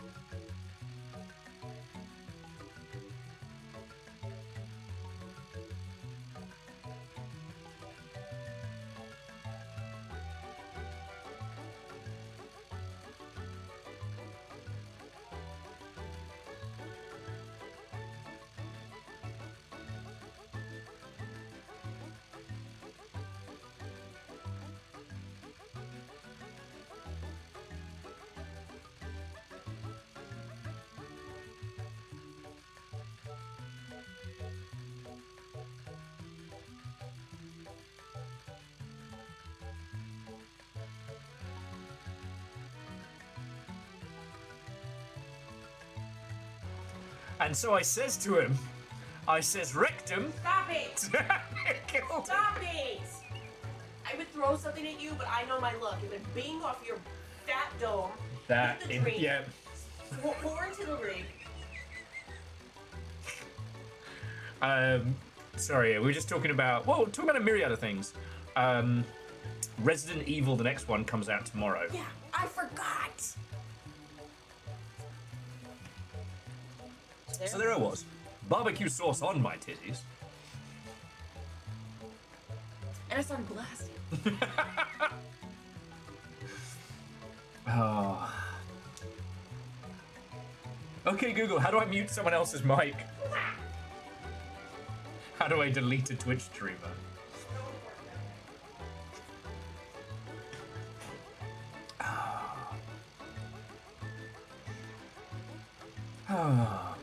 But yeah, Resident Evil's coming out tomorrow, and Little Fire was giving a copy.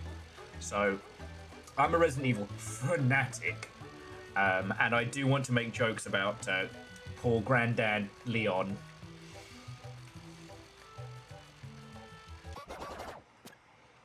So here's the plan, friends. I'm gonna keep going with Yellow Taxi Goes Vroom, maybe like another hour or so. Then we're gonna throw over to Little Fire. Little Fire is playing Grun this evening, which if you haven't seen is one, fucking brilliant, and two, is Sock Pop. If you're unaware, Sock Pop are the single best example of sustainable game dev working in the business. Resi 10's gonna have Chris Redfield walking into Zimmer frame. Oh please, Chris isn't gonna make it to that point.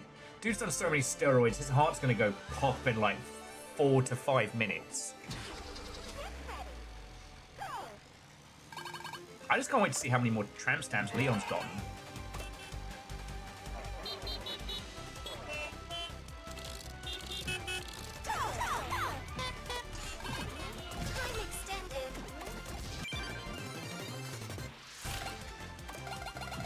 Well, so Kakazi, that's what we're talking about.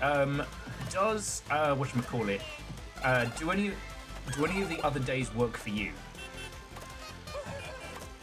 Because Little Fire was thinking about either oh, I'm in a bad place. Oh, I drowned my passenger. Little Fire was thinking about Friday or Saturday.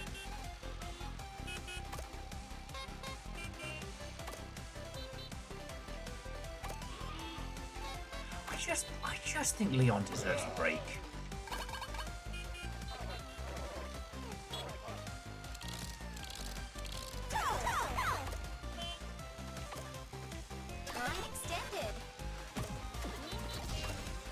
I bless him in the torch he carries for Ava. Probably why his back's so strong.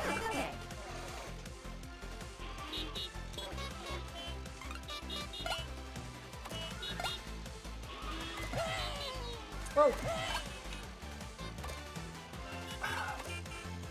I like Resident Evil 3 Remake. Which makes me a bit of a loon, I understand. But the reason being is that I personally think the Resi 3 Remake is very much evocative of what they were trying to do back in the day, which is an action movie with like a chasing protagonist. Like, turn the Mr. X stuff up to 11, make it feel like an action movie, but with a big threat. And Restless Roots, this is... I'm sorry, Restless Roots, glad you're enjoying Tactical Breach Wizards. You know, I wouldn't call Tom Francis like a close super homie, like, oh shit, my friend Virals. Oh shit! Is that Snev?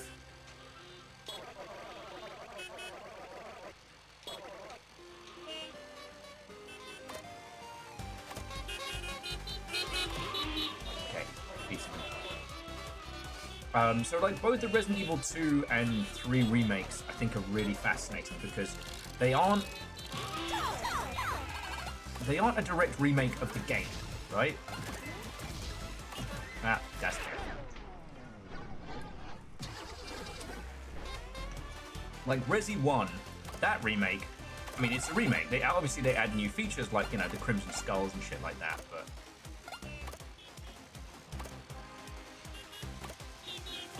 You know, it's still tank controls. It's still, you know, the Resi Evil that we all know. With 2 and 3, they are spiritual remakes, if anything.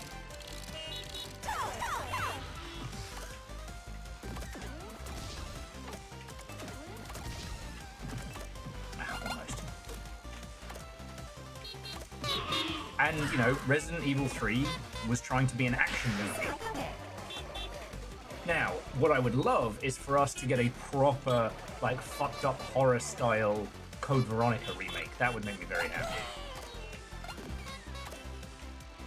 Like, I appreciate that whilst Resident Evil 4 was in development, you know, they were doing Code Veronica as kind of like the classic and, you know, just in case this doesn't work. And Code Veronica's, I mean, the atmosphere of it is brilliant, but it is a old school Resident Evil and it has its problems. I will shoot at you with this sniper rifle and miss. That fucking laugh still haunts me.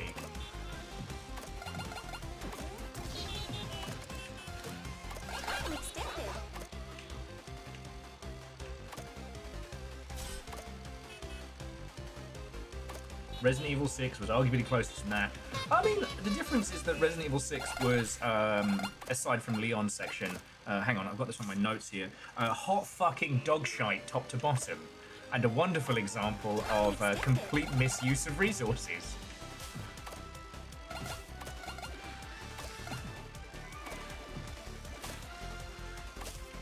Resident Evil 6 was so bad, it nearly put the whole fucking franchise in the ground.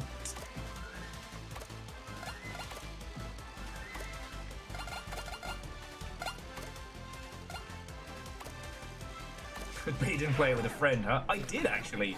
Me and my buddy Jem, who is an artist over at Rebellion. Oh, sorry, Restless Roots. Do some of the resting part of it and to be continued. Resident Evil 6 was the farting blob monster? I assume so.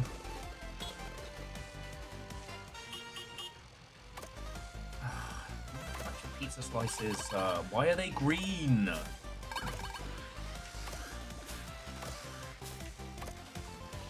Obviously no one wants green pizza, but I have had some pesto based stuff. It's been fucking tasty, so nah. Life comes at you fast.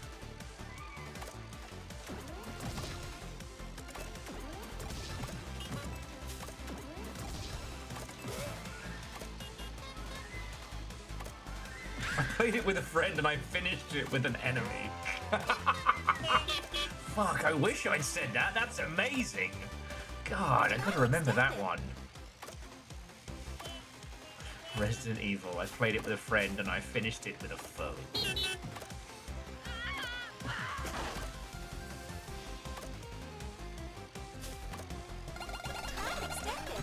But it was also like it had... was supposed to be like Wesker's kid was in it and a bunch of other stuff and it.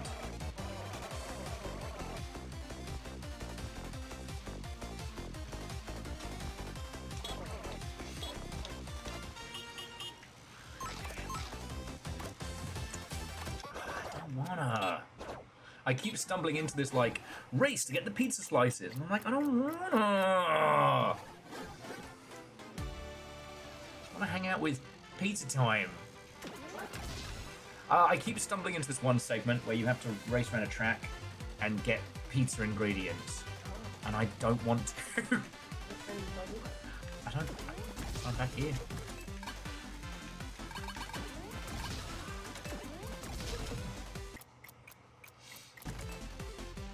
Oh. Well, this is new. Nothing to find. But yeah, so I'm really glad that you're doing Resident Evil because I don't know when I would get a chance to play it. Yeah, and I'm not waiting until next year to do it. Yeah. It's either you do it with everyone else who's doing it at the same time, or you have to wait until everyone's like, oh man, you're doing this game? That's cool. And I don't want to do that.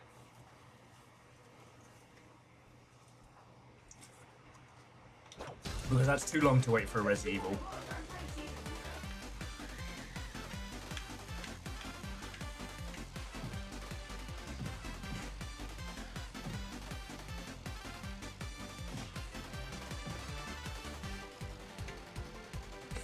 Yeah.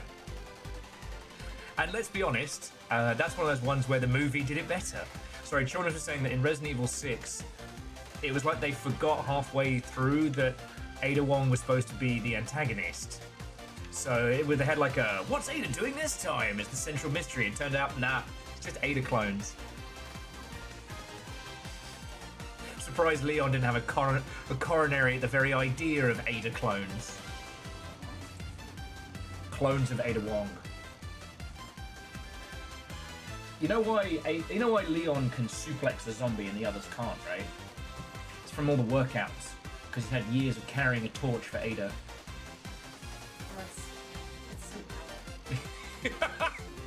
That's a simp strength backslam. Yeah, it's the Hulk to shame. Yes. So what I need to do, imagine, imagine the Hulk with a tramp stamp. I do like how, with Resi 4 Remake, it's almost canonical now that one, Leon wears a thong and has his tramp stamp, and that Ashley's probably just a mouse. When I tried to update my Discord message, finding a tramp stamp song Leon Kennedy gif is really fucking hard, okay? Oh, you just searched in the wrong places. Oh, apparently, I don't know the right words. Sorry. Leon Kennedy, Actually, I don't know the right words either, I'm honest. You're Yeah. snitch on yourself on fucking Twitch.television. Let me see search history really quick. Oh yeah. There you go. Jesus Christ, Will! Not him. That is a massive dick. I mean, I'm amazed he keeps it hanging in there, but, you know. That's the Leon Kennedy special.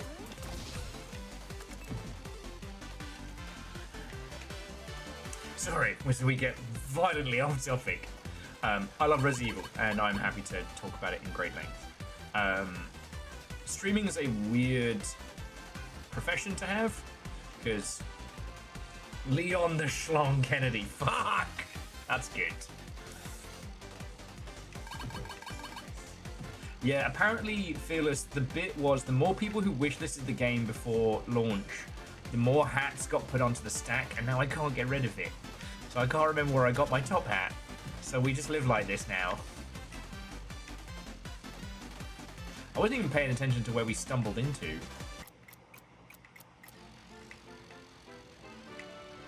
I can't get the camera high enough to see. There we go. How high it actually is.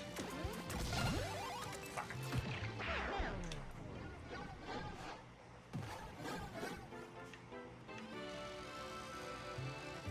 What's up, Snailman?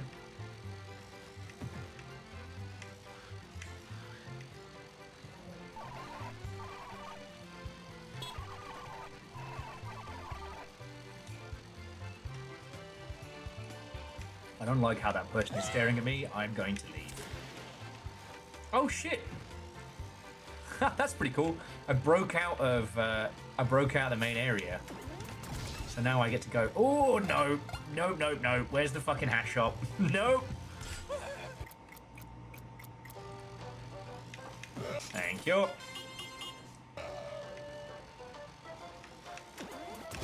There we go. Now I can see where I'm going. Anyway, if I haven't mentioned this to you all, I'm a big Resident Evil fan. I got lucky to play the original, although it did kind of scar me a little bit as a kid. My cousin was working security, and so I was staying with him, and he was like, look, I need to do a shift. What if you come with me and we just play video games all day? And he's like, I've got this new one called Resident Evil, we've got to check it out. And I had a grounding in point and clicks, so I found I was like almost qualified for it. It was great.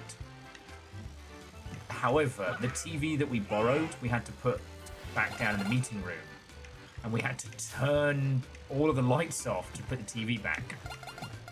Those lights were in the center of this like open plan office.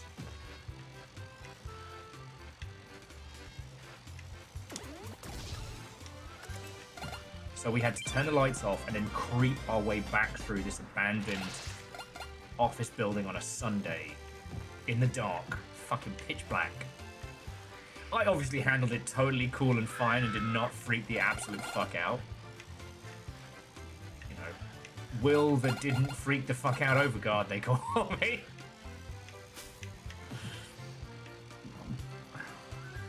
Ooh. Fearless lived next to somebody who had a Saturn, so they got to play OG Resident Evil on that. That was cool.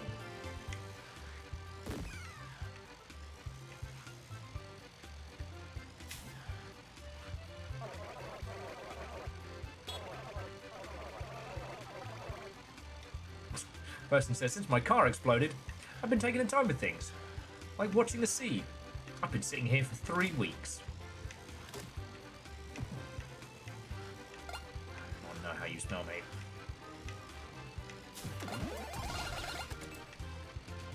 Can we agree that Resident Evil Code Veronica is hot garbage? No! Fuck off! Absolutely not! Resident Evil Code Veronica is one of the harder ones for sure. And there's parts of it that are cartoonishly weird. But also, it has some of the best atmosphere. You know, you wake up in an abandoned prison and everything's gone. You don't know where you are, you don't know what's going down, you are discombobulated and alone and unequipped.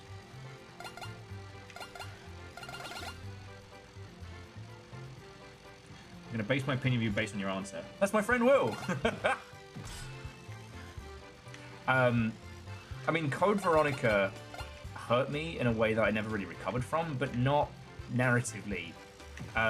In Code Veronica, it's entirely possible to fucking brick your entire run if you do not have enough stuff to handle the final fight. There's nothing you can do. And if you think you finished the final fight and you haven't,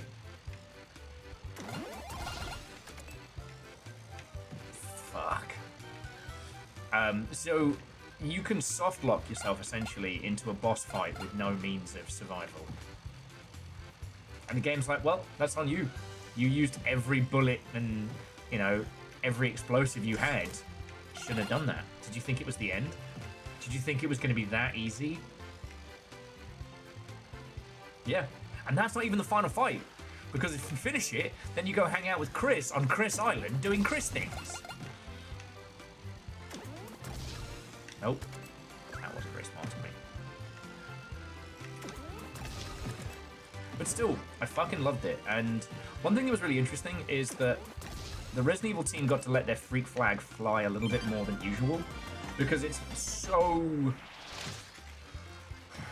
The Resident Evil team's love of John Woo and Shooty Gunbang has always kind of been on display. You know, those of us who are old, we are the old. Those of us who were around when Resident Evil dropped will probably have at least one memory of someone going, and you have to actually count how many bullets you have as a selling point, because that didn't used to be a thing. We didn't used to do ammo systems. I mean, shit, we didn't used to do fucking reloads. I still remember the Half-Life article of like, here's how to reload a gun in combat. And everyone being like, whoa! Video games? What can't they do? Scotty, who hurt you? Who hurt you and why are you taking it out on us? Code Veronica is 26 years old. Have I shattered the glass pump yet? No. I have also not shattered the glass ceiling either. And now I have. Thank you, Yeti.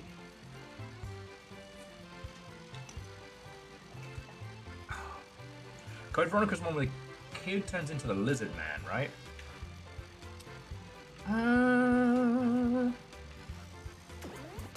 Maybe? Because he doesn't make it.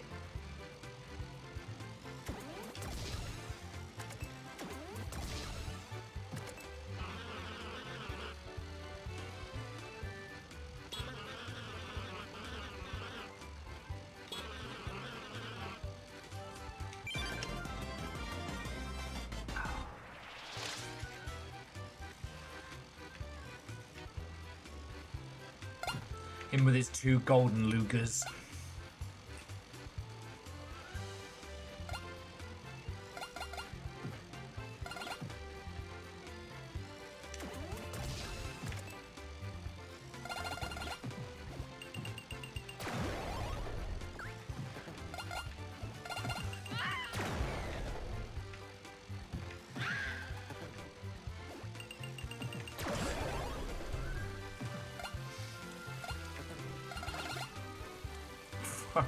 Scotty says, here's the better one. The official reveal for Code Veronica was October 1998.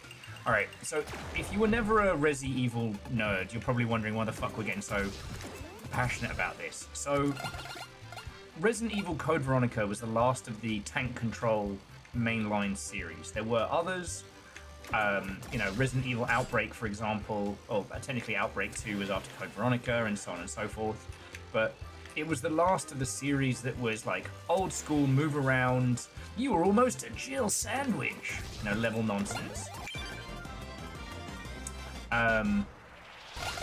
The series would obviously take a huge pivot after Resident Evil 4, which became a phenomenon. Like, you cannot overstate how big an impact Resident Evil 4 had on the games industry. It was very much the, I was trying to think what to call it. It was very much the Breath of the Wild of its time. But it was pretty polarizing, right? Because it was fucking hard. The Resident Evil fandom had gotten into a pretty good rhythm in terms of what they felt they had to do to get through a game in terms of ammo conservation and puzzle solving. And Code Veronica was like, it's real cute that you all think you're gonna defeat me with the power of friendship, but I am in fact the devil from the Resident Evil. That was Code Veronica. Whole second island, merciless segments. Exactly, Resident Evil. Oh! The OG Tomb Raider is 30 years old. Also, here is $10 minus tax and fees for snack keys. Look, Favor 6, I know you're on the hunt right now for work. I mean, you could be also on the hunt for the most dangerous game, which is man. I don't know. I've never asked. I know $10 is a lot. So seriously, thank you. Alright?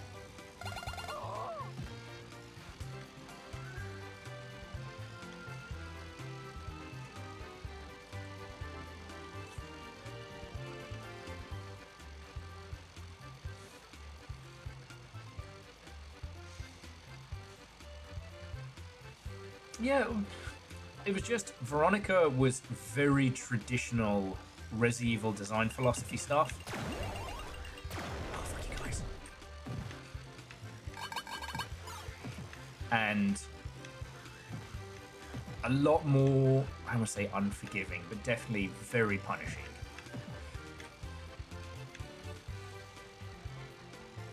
I think I'm playing Resident Evil slightly badly. I am evil.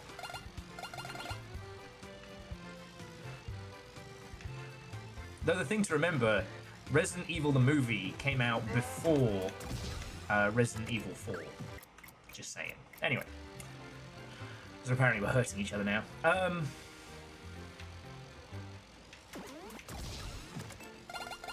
I talking about? Resident Evil, impact on the industry, Veronica, Resi 4 kind of being the Kickstarter of the big third-person set-piece game.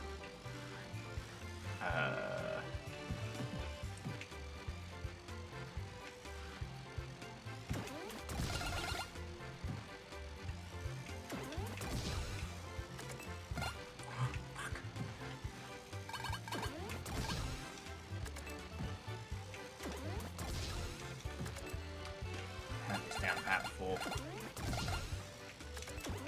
There we go, and we're out. No, whatever it was, I lost my train of thought. Oh well. Get better trains, right?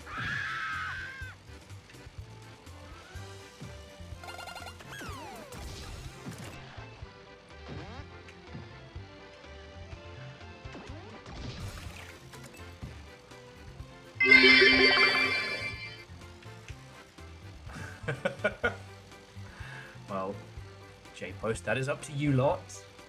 Thank you.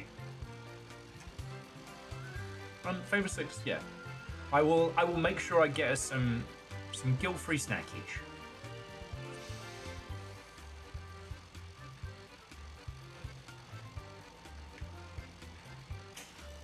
Yeah. Well, and Hawks, the fascinating thing is that Resident Evil 0 gets a lot of shit because it used the 2-slot weapon system, which is something I feel like I'm still hearing people argue about. Oh my god, don't you have anything better to talk about? We're back on Res Evil.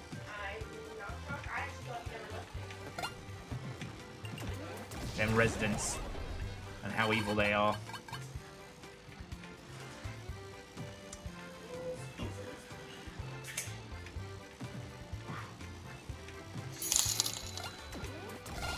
Also for snacks, but these ones should be guilty. So, Jin. Firstly, thank you, mate.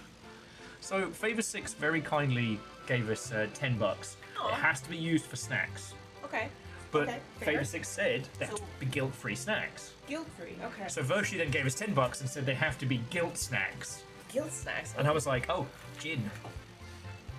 You can. I was about to say you can't get gin for 10. Yes, you can. Yes, I can. Trader Trader Joe's! Sponsor me! I've already eaten your food! Yo, if I could get a. God, if it's not Red Bull, I want that Apothic wine. The which one is it? The whiskey one? Yeah, the whiskey barreled. Oh, you know what? I'll email them. Be like, seriously, I'm doing wine snacks on stream. How about some neutral snacks? Neutral. God, we have so many snacks. What's a neutral snack? Pita chips.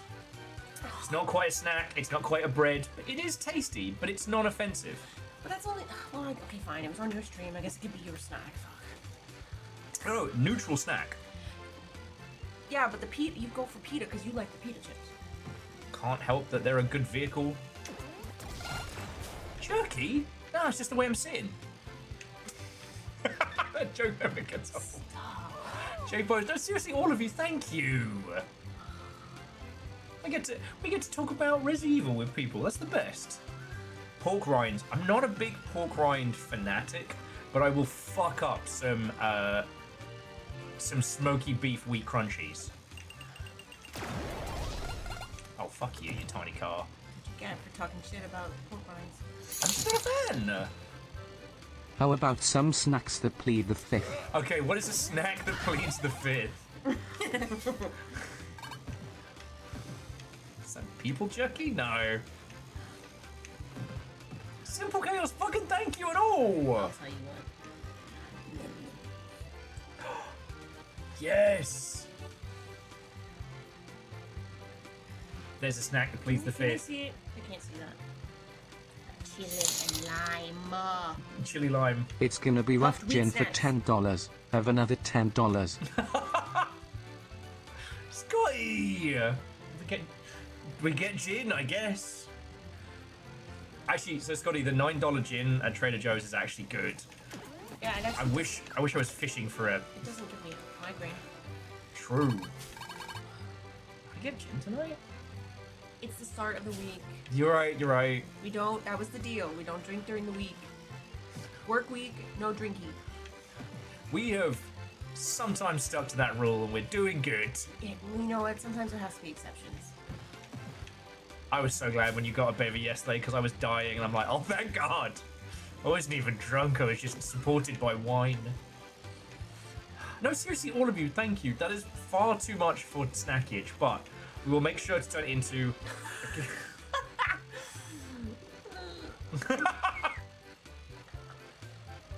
Stop being funnier than me, you bastards! Oh, sorry, if you didn't see it, Akari with breaking news. Man attempts to plead...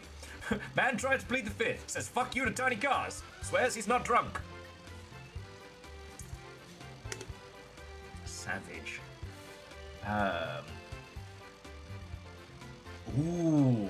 OxyB says that near them, their local card game store, they have a little store that has spicy churchanos. Ooh, chicharrones. Thank you. And they're their favourite snack ever for gaming. I don't know why, because like, some stuff's kind of changed. You know, I can't just, Ooh. You know what it is. Fuck, those look good. Mexican deep-fried crispy pork rinds. Like, more like pork belly? Or pork belly. Fuck, those look good.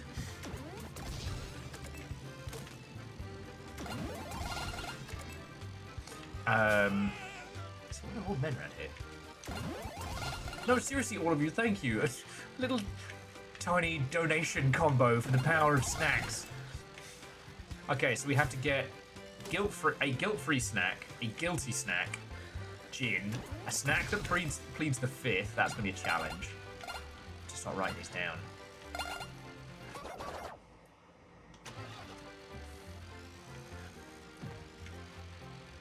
Okay. I'm feeling a little bit smug though, because we're not actually supposed to be here yet, I don't think. Or it feels like we're not. So when you first start the game, like you turn on the game and you're down here and you drive into here. But you drive in slowly because you've just started playing. You know, Fred, I don't think anyone could be so delusional that they would think Will can drive after watching what we've witnessed today. Or any game that has a driving mechanic for that matter. What was that game we played? Summit? I got through it! And how many times did you crash the van? That's not the point. Okay. What about that cat delivery game? What was that one called? I would say that my driving skills there were... Oh, how many times did you fly off the snowy mountain? I think of it as creative parking, but I got there on time and almost no one died. Almost no one. Almost no one died. Okay. Self-confident Will is the other inch from overconfident Will. Well... And after that, only suffering follows. Guys.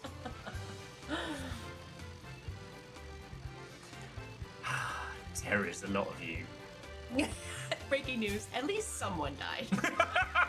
Yeah, we're talking about Easy Delivery Co. again. That game is so fucking good. It was good. I'm actually upset that I didn't play it myself. There's no way we could have known it was going to be that good. Yeah. Like, we knew it wasn't going to be But that's bad. the problem. Sometimes you just never know it's going to be this existential, like, wave of what? If you haven't played it yet, so Easy Delivery Co., it looks like a cute... It looks like the kind of thing someone would be like, it's like a cozy delivery game. This is my cozy game. Nah, it's David Lynch's Crazy Taxi. It's weird and surreal and brilliant and weird. It's just good. You gotta play it. Don't watch it play. Yeah. Truth is, I'm incredibly fit. How do you think I managed to be almost everywhere you go? That's the canonical reason. He's also the only person you can't push over. Oh, okay. Yeah, because watch what happens. Bam! Bye, Linda! Wow.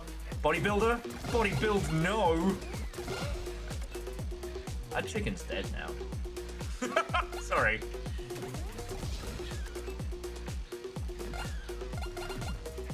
Fuck, where was I? Great question. You were actually furiously defending your driving skills.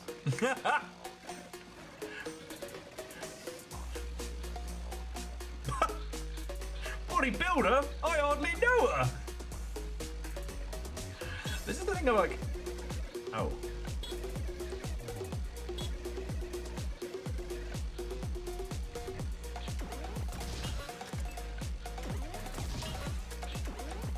So how do I do the Flippo Will? It named a move after me.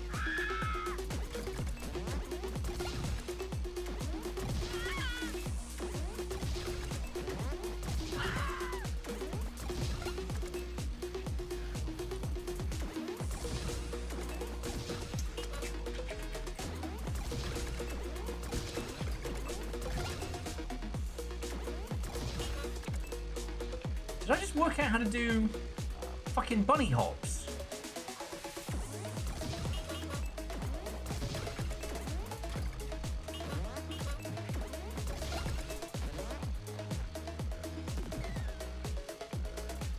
Huh. That's incredibly complicated, but kind of rad.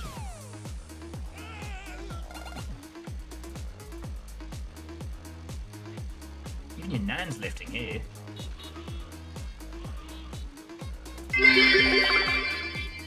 Did you hear about the commercial airliner that became a supermodel? It started taxiing down the runway. Virtue, thank you for that one. Okay, I want to say again, friends, like, you'll just throw in a whole bunch of cash. Thank you.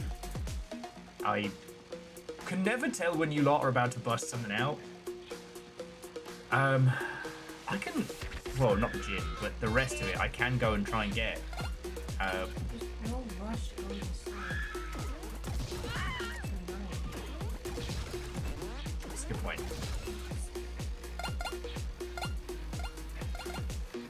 Leg day, no thanks. That's the thumbnail. Alright, so friends, I'm gonna keep going for like another half hour or so. Then I'm throwing you over to Little Fire. I know Little Fire doesn't usually start until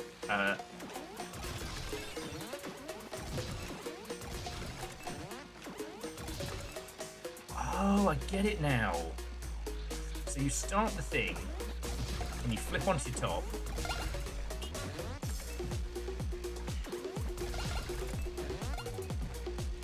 Fuck. Nice. Good job. Fuck. Oh, I get it now. Dies. Just because I get it doesn't mean I want to get it. I'm going back to Granny's Island. You're all being mean to me. Everyone's being mean.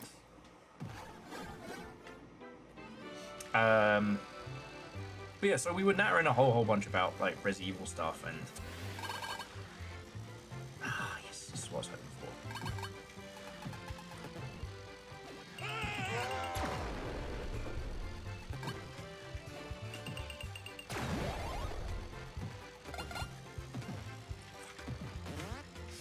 Alright, I biffed that one, but that's not the point. We'll do that. Not get it.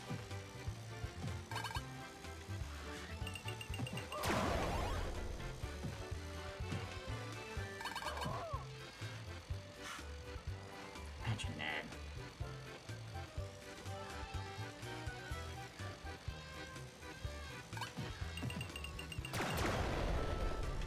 Okay. Fuck. I totally knew what I was doing there. I was just making sure everyone's paying attention. Right. Yep. Oh.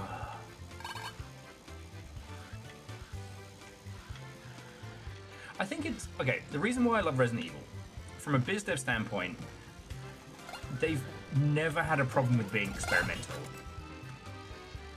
which I really fucking appreciate.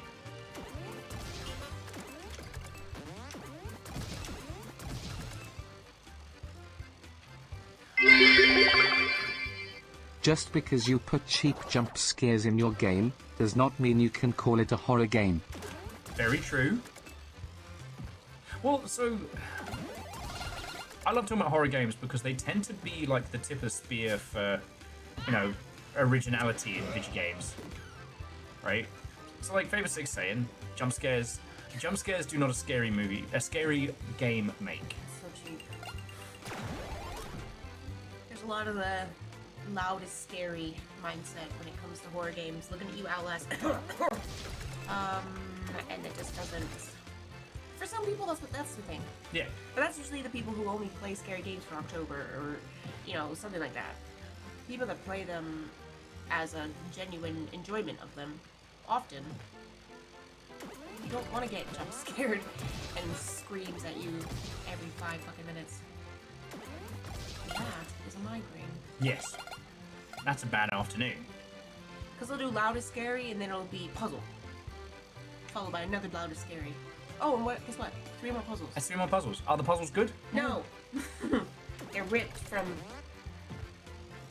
Resident Evil and some other obscure game. Well, not that Resident Evil is obscure, but you know what I mean. Wow, you almost died. No, I totally meant to do that, by the way. Right. But yeah, the problem with horror being the tip of the spear is that they go... Usually the techniques are creative ones, not necessarily technical ones. I was there for the slew of Resident Evil likes, and most of them were not good. That still happens, though. People are still trying to make their version of Resident Evil. Yes. And a lot of the techniques used in horror games...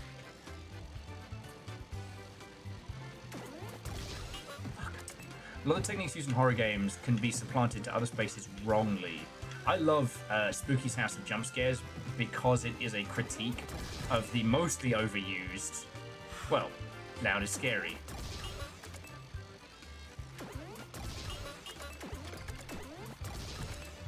Okay, that's what I was trying to do. But like other things, unfortunately, was QTEs. I know. I don't know anybody who said, you know, I'm so glad. Well, like, I'm so glad we invented QTEs as an industry. it was fun as a mechanic every so often, but then like with anything, everyone's, oh, that's so new and cool, and everybody loves it. And then it's in every single game. The only one I can't blame on horror is obviously mandatory stealth sections. We get it. You played Metal Gear Solid over the summer. Please leave it alone. Oh, Simple Chaos, look. Thank you again. Obviously, I'll be saying thank you in the credits. But, yeah, snacks will be acquired. We now have a snack budget. Snack budget. Snudge it. No, I hated that as soon as I said it.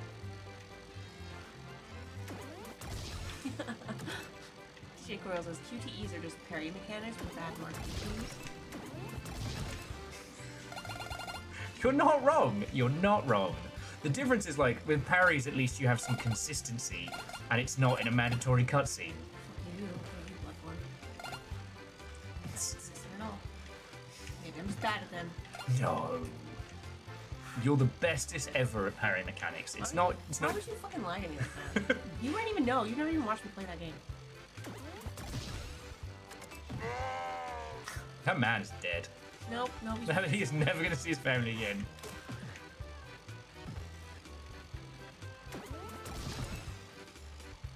But no, QTEs people took the wrong lesson from Resi 4, because the QTEs were a great way to mix up what people were expecting, right? Like, you know, oh look, this is clearly going to be a mandatory cutscene. I should go and get myself some. Holy shit! I have to do things. What the fuck?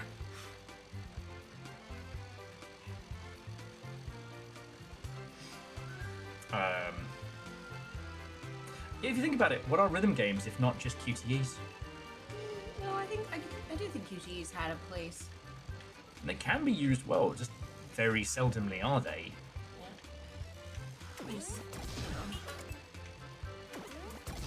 like trying to add all the features into one game that doesn't need it. Trying to do that sounds wild. No one would ever do that. No. Naughty Dog.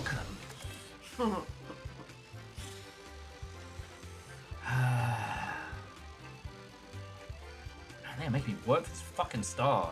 I mean, cog.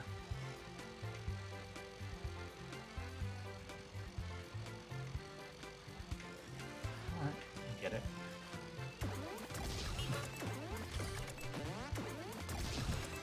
Alright.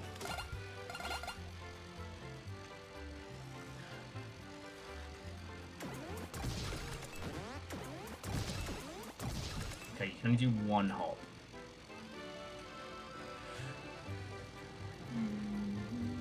Yeah, and again, this one, I think... And even Resi 4, as much as I love it, did not use QTEs well all the time. You know, we all think of running from the boulder and that great myth of, like, feel like you're mashing Leon's legs to sprint away, but everyone forgets about that fucking mandatory knife fight from Captain Self-Inserto. You know, your old buddy from your training days. Sir, I've never met you before in my life.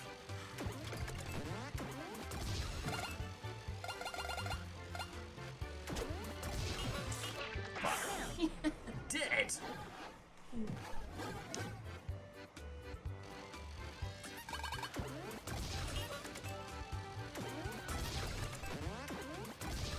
Fuck. Distron says they have to get their brother to do the knife fight.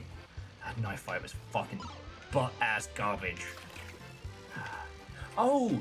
Dragon Slayer. That was just a series of QTEs. Same with, Oh, I can bounce forward like that. Alright, I didn't know I could do that. Sorry to make some of you feel fucking ancient. Willy Beamish. It's a British slur, don't worry about it.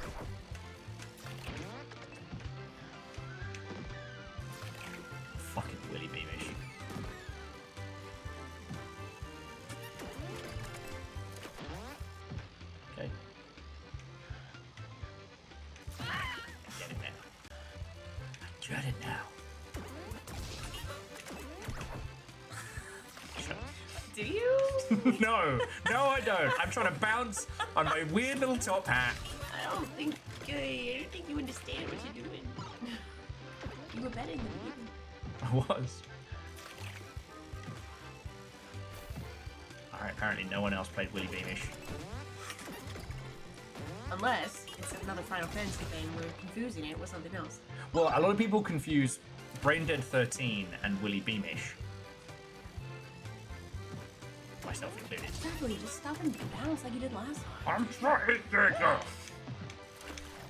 It's easier said than done. I mean, you made it look pretty easy the first time, and then you're trying to do fancy stuff now.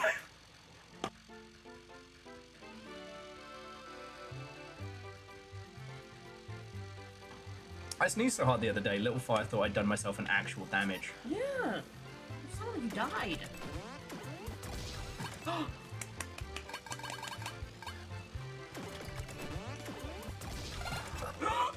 Yes. Yes, I am rushing it.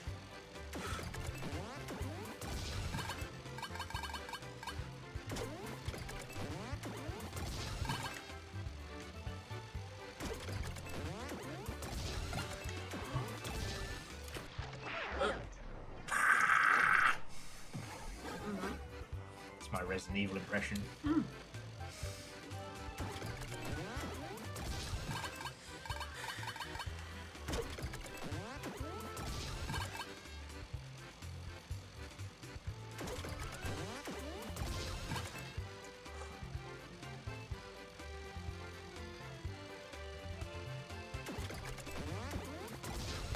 Yeah! Best at driving, best at driving!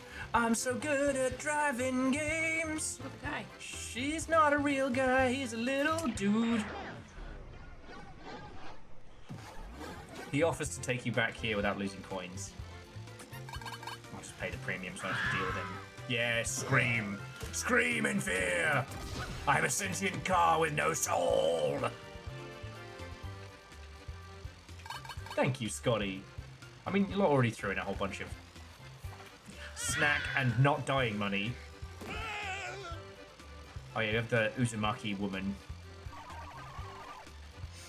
That alien mask is giving me the creeps. It's a horror experience. Spooky! Ooh. It's a big poo. That's a long dog.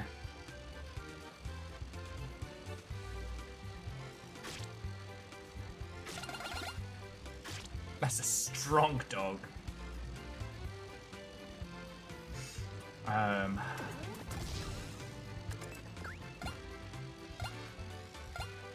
But yeah, no, the thing I always like talking about is that Resident Evil has managed to reinvent itself like 3 fucking times. And hasn't been afraid of like, alright, here's what other people are doing right in our space. Let's try it. You know, Resident Evil 7 is wildly experimental. But they were like, nah. Everybody else in the horror space is making spooky-ass first-person shit. You know, really making you worry about going through every corridor. 1 Million Years Dungeon, PVS. For both being funnier than me and for making a terrible joke. It was probably crafted in the lab. The infamous J-Virus. Wesker. But where's Wesker?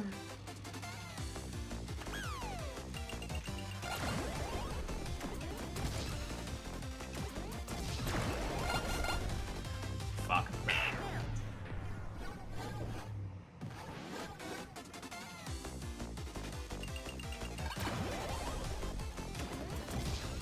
You must feel sad.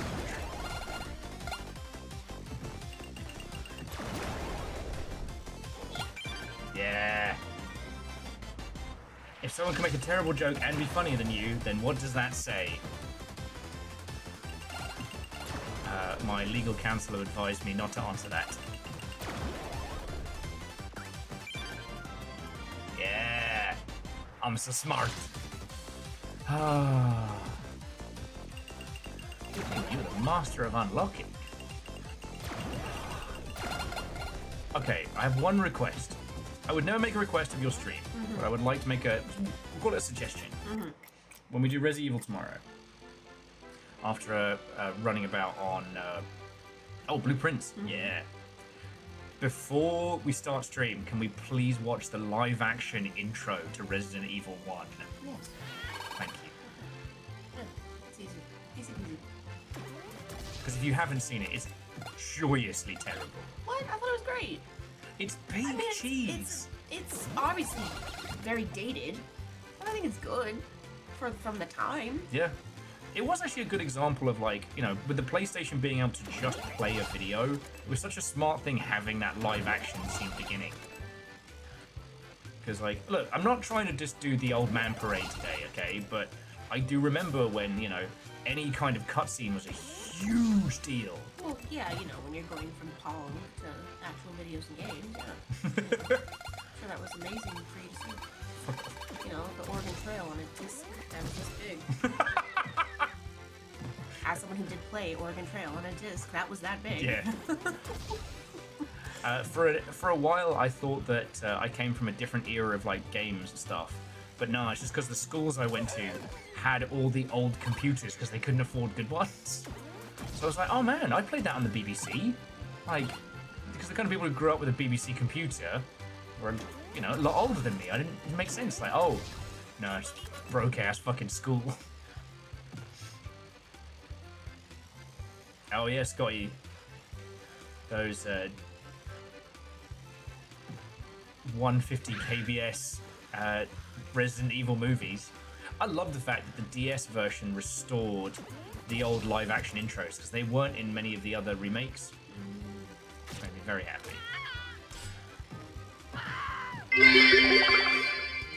Nothing to see here.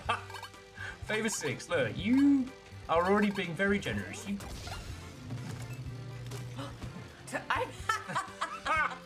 Alright, I take it back. Fuck you. Can't believe you've done this.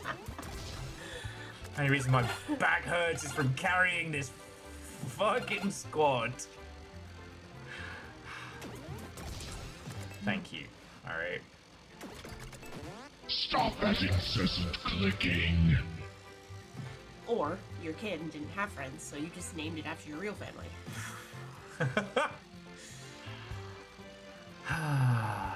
Alright, but Favor 6, thank you. You just make ibuprofen the fucking Jarl. Nice.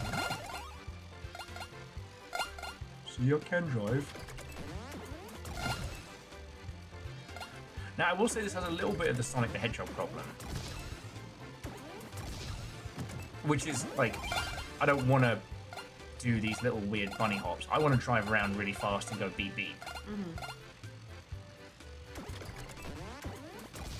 This is where it says it's not a bad game. It's No. just not a stream one. Like you could spend like some nice chill time just lounging on the couch and play this. Oh yeah, I'm super glad that you're here and that you lot have been providing conversation topics about, you know, hyper interests of mine, lest I go completely monosyllabic.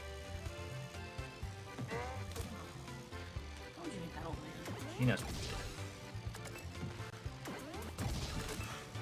Court's never convicted, but I never forgot.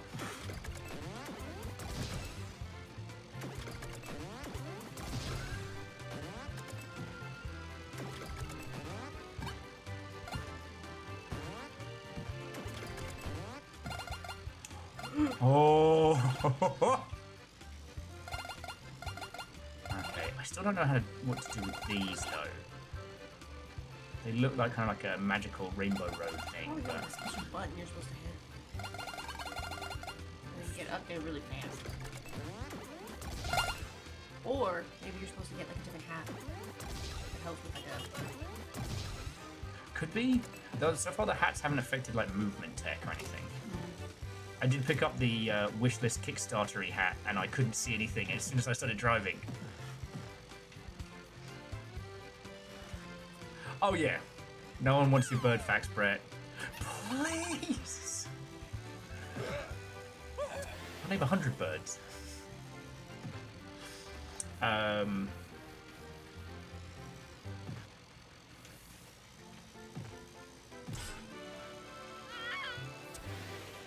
It's kind of a nice place to pop up for a view, you know, and then we'll start bringing our adventures to a close. Because, alright,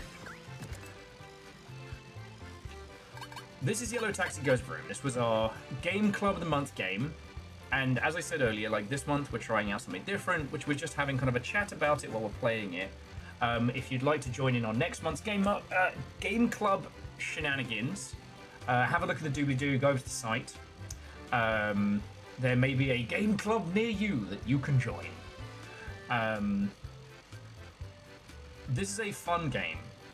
Like, honestly, like I could quite happily spend like a whole day just burritoed up. Or like summer evenings when you can't really like focus on one thing type night. But it doesn't provide a lot of conversation because it's all about the experience. You know, it really does feel like, do you know how to drive around while I'm nattering?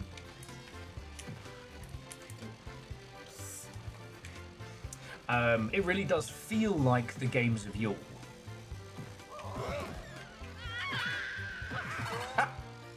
See what I mean? They had it coming.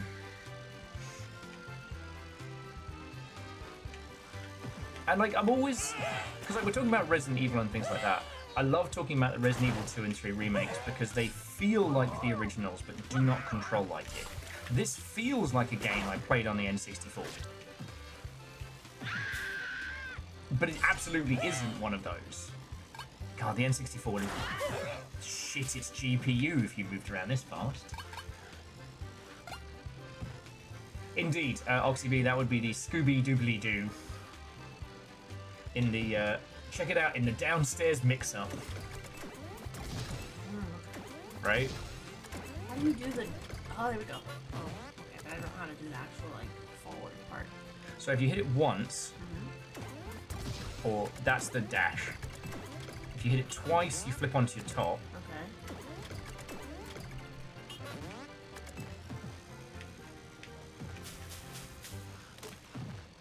Okay.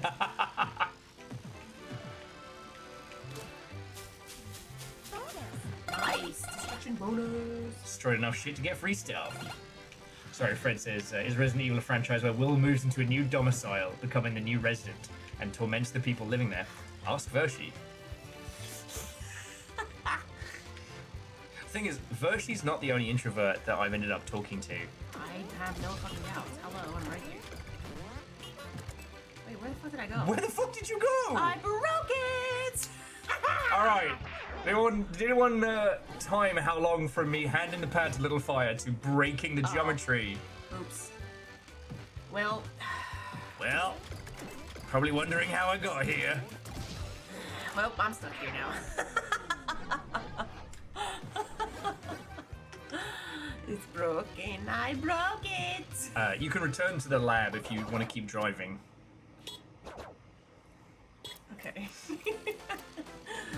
And yeah, like, friends, once I'm done here, I'm chucking over to Little Fire, and we're basically just going to swap seats.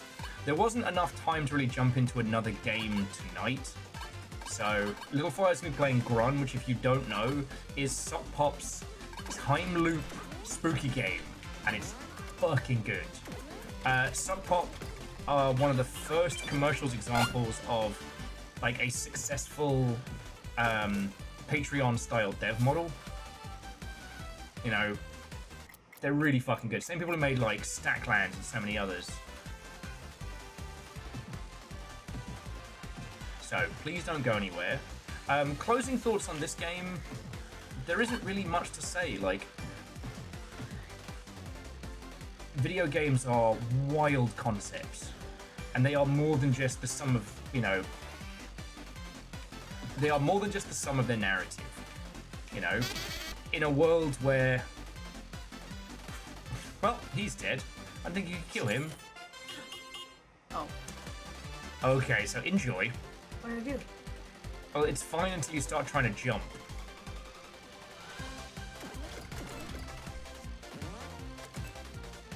Because anytime you go up a ramp, it takes over the entire camera. Oh.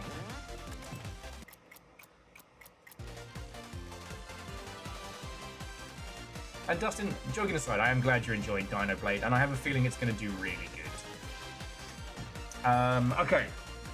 My closing thought on Resident Evil is just that It's a AAA franchise that has reinvented itself and has had no qualms in completely breaking tradition, and as such has remained in the public consciousness. Now that video games, especially PC games, are huge, this Resident Evil is probably going to sell stupid amounts of copies. I think that Capcom are looking at the crazy bank. And I'm happy for them, you know? Now that the big US AAA studios have kind of shit the bed, great. Capcom and the Japanese studios get to be the new rulers, or I should say return to being the rulers of the single player game. That's okay. But the lesson is like, you know, it's okay to mix up your formula. Because Resident Evil 6 is still fucking scary. Like, it is the epitome of the haunted house game. I will say though, if you don't like seeing people's hands get injured, don't play Resident Evil 7. Just don't. Yeah, maybe it's not for you. And hey, if you enjoyed 7 and you wanted something that was a bit more silly, then you get Resident Evil The Village, which is 8. Which does have some sections that are fucking scary, but for the most part is so cheesy, it's brilliant. Yeah, there's definitely some sections that I'm like, Yeah. I think that the fact that you get Lady Dimitrescu first, which is a little bit spoopy and a little bit silly, and thirsty depending on your... it was also a little disappointing because well, that was our own fault though, but I felt like that was going to be a big part of the game, and it actually isn't. It's the smallest part. Yeah, but I also appreciate Capcom's whole marketing maneuver where they'll take the first third of the game and promote the shit out of it, and then you'll be like, oh shit, I saw everything in the trailers and I'm only a fraction of the way through the game. Yeah, no, I think that's And like the Puppet Mansion, fuck. my fave. Did you see the Resident Evil puppet adverts they had for the marketing? Maybe. They did like Muppets of the main bosses. Fun. Yeah, it's really fun. I got another gear. Oh no! What did I do? Don't capture me. Look, I've said it before, I'll say it again. Lady Dimitrescu was so successful that she replaced Mega Man and Ryu on all of Capcom's like PR and press stuff for like a good year. And I do think that Lady Dimitrescu saying "stupid man" thing has probably changed a few people's lives. Some people have had to look inside themselves after hearing that.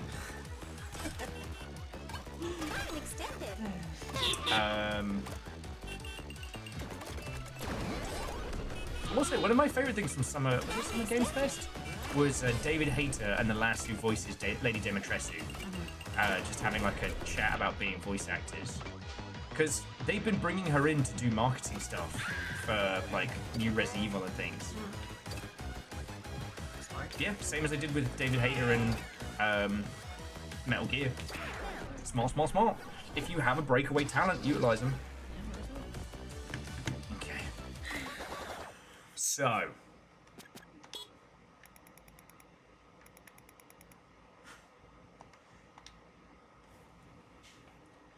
Video games. The Tower of Power.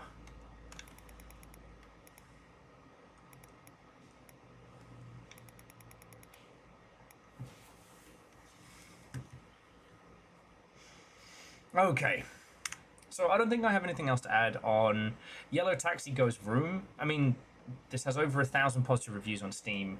If you have enjoyed Mario Sunshine and want that but more hectic, boy howdy, here I got you.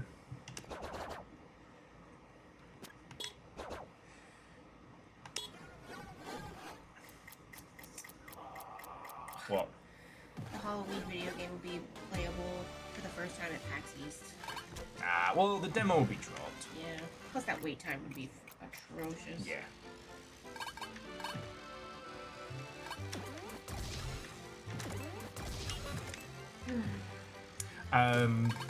So yeah, I guess it's the usual thing. Please, please, please check out the game club if you're interested in joining a club near you or finding out or picking up whatever next month's game of the month is. Check out the stuff in the doobly-doo. Now, you don't get charged until the following month. So if you pick it up now, you won't get charged until next month. We don't know what the game is until we get it. They're very on time. It's early in the morning on the 1st. I guess because they're on Australia time, they're more awake than we are. God. Gyrating over there. Yeah, you'll want to keep talking Resident Evil. Don't go anywhere. We're going to swap seats. Little Fire's playing, as I said, Grun for the first time, and it was fucking good. Boy, howdy, there's been a lot of game news today, and I think the conversation around that was brilliant. And you lot were... We had to talk about a lot of heavy topics today, and despite that, we got... The conversation was good, and so was the company. So thank you all, alright? I don't think there's anything else to add, other than, like... I thank you all for throwing money at us for snacks. You may have thrown too much snack money at us. We may have to use that for real people food. I'm sorry, I don't make the rules. We may have to use that for surviving and eating. I know. What a bastard. I actually have to order that. There will be snackage, so. I do have to order that fucking Game Boy as well. So maybe we'll order some snacks on the internet at the same time. Ooh, pick some ones that are like, ooh, we're gonna try this snack. Yeah, done. You know, maybe try a British whirly gig or whatever the fuck that shit is. Okay, firstly, it's got a curly whirly. Oh, same shit. Whirly gig. It's not a snack, it's a chocolate bar. It's like the education I'm attempting to divulge for free. For free. I'm not even charging. Emotional damage doesn't count. I was gonna say, I pay for it insanity. We'll see, Fred, we'll see. Right.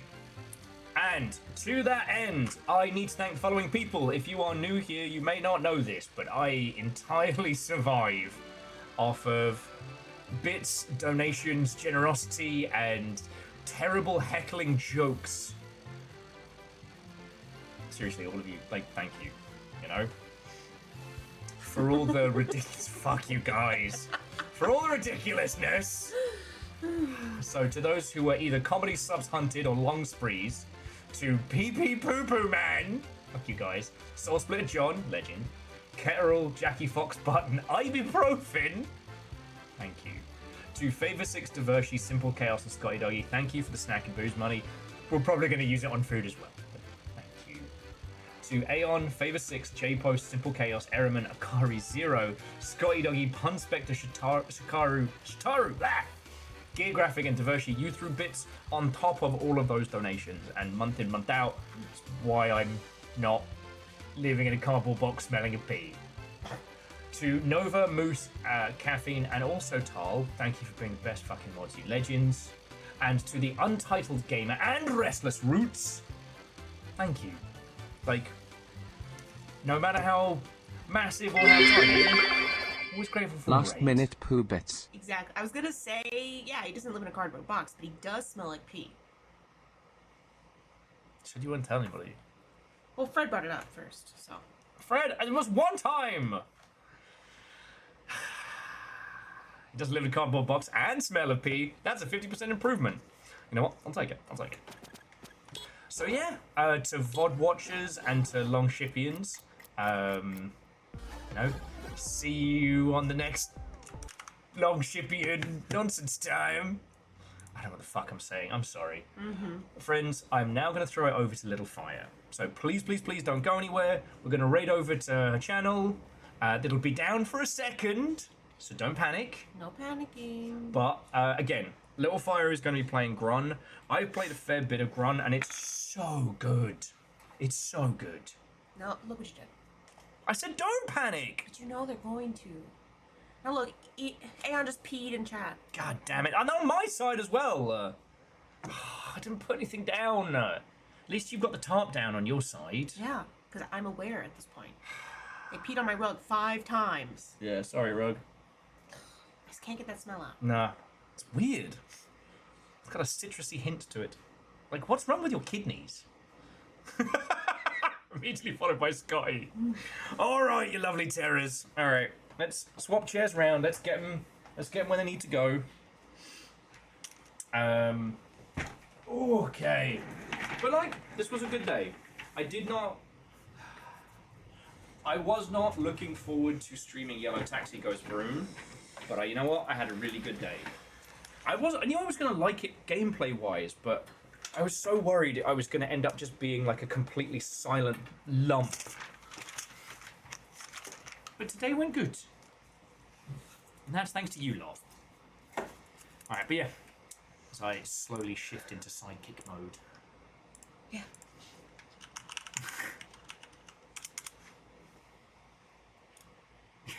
Don't further delay the start of the stream. Alright, Virtue, you said a lot of untrue jokes. That's entirely true. I talk to myself a lot when I'm by myself. I do too. Don't worry about it. When you were working nights, as soon as you'd go, the first thing we're like, right, Will, what are we doing? Address myself like a fucking... I am my own parent. Well, you know.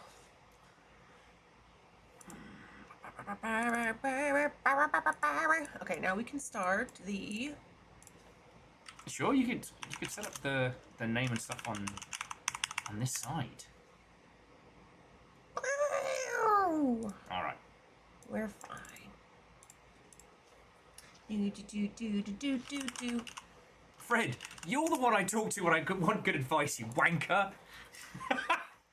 You turgid bellend. This is disturbing. A disturbing development. At very difficult intersections of my life, there is one person I have messaged, and that has been Fred. For all the piss ripping, Fred's one of the few people I'm like, all right, if I need someone who's actually going to give me good advice right now and not tell me what I want to hear, I text Fred. Makes sense. Okay, I'm switching earbuds though because I don't want your ear sweat in my ears. Done. Thank you. I still think this one is going to be that. Why is this dealer taking the piss? I've been standing here for 20 minutes. Uh-huh, yes, right. I know what reference you're making. I said, nice one, brother! Now, if I I need someone to get a reference, I'll call Sadlin. Oh. Sadlin thinks I'm very funny. I'm sure they do. I'm sure they do. That's nice, dude. Breaking news, man swaps spot with significant other. Everyone panics, and now the chair is on fire. No, the fire is on chair. That's how that works. Chair on fire? No, fire on chair. Fire's on the chair. Cargo zoom, not cargo space. Yeah. Dumb. Like that one.